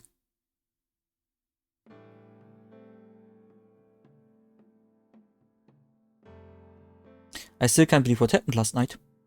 Why would the Empress end my involvement in the case, and how could she brush aside my warnings like that? By now her men will have seized all the evidence we've collected on the case, but I can't give up now. I have to see this through to the end.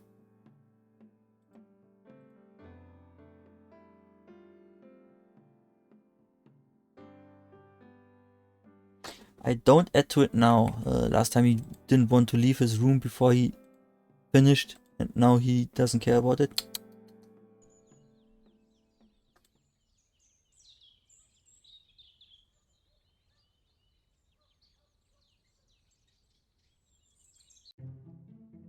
Majesty, there you are. Have you heard?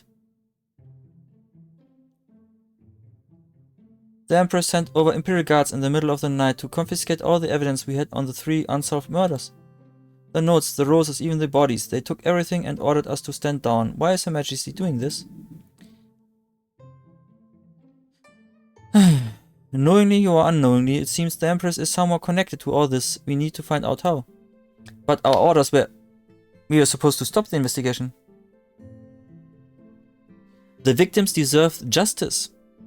How can I continue wearing this uniform if I do not honestly perform my duty? Come what may, justice will prevail. I'm with you, Magistrate. You're a good man, Lieutenant Ma. I'm grateful to have you on my side, but we'll need to work discreetly. Of course, sir, you can rely on me. Actually, there's something I've been meaning to tell you. When the Imperial Guards came to take the evidence, they sort of left something behind, or, to be more accurate, I kept something from them. What do you mean? You see, when we finished gathering all the evidence on the flower boat last night, I had to sudden urge to make copies of the killer's unknown markings. Ah, the markings. Good man. You mean the pair of strange symbols on each of the notes he left behind? Yes, exactly. At first I wasn't sure why, but those symbols somehow seemed familiar. Then it occurred to me. When I was a boy, my grandmother once showed me a poem that she had written as a young woman. As she read it to me, I stared at the wrinkled piece of paper in her hands with a confused expression.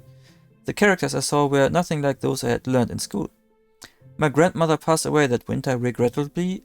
I never had a chance to ask her about the origin of these mysterious symbols, nor did I ever see that poem again. I know this may sound strange, but these symbols on the killer's notes, they remind me of these symbols in my grandmother's poem. Here you can have the copies I made. That's very interesting. What are your thoughts on this case? I'm at a loss, sir. On the one hand, we are tasked to apprehend a savage killer, and on the other hand, we are subservient to the whims of the Imperial Court. Where's the line that separates loyalty and blind servitude? How can we walk it and still serve the cause of justice?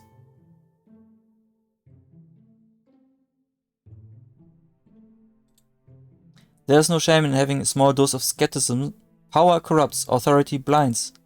We must have our own safeguards against such distortions. Those of us in power are doubly responsible for the actions we take. Thank you, Majesty. For a moment there I thought life as a lowly official in the countryside may have suited me better, but you've given me a renewed sense of purpose and confidence. How about your grandmother? My grandmother grew up on the small rural town in the province of Jingnan. Although she endured a hard country life, she always had a delightful sense of humor that could light up a room.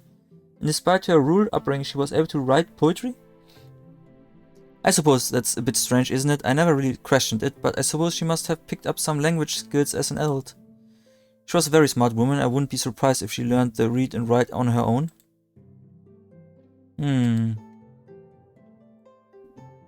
All the three women we found, or all these stories, they were always like they were strong and smart and intelligent. And now his grandmother and then the symbols? So these symbols might be a form of written language, more or less? Based on the story of his grandmother's poem, these could be characters that belong to a larger writing system, perhaps one lost to a time or created in secret. I need to do some research. I should pay a visit to the Imperial Library.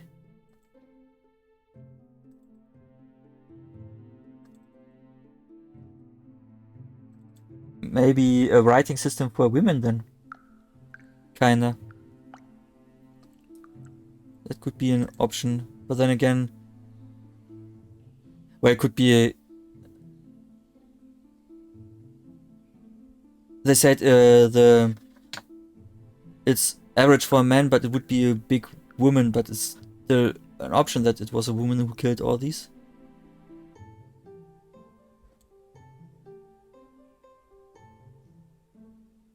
The murderer is also a woman, maybe. You wanted to have a word with me? You're damn right, we're going to have a word. In all my years of this job, I've not once had my dead subjects removed from my care. What did you do to incite such fury from the Empress? I only did my job. Well, either you are really bad or really good at it, because I've never seen anything like this. Such a mess. It's all a big, awful mess. Krona, Zhao, is something else bothering you? You seem troubled. 2 years. For 2 years, she cast me aside. Then, last night, she suddenly reappears. For a fleeting moment, I thought everything was going to be alright, but I was foolish. She could never forgive me. So his daughter was away as well. And now his daughter is back? No matter, I'm fine, I'm doing just fine. The case, that's all that matters now. Tell me, dear Renji, will you continue to investigate this case, or would you rather cower in obscurity? I think you and I have more in common than you think. As long as I am an investigating magistrate, I will continue to seek justice for those in need. I couldn't have said it better myself. Now, how can I help you? His daughter, who did you encounter last night? That's none of your business. His daughter. About the case.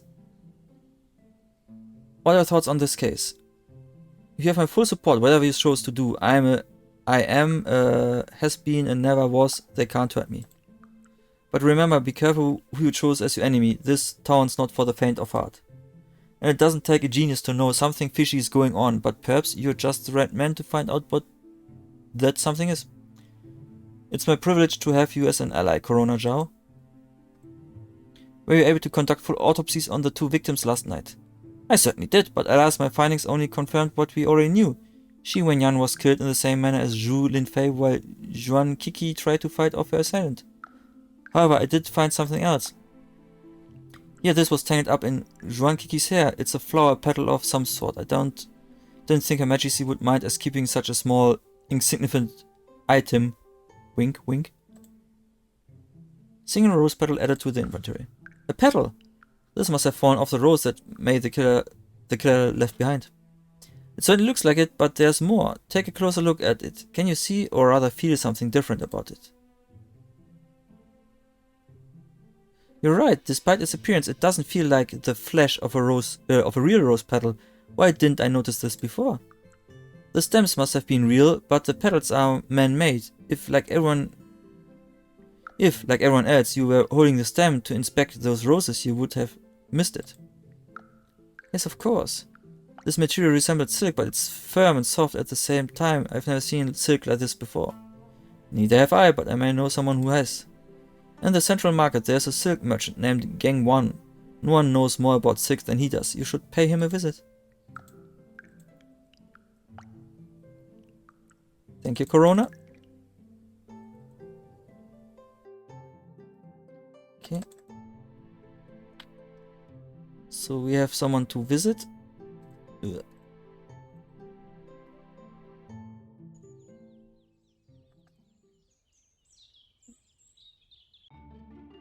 So we have the Imperial Library and the Central Market. Is there anything else on the market?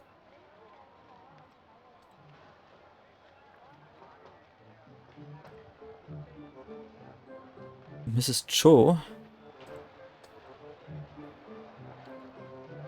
Some posters advertising various services, nothing really interesting. Cat food? Looks like cat food. Fish is on the menu today.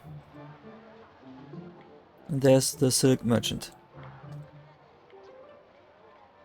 There's an impressive variety of silk on display, but none of these match the silk petal from the crime scene. I see you are looking for my fine silks. Does the distinguished gentleman require any assistance picking out the right fabric today? My shop is renowned for its unique assortment of silks. Dare say, you will not find a better collection in all of the Empire. You have quite a selection, but I'm afraid I won't be buying anything today. My name is Renji. I'm an investigating magistrate. I've come because I need to identify the provenance of a peculiar piece of fabric, which I believe to be a rare variety of silk.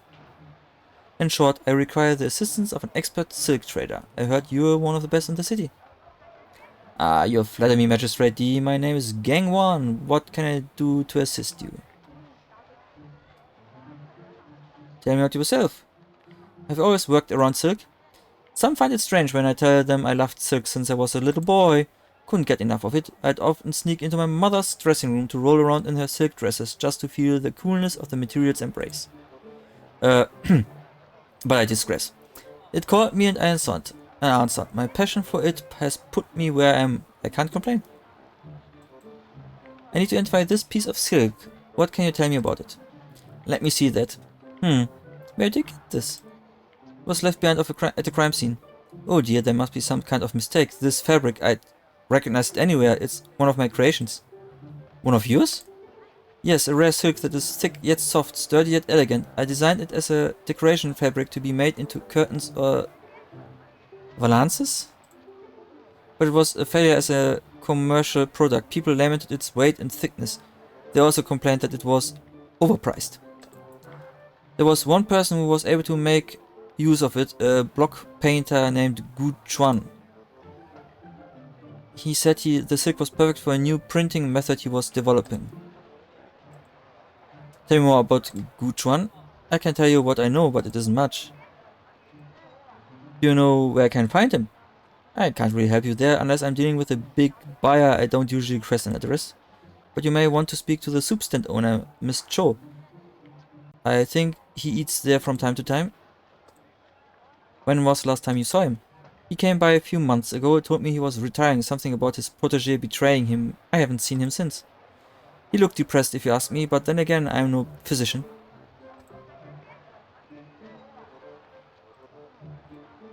Thank you for information. Poor thing. Okay, then let's go to... I'm sorry, we're not selling any soup today. I suppose that's fine. I wasn't really looking for a meal. I'm sorry for the rudeness. I'm at a loss. I don't know what to do. My poor Momo, he's in trouble. Momo, is it a relative of yours? It's the cat, isn't it? No, don't be silly. I'm talking about my closest companion of all. My beloved cat Momo.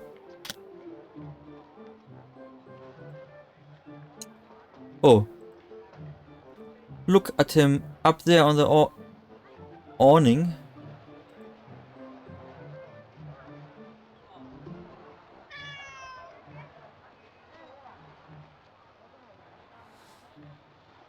He's stranded and he can't get down. God knows how he got up there.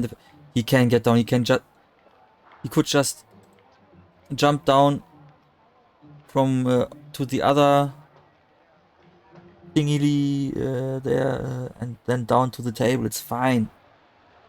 A most gentle, timid soul. He never climbs on anything. Someone must have startled him. I've been trying to get him down all morning. Nothing's worked. He won't even come down for his favorite dish of fresh fish.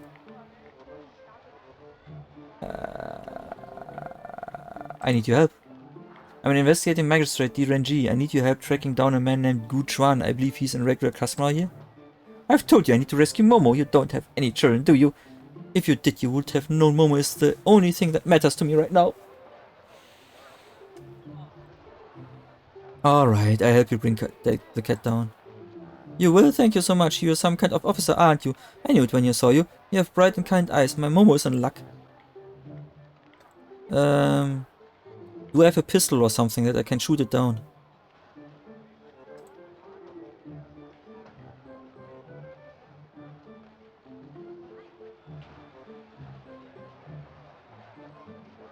Table for customers, can we just use it? I can't stand on that. It doesn't look like it can support my weight. You're right. It doesn't really look like it.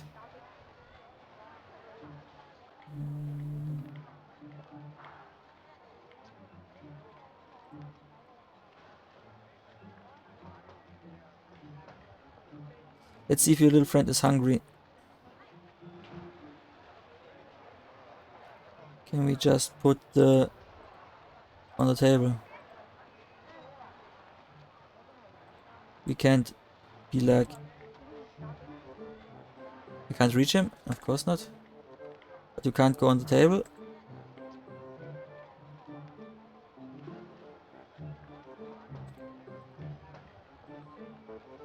Fishball soup, it smells delicious.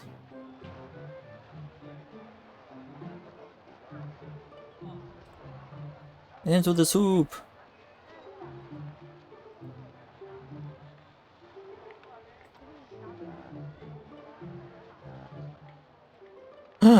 Umbrella. And another woman. Another flowers. I see. Someone left the umbrella here. I never underestimate the usefulness of a quality umbrella. What is it, Jess? Why are you angry?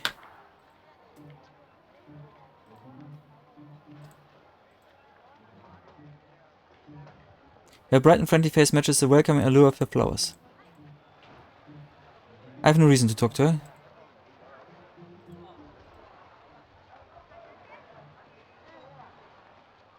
Ah, these are the real deal. Okay. So. Poke the cat.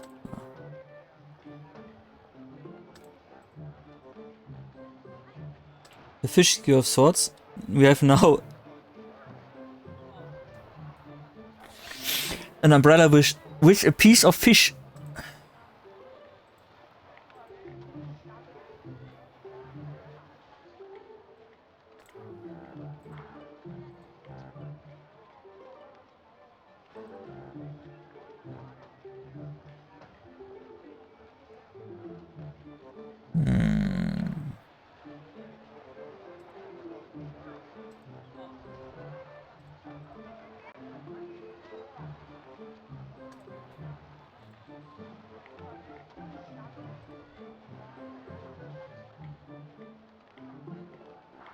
But you don't want to use it on the cat.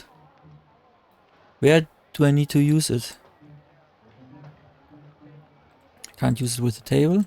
I can't go on the table. What does he now go on the table? No. On the chair. kitty, kitty.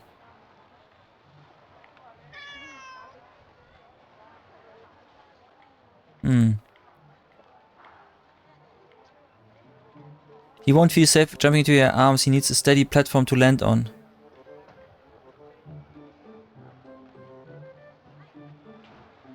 So let's do that again with the umbrella.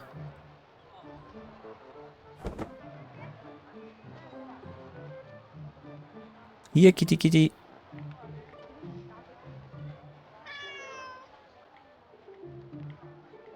I think I got his attention.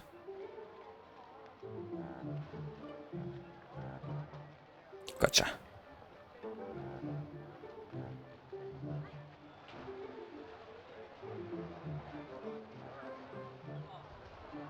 Thank you so much for rescuing my little Momo. Think nothing of it, Miss Cho. I'm glad Momo is safe and sound. I'm investigating the magistrate. Dear NG, can I ask you a few questions? Of course. Tell me about yourself. How long have you had this soup stand? I'm starting selling soup in this market 25 years ago. I loved it so much I never bothered getting married. Didn't really see that need anyway. Too much hassle if you ask me. All I need is my Momo and my loyal customers. Well, about one of them. I'm trying to locate a man named Gu Chuan. I believe he's a regular customer of yours? Ah, the block printer. I don't know anything about him other than his occupation. He tends to come at different hours of the day and likes to keep it to himself. Too bad really, if I ever did get married, I'd be a good candidate. Anyway, he eats here at least once a week, loves my fishball soup. In fact, he was here just yesterday afternoon. Who was here yesterday, are you sure? Yes, quite. He came by late in the afternoon and had 3 bowls of soup while playing with Momo. They get along so well. He stayed for a while too, I remember, because by the time he got up to leave, the sun was coming down. When he was here yesterday, did you notice anything out of the ordinary? Something he might have said or done? No, I can't say that I did. He had his favorite soup, then he left. Oh yeah, wait, yes I remember now. Before leaving he got up and looked at the advertisements on the wall over there. I think he stood there for a little while before taking one of them. A candidate for marriage? Why would Gu Chuan be a good candidate for marriage? He seems to love cats. I saw him pet Momo in the gentlest way. That's a man I can admire.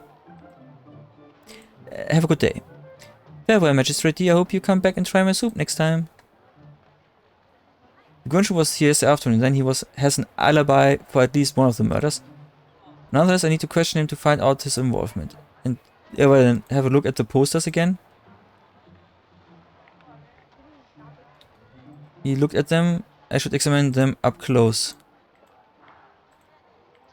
Well, then I guess. So it was one of these, because it's a red circle.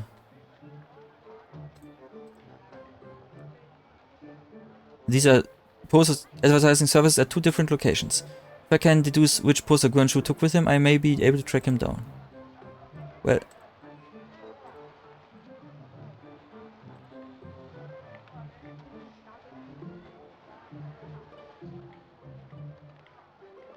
But these are the same, are they not?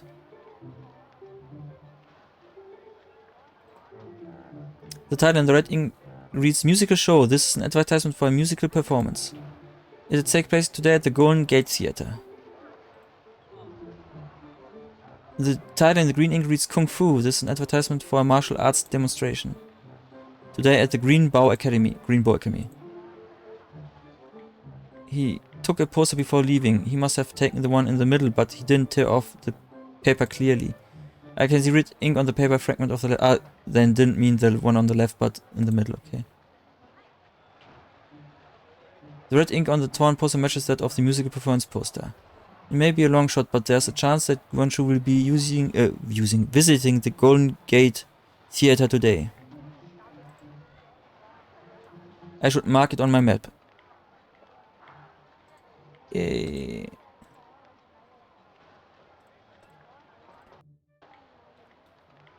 So if we have a new location.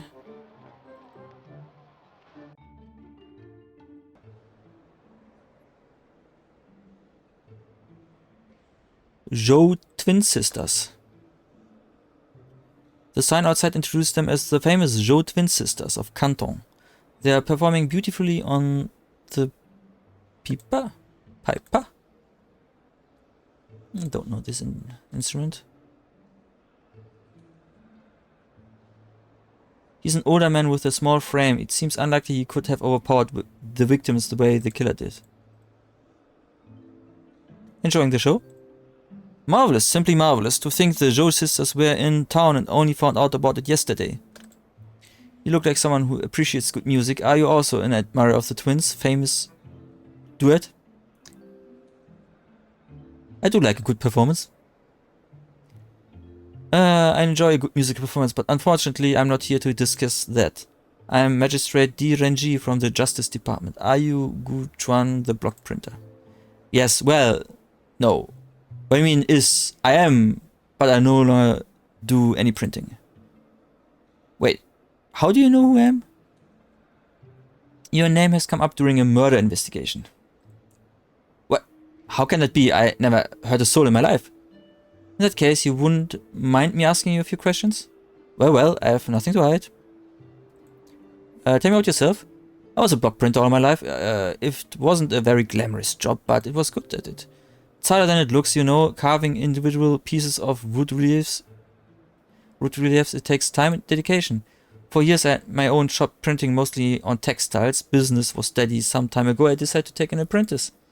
I once had a master who taught me the craft. I figured I'd pass on my knowledge and get some much needed help in return. But things didn't work out as I imagined. I've made my peace with it though. After all, retirement was brought with its own delights. Why did you retire? You're asking me to dig up the past, you understand? Events I'd rather forget? Even though what happened took place over a year ago, thinking about it still stirs up painful memories. As I said before, I started taking apprentices. The first few were mediocre at best, they could barely keep up. Then a young man from the countryside showed up. He was quiet and unassuming, almost deceptively so. But underneath, his intelligence and determination matched that of all my previous students put together. In a short period of time, he had mastered most of the skills that took me years to learn. His name was Han Sidong. His success was a great source of pride for me. I felt a kinship with him. I trusted him. But then, seemingly out of nowhere, everything changed. Please go on. Sidong became distant and erratic. At times, he seemed unable to focus, as if something was eating away at him from the inside. On those days, he would simply ignore my instructions and practice engraving the same symbol over and over again.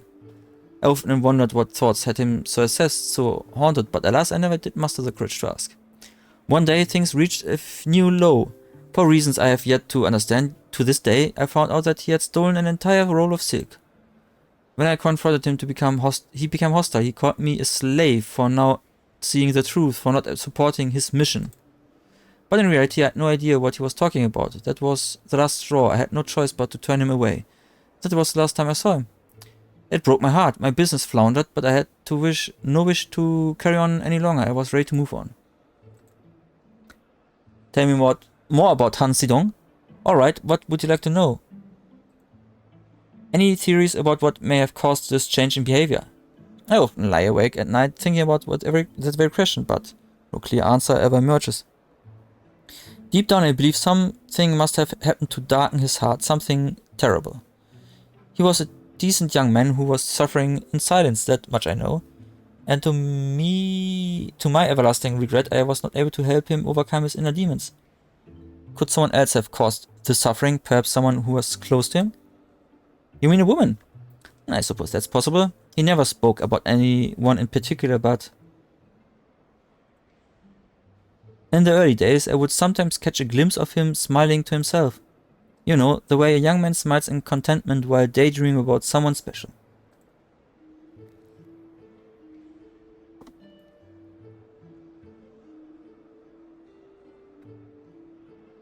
But I never thought much of it. Truth be told, Sidong was generally quite clumsy around our female customers.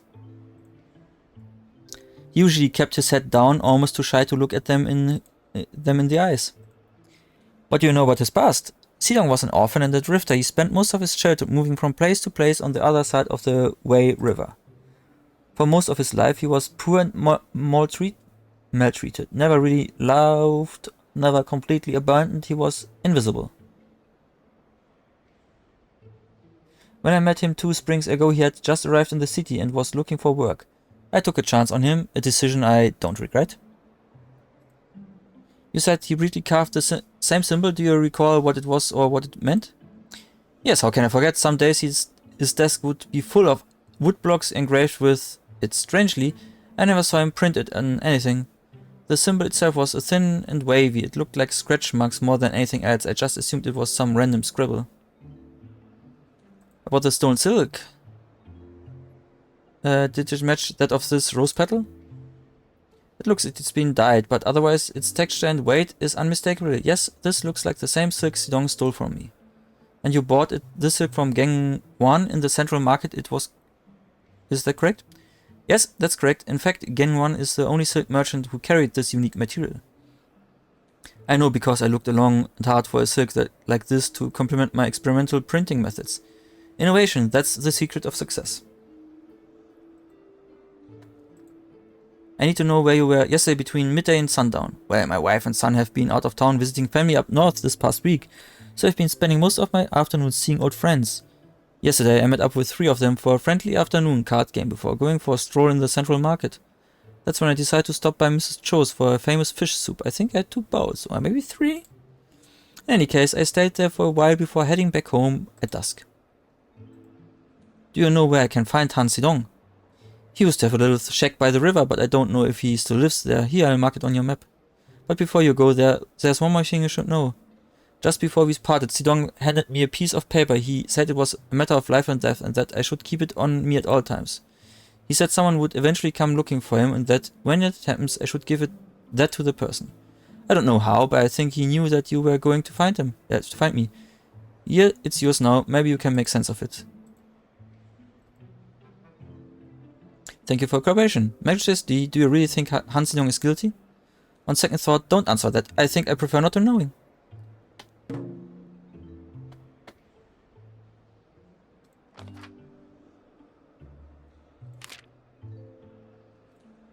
By itself, this note makes very little sense. 53794? Kinda? What do these numbers represent and why do some numbers appear to be missing?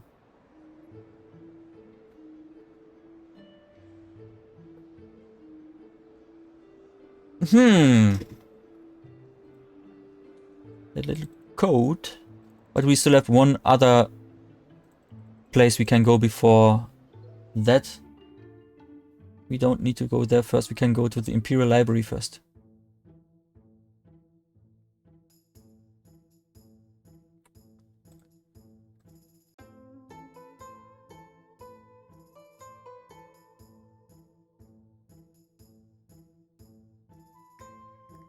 The Kong brothers. They've been the custodians of the Imperial Library since my time as a student at the academy. Where isn't it our favorite academician? Listen, DRNG. Look at this cap, you imbecile. That's magistrate you're addressing. I knew that. I was just reminiscing with our friend about the good old days. It seems you've done well for yourself since your days as a studious Imperial scholar, young magistrate. As my father used to say, luck favors the prepared. And prepare you did. I remember you splendid all those long nights studying away in the lonely corners of this library. You were a true bookworm. Those are fond memories. Well done. It was nice to see you again, DRNG, or should I say Your Excellency. But now, if you excuse us, we have some pressing business to attend to. But see you later. Actually, I was hoping you could help me find a book on the subject of lost or secret writing systems. I'm sorry we can't help you at the moment. We are working on solving something very important. Like you're anywhere close to finding the answer? I bet I'm closer than you. Don't make me come over there and teach you some manners, little brother. You don't scare me. You haven't scared me since you stopped growing at the age of 12. Why, you little... Enough. What in the world is going on here? Why are you two bickering like little children? It's the stupid challenge. We've been stuck on it all morning. It's so infuriating. Challenge? Our colleagues from the Ministry of Public Works came by this morning to issue a challenge. Yeah, a real pompous know-it-all, that Bo May. You see, we've got a sort of friendly competition going between the ministries. Every week we take turns challenging each other to different intellectual exercises. This week it was Bo's turn to come up with a challenge, and boy did he ever. We've been racking our brains on this one all morning. So you see, we'd love to help you, but our reputations are on the line. Besides, our minds are just too preoccupied at the moment. In that case, perhaps I can offer you some assistance? Will you help me if I can solve the challenge? I suppose that would be acceptable. Yes, why not, dear NG? You spend so much time here, he's practically one of us. It's settled then, let me help you and you will be free to help me. Great, let's begin. Bo gave us 2 riddles, each one revealing a single word. He said that the title of one of the books in this room contains both words. That's right, all we have to do is solve the 2 riddles and we'll know the name of the book. He said that the correct book was a signed bookmark inside it. We retrieve the bookmark, we win the challenge. Okay, give me the first riddle.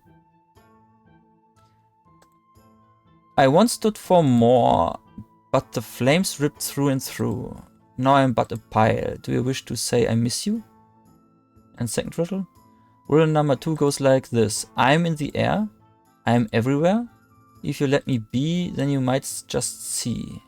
If you push me away, I'll go but return someday. My brother and I have managed to write down some possible answers on the scroll in front of you. We are quite certain the correct answer is on the list. Just use the scroll to point out the 2 correct words. If a book with these words in the title exists, we'll tell you where to find it.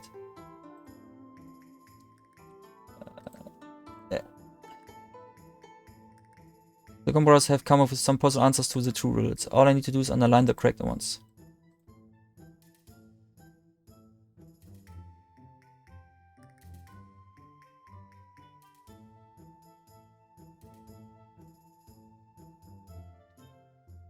Dust.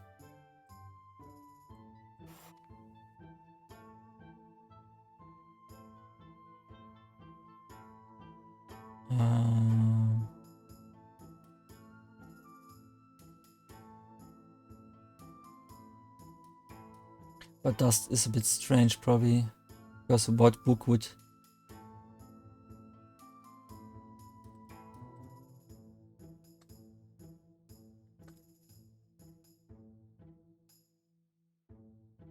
Just, I once stood for more, but the flames ripped through and through. Now I'm but a pile. Do you wish to say I miss you?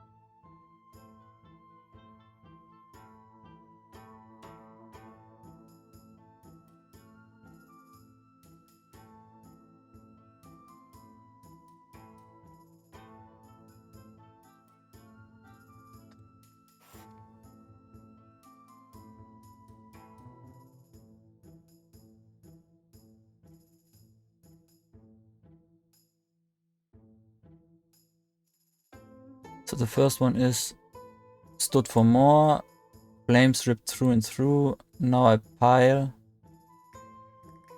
Do you wish to say I miss you? In the air, everywhere.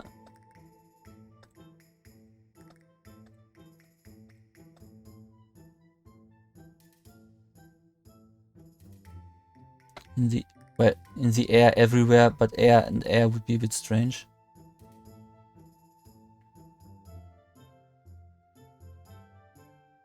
Cloud.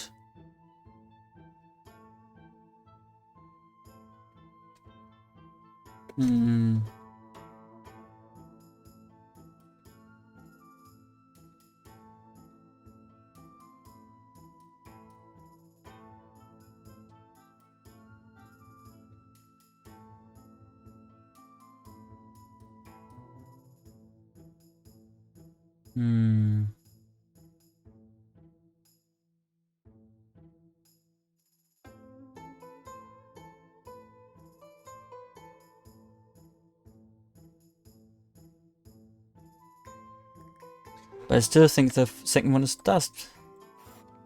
But the first one is burned. ash? Because that's what is the result of something burnt down.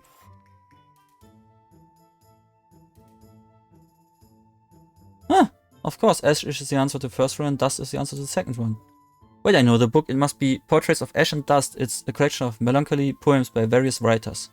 Surely that's the one. You can find it in bookcase number 3 right behind us.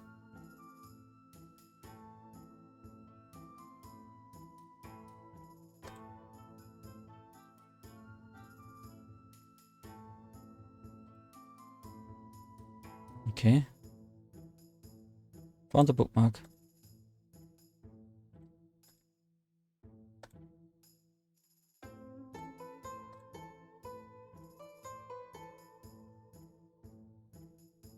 That is Beaumay's bookmark. We've beaten you now, you rascal. And all thanks to your favorite visitor, DRNG. I'm glad I could help. Now onto some pressing business of my own. About your sibling rivalry?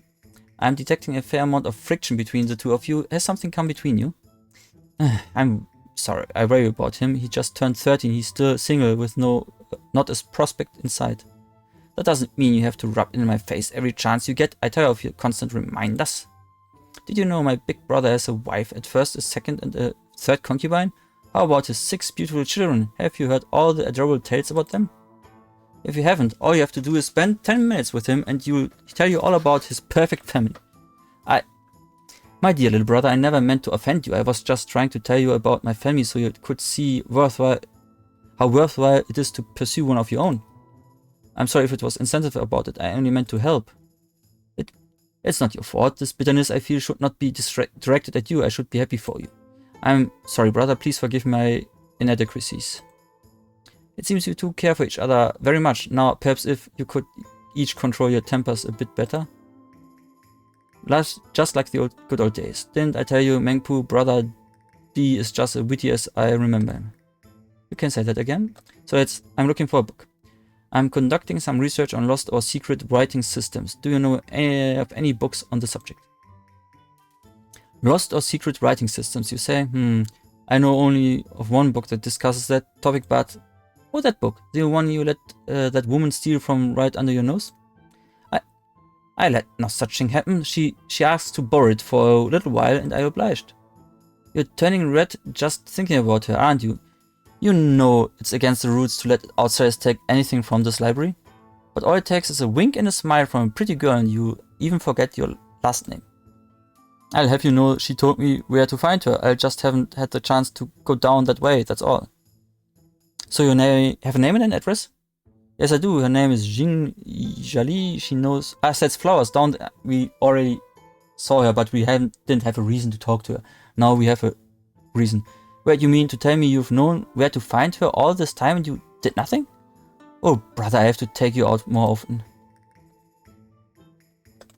Thank you, very helpful. Come back soon. Always welcome. Fine.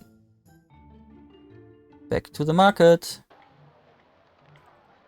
And to the flower woman.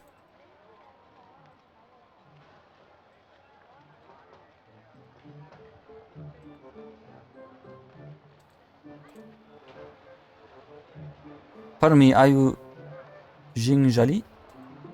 Yes, do we know each other? My memory is not what it used to be. No, never met. I'm Magistrate DRNG. I'm with the Justice Department. Oh, please forgive my impertinence, Your Excellency. I'm not accustomed to meeting court officials. There's nothing to forgive. We may forego the formalities for now. Were you looking to buy some flowers then? I'm afraid I have much more serious matters to ask you about. Ask me? I doubt I know anything of importance, and even if I did, I probably can't remember it. But feel free to ask what you want. You mentioned you have trouble remembering. What did you mean? Well, 2 years ago I was in a carriage accident. I don't recall much of it except for waking up in the ditch. But from that point on, my memory has been unreliable. Some people who witnessed the incident later told me that the carriage had fallen over and that I was lucky only to have bumped my head. But shortly after I realized something was terribly wrong. I couldn't remember certain things about my past, about myself. Where I grew up, my siblings, names, what I like to eat, these memories seemed faded and out of reach. Even new memories can be hard to retain unless I make a concerted effort. That's unfortunate, but you seem to be doing well. Some days are better than others. Visual cues usually help jog my memory, so I often write things down. What do you mean by visual cues? Often seeing a word or drawing can trigger my memory. Even a familiar object sometimes has the same effect. That's how I remembered my hometown. I couldn't recall the name of the village I grew up in until I stumbled onto a lucky charm my mother had given me before I left. Tell me about yourself. Have you always sewed flowers for a living? I grew up in the southern province of Jingnan. My parents sewed flowers at the local market for as long as I can remember. They taught me the trade when I was still little. But as I got older, I grew tired of the countryside and moved to the city. Jiangnan has been my home ever since.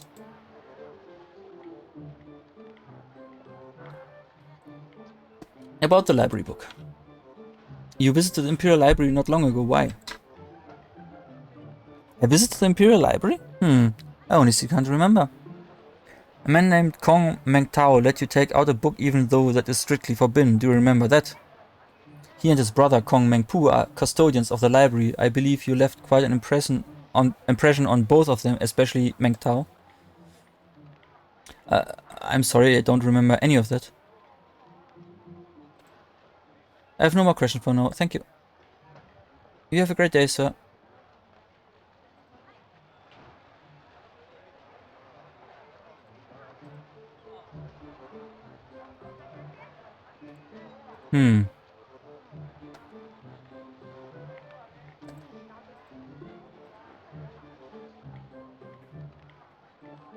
Ah.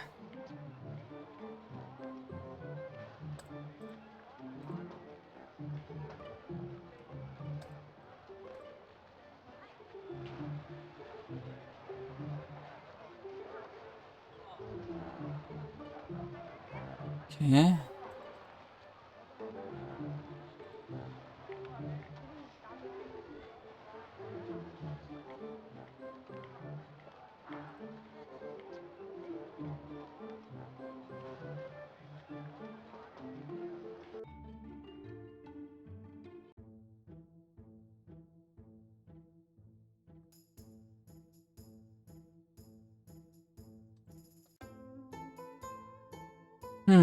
Can't talk to them or to her anymore, it seems. Well, I guess we still have now the... Ah, there's a rose. A silk rose? There's no doubt about it. He's leaving a breadcrumb trail for me to follow. But why plant a fake rose in a real flower pot? The stem is wet. The soil in this pot is wet like it's been watered. But why go through the trouble of planting and watering a fake rose? Unless it's meant to draw my attention. Aha, there's something buried in the soil. Wooden contraption added to inventory.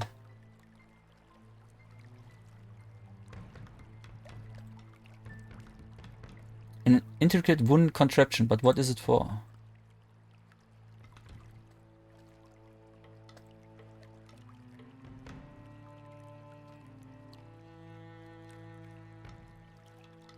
This must be the boat the killer used for his getaway after he murdered Zhuang Kiki on the Paradise Cloud. And there's the door. And you need the one. You need that one on the right. There it is.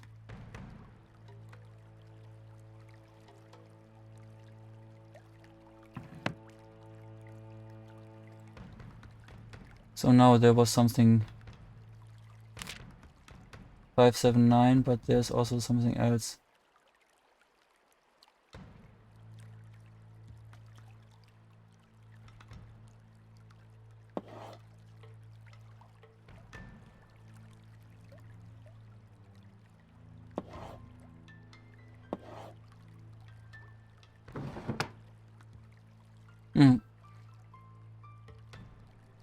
The handle's reset, but the door is still locked. Yes.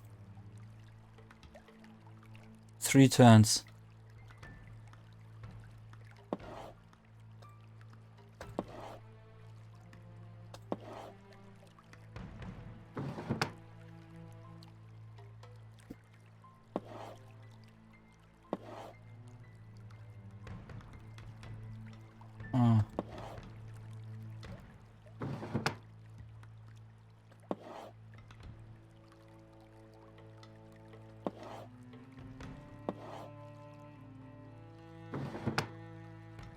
Huh.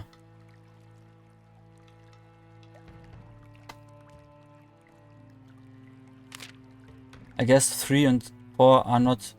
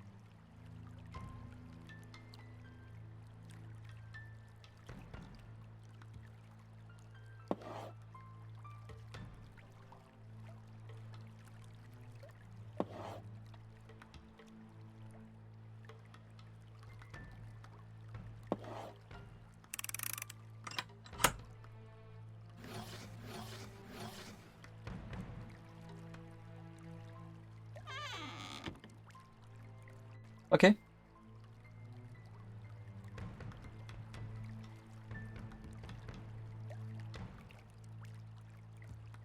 Here's the leftover silk Han Zedong stole from Gu Chuan. Crafted each rose meticulously with this material.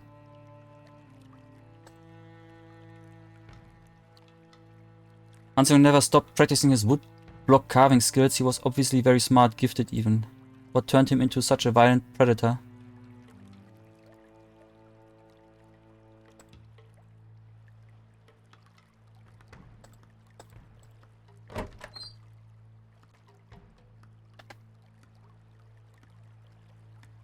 It reads the Silk Rose Assassins. Zhu Linfei, beloved daughter of Zhu Dan.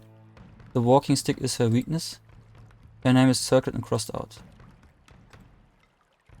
Ji Wenyan, beloved wife of Lam Haifeng. The book is her weakness, crossed out. Empress Wu, mother of the roses. They are her weaknesses. Her name is circled. So all of these were... The note was removed from here. Can't make out what's left of it. So they were all... Zhuan Kiki, they were all involved with the Empress. Unattached, must use force. The bodyguard? Is the bodyguard left from her? Yeah, the woman's script is the key. Like I said, it's a woman alphabet.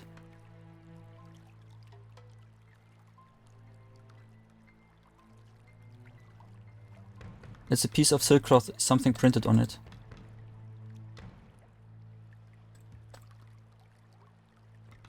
It's a piece of silk cloth with an odd symbol print on it. It must be the symbol of Guchuan Han Zedong practicing. Its style resembles that of the 6 mysterious characters left at the crime scene.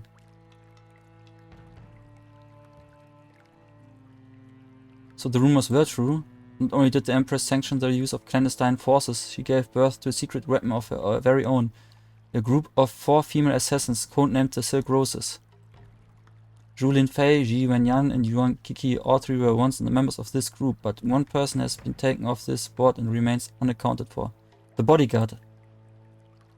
Highly skilled and intelligent, they used a secret writing system called the Woman's Script to communicate, which means the Empress herself must know this language as well. But each of them returned to a normal life around 2 months ago. Where the Silk Roses disbanded? Yes, it makes perfect sense. Once the Empress officially took over power, it would have been politically untenable for her to condone such affection within her own regime. It had to be swept under the rug. But somehow Han Zedong found out about all these and orchestrated a plot to take out the Silk Roses one by one. How did he know about them? Did he witness one of the Silk Roses kill someone? Or worse, was he related to one of their targets? Whatever the reason, his plan was ultimately aimed at taking out the person who started it all. But how does he intend to reach the Empress? She is virtually untouchable within the confines of the royal palace. Unless he's luring her out, she's walking straight into his trap.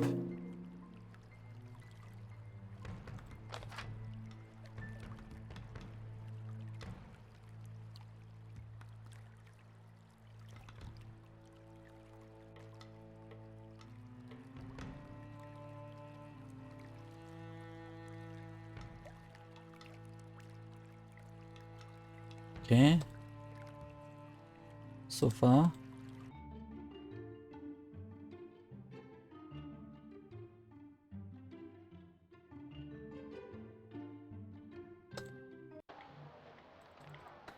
Well, she is not the bodyguard, she is the fourth one. She can't remember because of the...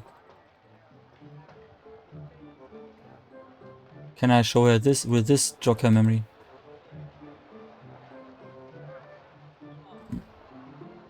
No, I... Hmm.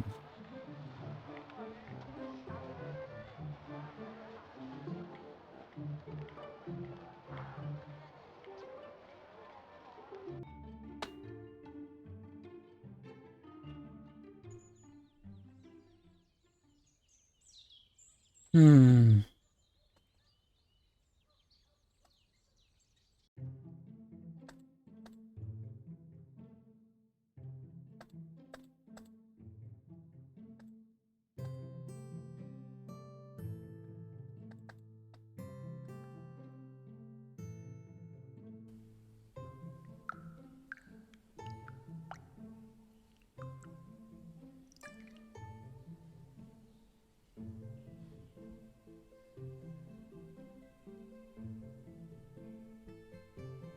Hmm.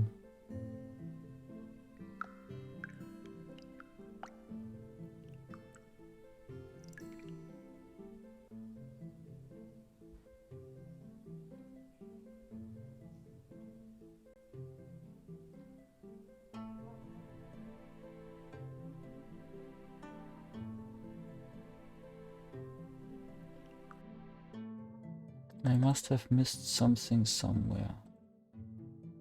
The library, maybe? Or something. Because she can't remember, she needs something to see. The when the market, she says she needs something to see. Do we have anything?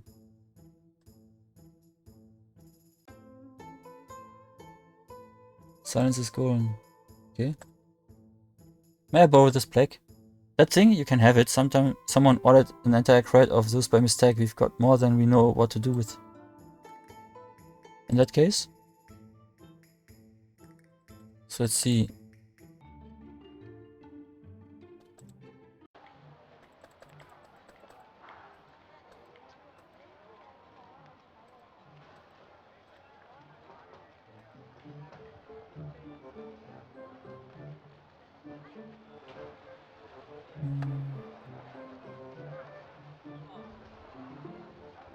Does this look familiar? Yes, it does. Where have I seen this before? Of course, it's a plaque from the Imperial Library. That's where I met those two funny brothers. The Totem was particularly nice. He let me take a book with me, but I don't remember reading the book or where I put it. Oh dear, they must think I stole it. I should go back there and apologize. This happens to me all the time. Memories fade in and out, and what's worse, I lose things constantly. Do you know why you took out the book about obscure writing systems? Is that what it was? It's not coming back to me. I can't think of why I would have been interested in that. I'm so sorry, I wish could somehow remember more. Can I... Is that now? Does this symbol mean anything to you? Yes, I recognize it. The symbol, I've been researching for it. It's something from my past that I did not want to forget. But now it feels like an entire part of my past has been unlocked. I can remember. So... he maybe did not have killed her, or she was not a target anymore because she did not remember, and now she remembers? Growing up in a small village, a young girl like me had little chance of learning how to read or write, or at least that's what the man believed. My mother and others like her secretly taught their daughters a special writing system, one reserved only for women. We simply called it women's script. Not all girls knew it, of course. It was difficult to learn and even harder to master. But once learned, the script became a way for us sworn sisters to communicate with each other, to explore the magic of the written word through poetry and art. Unfortunately, after my carriage accident, I lost all the ability to read or write a single character. Yet I knew that this knowledge was within me. I just needed to unlock it somewhere. That's why I went to the Imperial Library. I'd hoped that my hunch was true and that, surrounded with all that knowledge, I could find something that could spark my memory. But the book I thought might have answers proved to be useless. It contained no mention of women's script, only languages invented by men and their grand ambitions. men and their grand ambitions. In my frustration, I threw it into the river, but thanks to you and the symbol, it's all coming back. You see, the symbol itself means woman. It is the first character we learned to write. Now I can't wait to return home and practice. I can't let it fade away again. That is remarkable. I had no idea such a script existed. I suppose that is the point. If men want to exclude us, then we have no choice but to create our own paths, far away from your judgments and suspicions. What do you mean with your judgments? I do judge, but not gender-wise. Point well taken. Let's hope men and women can continue to strive for a better union.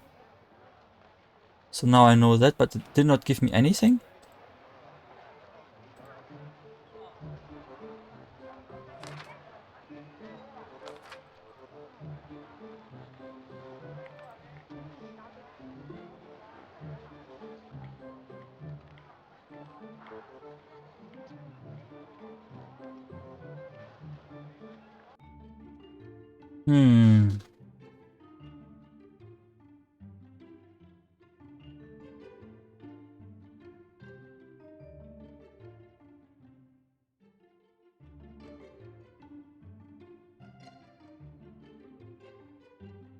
Oh wait. It's not the only symbol I have with me. I still have the folder from the messages when he killed.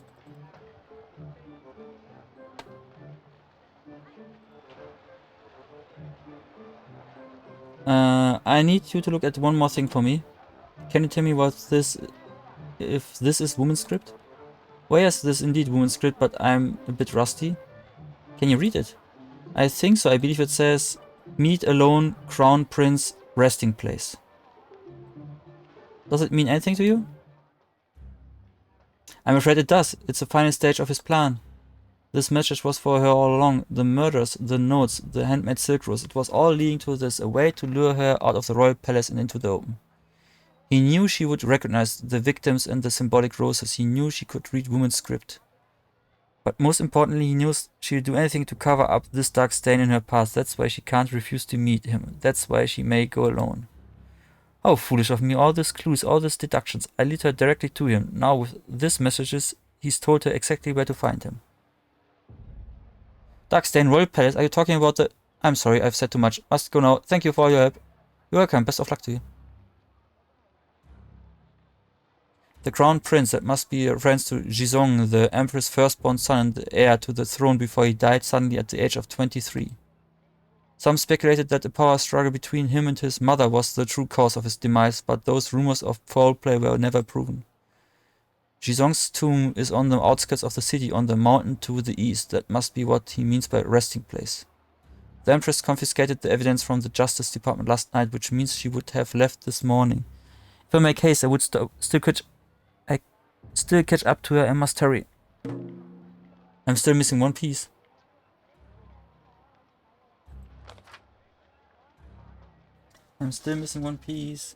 But do I get this piece or do I have to go up there? I can't think of anything we can do here anymore. I've talked to everyone over everything. We can only go there.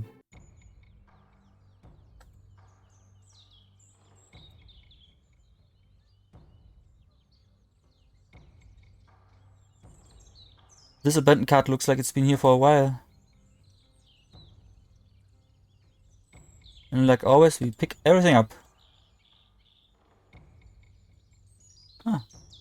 There's a great wall in the background. There the bodyguard is. Commander Zhao. DRNG. She's wounded. What happened here? Her Majesty's in peril. You must save her. That madman ambushed us. You're hurt. Never mind. That the Empress is trapped inside the tomb. You have to get her out before she drowns. That wound looks bad. It's nothing. The Empress is all that matters now. I shouldn't have let Her Majesty fall for that trap. I should have protected her. You did your best. You did everything you could under the circumstances. Han Zedong was in control. Don't give up on yourself now. Think of the loved ones who care for you. Think of your mother? What are you talking about? My mother passed away a long time ago. Never mind that. Fight for your own survival. Stay strong. Was there something we would know? Tell me what happened. How was the Empress ambushed? Earlier this morning, the Empress asked me to come with her on an important mission. She wouldn't tell me anything about it, only that it needed to be kept secret. When we arrived, the tomb entrance was open. I could sense the danger, but she said she had to go in. I wasn't going to let her go by herself, so we entered the tomb. As we made our way into the inner corridor, a booby trap was set off. The Empress pushed me out of the way before a large metal gate trapped her inside. That's when I saw him. He opened the water valve and ran for the exit. You mean Han Zedong? Is that his name? I told you, the Empress didn't tell me anything. I chased him down these stairs, but he managed to surprise me with a strike of his dagger. But the scoundrel never saw my riposte coming either. With all my strength, I thrust my sword into his ribcage. The trail of blood behind you, follow it, Renji. I'm certain he could not have made it very far. Hang in there.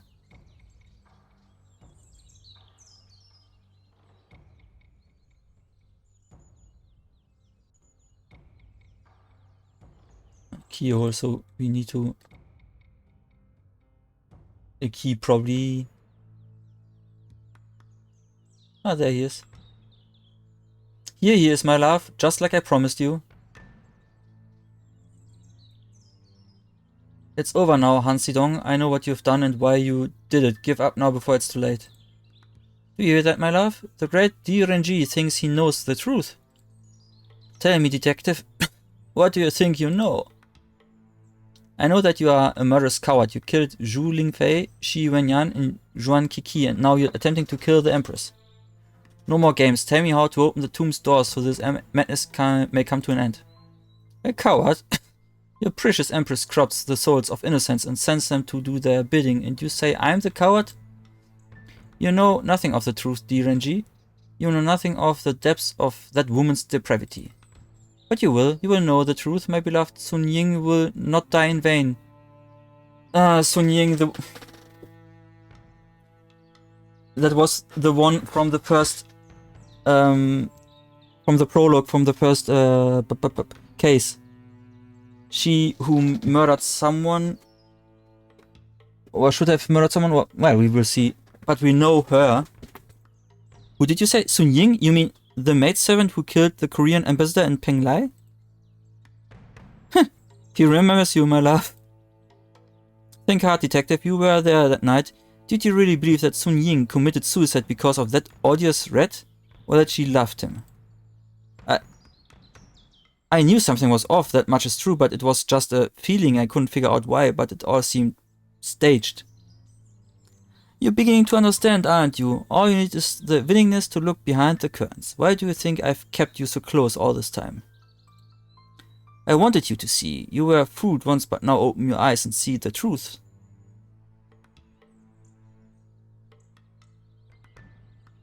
Sun Ying was an assassin. She was a member of the Silk Roses, the fourth member whose name you removed from your board. Ah, okay, that also makes sense then. Fine, you're catching on. Her real name was Gong Zhaojia. Yeah, Zhaojia. She was the very first Silk Rose recruited by the Consort Hu. A trained assassin of the highest order, she excelled at becoming invisible. She could become anyone, make you believe anything. Do you see now? Yes, I'm starting to see. Ambassador Choi's death was made to look like a love affair gone wrong, but it was in fact an assassination order by Consort Hu. It was all perfectly staged. First, Sun Ying infiltrated the staff, an easy task that could have been achieved by bribing the previous maidservant. Then she manufactured a romance between her and Choi, the central lie that would trick all of us. Once he was hooked, his death could be made to look like a crime of passion instead of a politically motivated assassination. That's it, go on. Consort Hu knew that she could pick up the pieces of the stalled treaty if it looked like the Korean ambassador was also at fault. The emperor was sick and she was on the brink of power. Securing the credit for such a marquee treaty was ultimately what she was after. She saw an opportunity to gain more ground in her fight for the throne at the expense of her husband's legacy. She seized the moment. But why the suicide? Why did Sun Ying have to die? He's almost there, my love. Sacrifice, solidarity, and sisterhood, that was their creed. The Silk Roses were formed for one purpose only, to bolster the campaign for the first female empress. At any and all cost. Now do you understand why that ruthless tyrant must be eliminated? She poisoned the hearts of those women for her own gain. Is there any worst crime? But you are the one who killed them and took their hearts. Why not spare them if you blamed the empress? I took their hearts so they could be cleansed and redeemed. They no longer suffer the stain of corruption and shame because of it. You would kill just to appease your own morbid sense of justice? These women deserved better than that. You are the one who's been blinded by vengeance and hatred. I had to do it for Sun Ying. I had to be strong. Isn't that right, my love? She turned you against me, but now can you see what I am capable of? We were inseparable as children. We were supposed to grow old together until that monster sank her claws into you. Suddenly you changed, said that I was too weak to understand your new purpose. But don't you see how strong I've become, my love?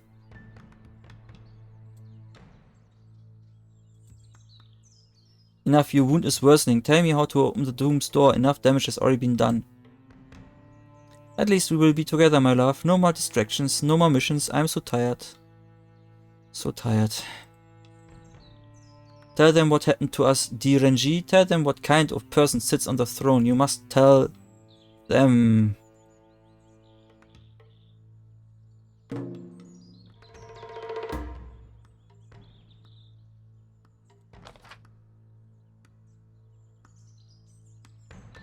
Okay, now we know. He's dead. Commander Yao's sword landed a fatal strike. He was never going to make it.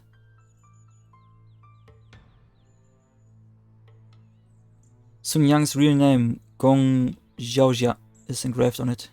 Xiaojia. Han Xidong must have known he may not survive an encounter with the Empress. His final steps were always going to lead him back here, back to her side.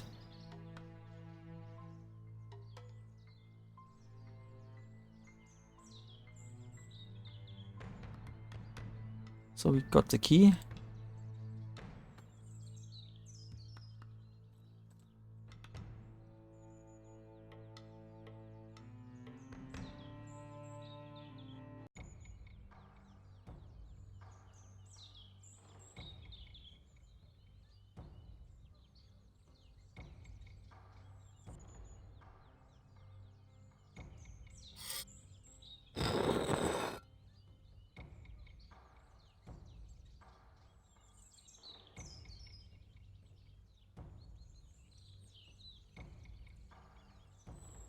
But okay, the elements, but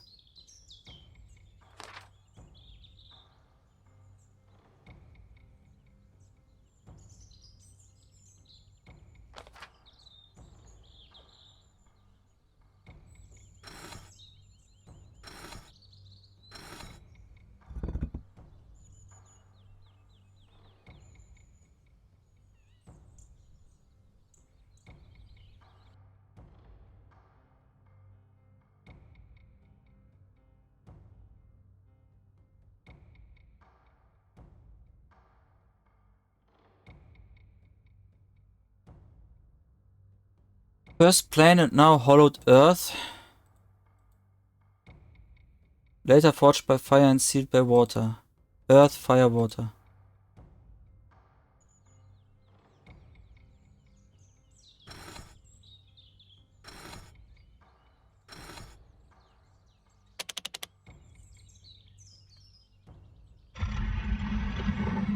Isn't it nice if the key is right in front of the door?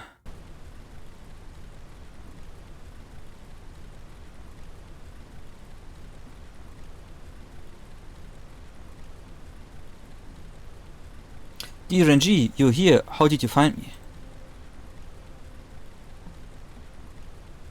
I followed Han Sidong's trail. So you know about him? Yes, I also know about the Silk Roses and Sun Ying. Then we have much to talk about, but not here, not now. You're right, I will not delay your rescue if you can make me a promise. A promise? How dare you negotiate with me? I simply want to know the truth. I think I've earned it. If we make it out of here, allow me one more audience with you, but no more secrets, no more lies. Minister Wang and my husband were right. You are quite extraordinary, dear Renji. Very well. You will have your answers. You have my word. Now get me out of here. There's a slot and we have... stone warriors.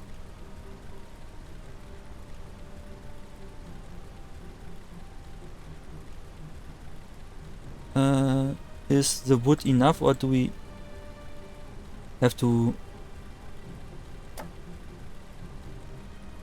It fits. Let's see what happens when I pull the handle.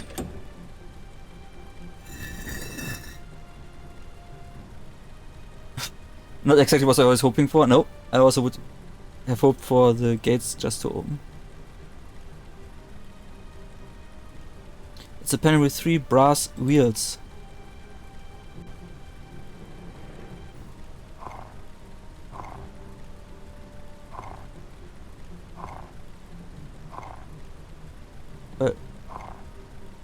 Fire, water?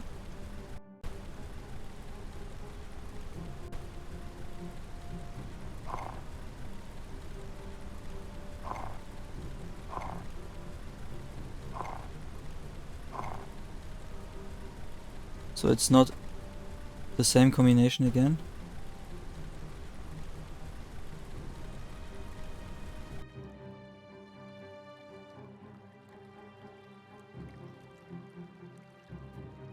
Jizong was Emperor Gaozhang's consort wife's firstborn son. He was the crown prince and heir to the throne, but he did not live to see the 24th birthday. His mysterious death further ignited rumors of foul play within his royal family. His coffin lacks any markings or decorations, perhaps a sign of the mystery that surrounded his premature death. Wooden tablet, so what does it say? He's holding a wooden tablet instead of a weapon.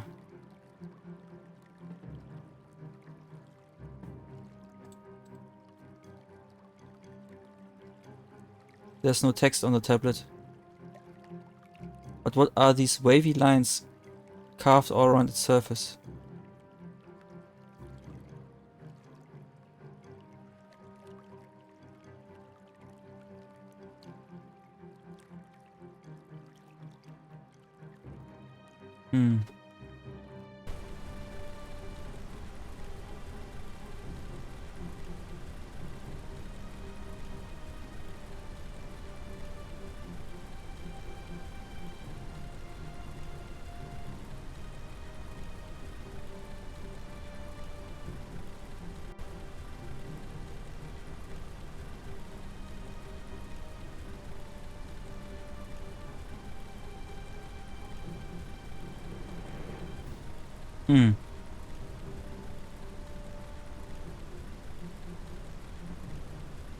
What do they expect? What do they expect?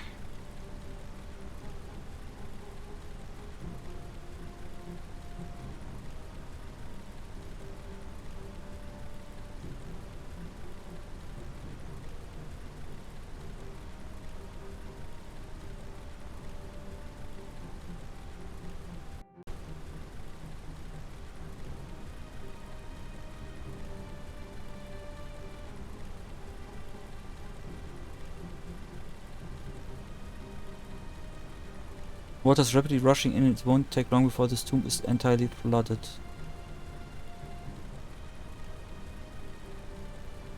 What if the tablet was soaked in water?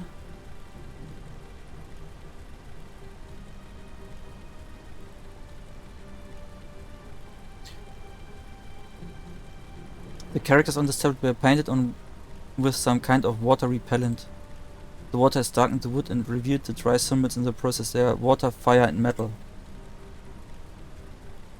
Okay. So we start with water.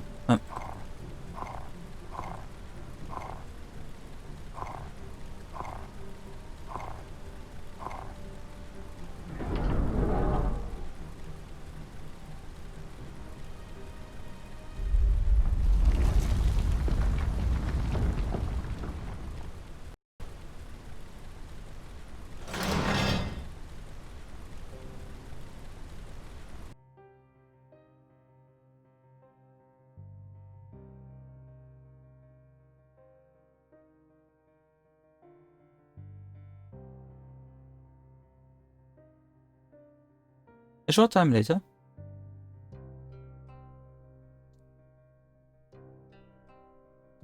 I suppose I should thank you for saving my life, dear Renji. But then again, I seem to remember you questioning my authority twice since your arrival. Perhaps you should be the one thankful you're still a free man. With all due respect, your majesty, inaction in the face of injustice is no freedom at all.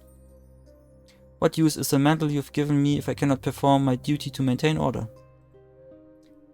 What do you know of order? Do you know how many times I've averted chaos from behind the cloak of obscurity? Our history is full of despicable rulers, callous men who cared for nothing but their own vanity. Do you really think I was the first person with power to ever wield a covert police force, or that I was the first to use fear as a weapon? We all have choices to make. I've made mine and I accept whatever consequences they may bring upon me. But do you accept responsibility for fostering the environment of hatred and secrecy that unleashed Han Zedong? Fostering. You had a hand in creating the monster that he became. The path of fear and intimidation you speak of leads only to death and revolt. And what would you have me do? Sit idly while countless snakes encircling me, waiting for their chance to strike? I am but a lowly servant in a vast imperial court. I do not presume to have all the solutions. But I do know this: if we cannot hold firm to our beliefs in times of adversity, then what meaning is there in holding them at all? I trust, I doubt.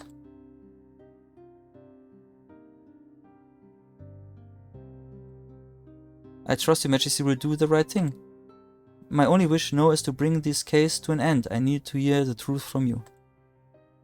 Very well, I will keep my promise. You have my attention.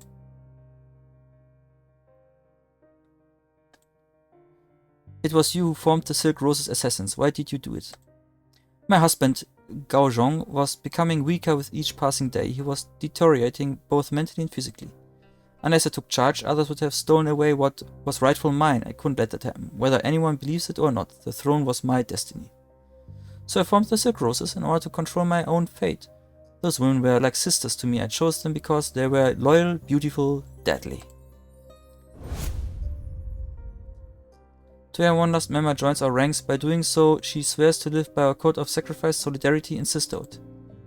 You represent my clearest eyes, my sharpest ears, and my swiftest hands. You may operate in the shadows, but your impact will be felt for generations to come. For far too long our voices have been trampled, but now we will be heard. May you be as fluid and enthralling as the purest of silks, as exquisite and fiery as the reddest of roses, and when the time comes, may the silk run red. Sacrifice, solidarity, and sisterhood.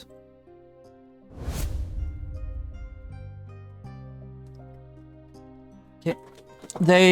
They were like family to me. You could never understand.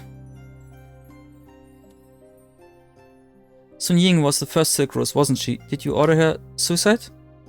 Sun Ying was the first and the best, but that wasn't what made her special.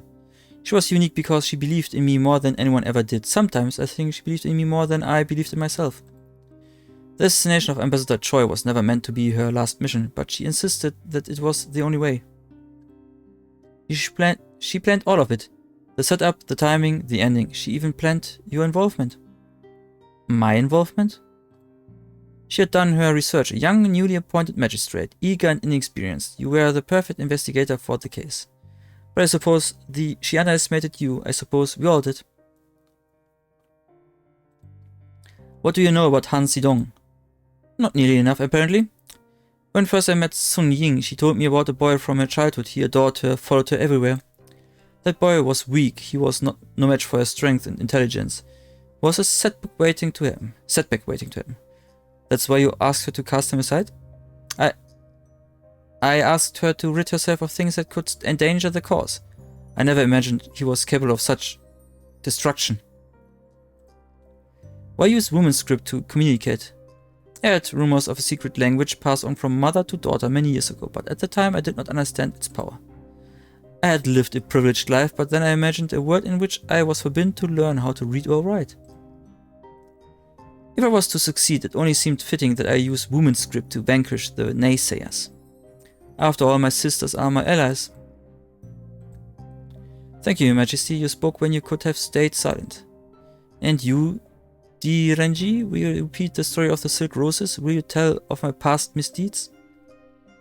Han Zedong's final wishes were for me to tell his story to the world, but this is a story of fear and loathing. What are you saying? You are right about one thing, Your Majesty. You were not the only, nor will you be the last ruler to justify the use of extreme measures. But one thing now sets you apart. These 4 dead women will never ever claim a piece of your conscience. And I believe you will honor their sacrifice. For that reason, I will not speak of the Silk Roses beyond these walls. These people deserve better, they deserve hope. The rest, Your Majesty, is up to you.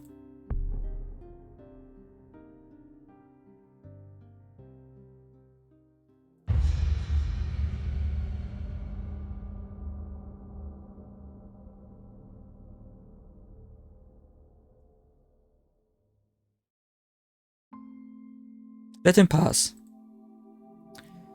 Magistrate D has work to do. The Justice Department needs him.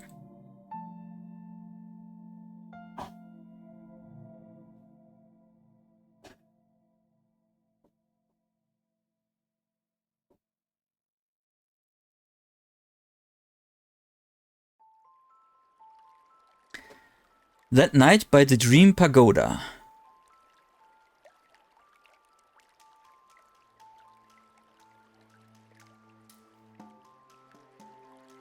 Back here again, but it feels different this time. Something's changed.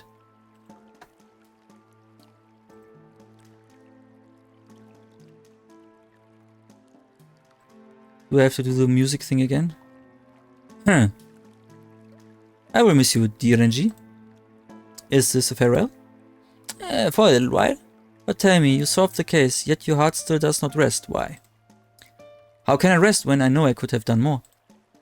Han Zedong was right. From the very beginning, I was fooled into believing that I knew my mission and those I could trust, but the truth eluded me. I believed that it was the Empress who needed saving, but it was Sun Ying who haunted me all along. It was I who needed redemption for my failure in Penglai, my failure to prevent her death. Had I done so, Han Zedong would have never turned into a killer, and perhaps the other roses would have been spared. Greatness cannot be untangled from responsibility and guilt, for not all these in need of saving can be rescued. But where does it all lead? Take the first step and the second will follow, and so on and so forth. In time you will find your path to glory. Rise now to the peak, she is waiting. Thank you, friend. So it's the first that is up there, not the Empress,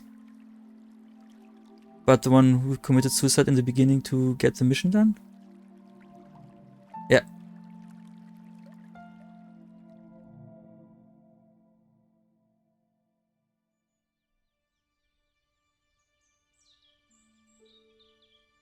I want you to know that I tried my best to save you and the others. Perhaps, to some degree, we all have blood on our hands. That's something I will have to live with for the rest of my life, but I've come to accept that some of us aren't meant to find peace. Some of us must stand alone on guard, ready for the next wrong to be made right, ready to shoulder the heaviest of burdens. This is my responsibility, my duty. I understand that now and I intend to bear it with all my power. May you rest in peace, Sun Ying.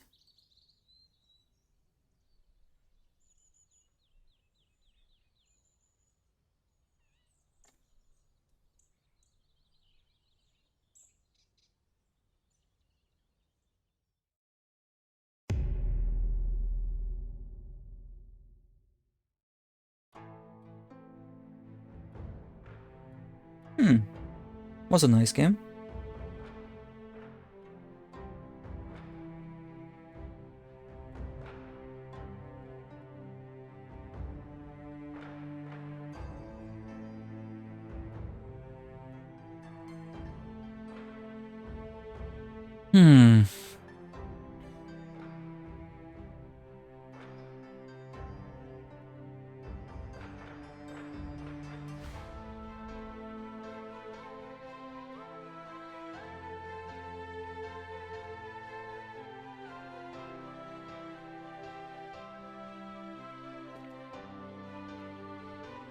Was maybe not too linear would be probably the wrong word, but like you always had to talk about everything, and there was not something that you could miss in regard of anything. But then again, it was just like a kickstarted adventure game that was probably one of the first that they did. So it was just meant to be a linear thing.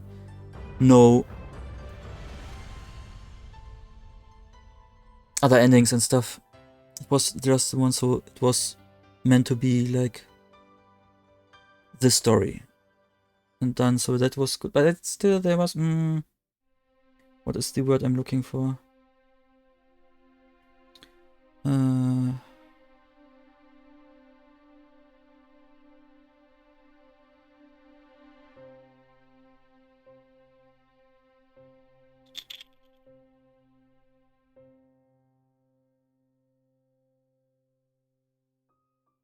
Deductions? Would it be deductions?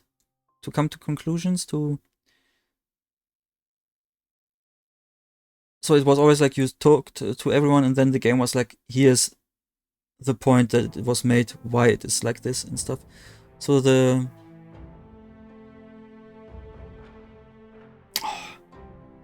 Why I'm struggling today, even worse with my English than normally.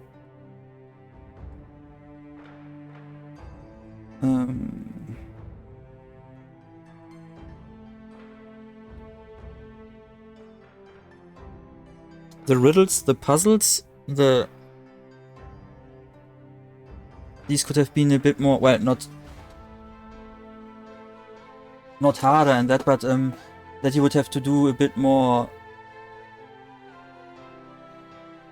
thinking of your own and not just be like, talk to everyone, and then the game is like, here's the point. Well, otherwise it was still quite nice. How long did it take me? 5 hours? So, kinda a short game for me. But then again, often I play the strategy games that have no real ending because you always start a new run. But yes, that was this game. I guess I will play a different game next week.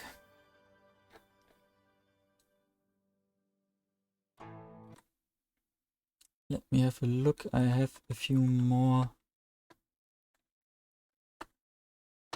The Dark Side Detective. Maybe that one. There are two games in that series, so I could do that one. In keeping with the detective adventure theme.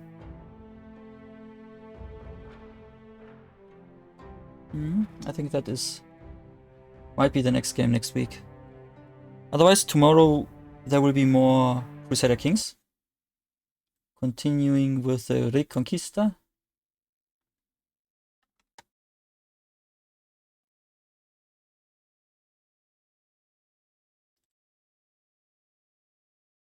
Otherwise, I think I will have an end for today. Let's see if anyone is online that I know.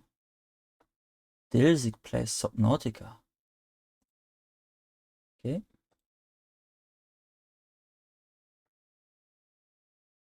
It's always quite entertaining to watch. I can't see who is it at the moment, but both are fun to watch.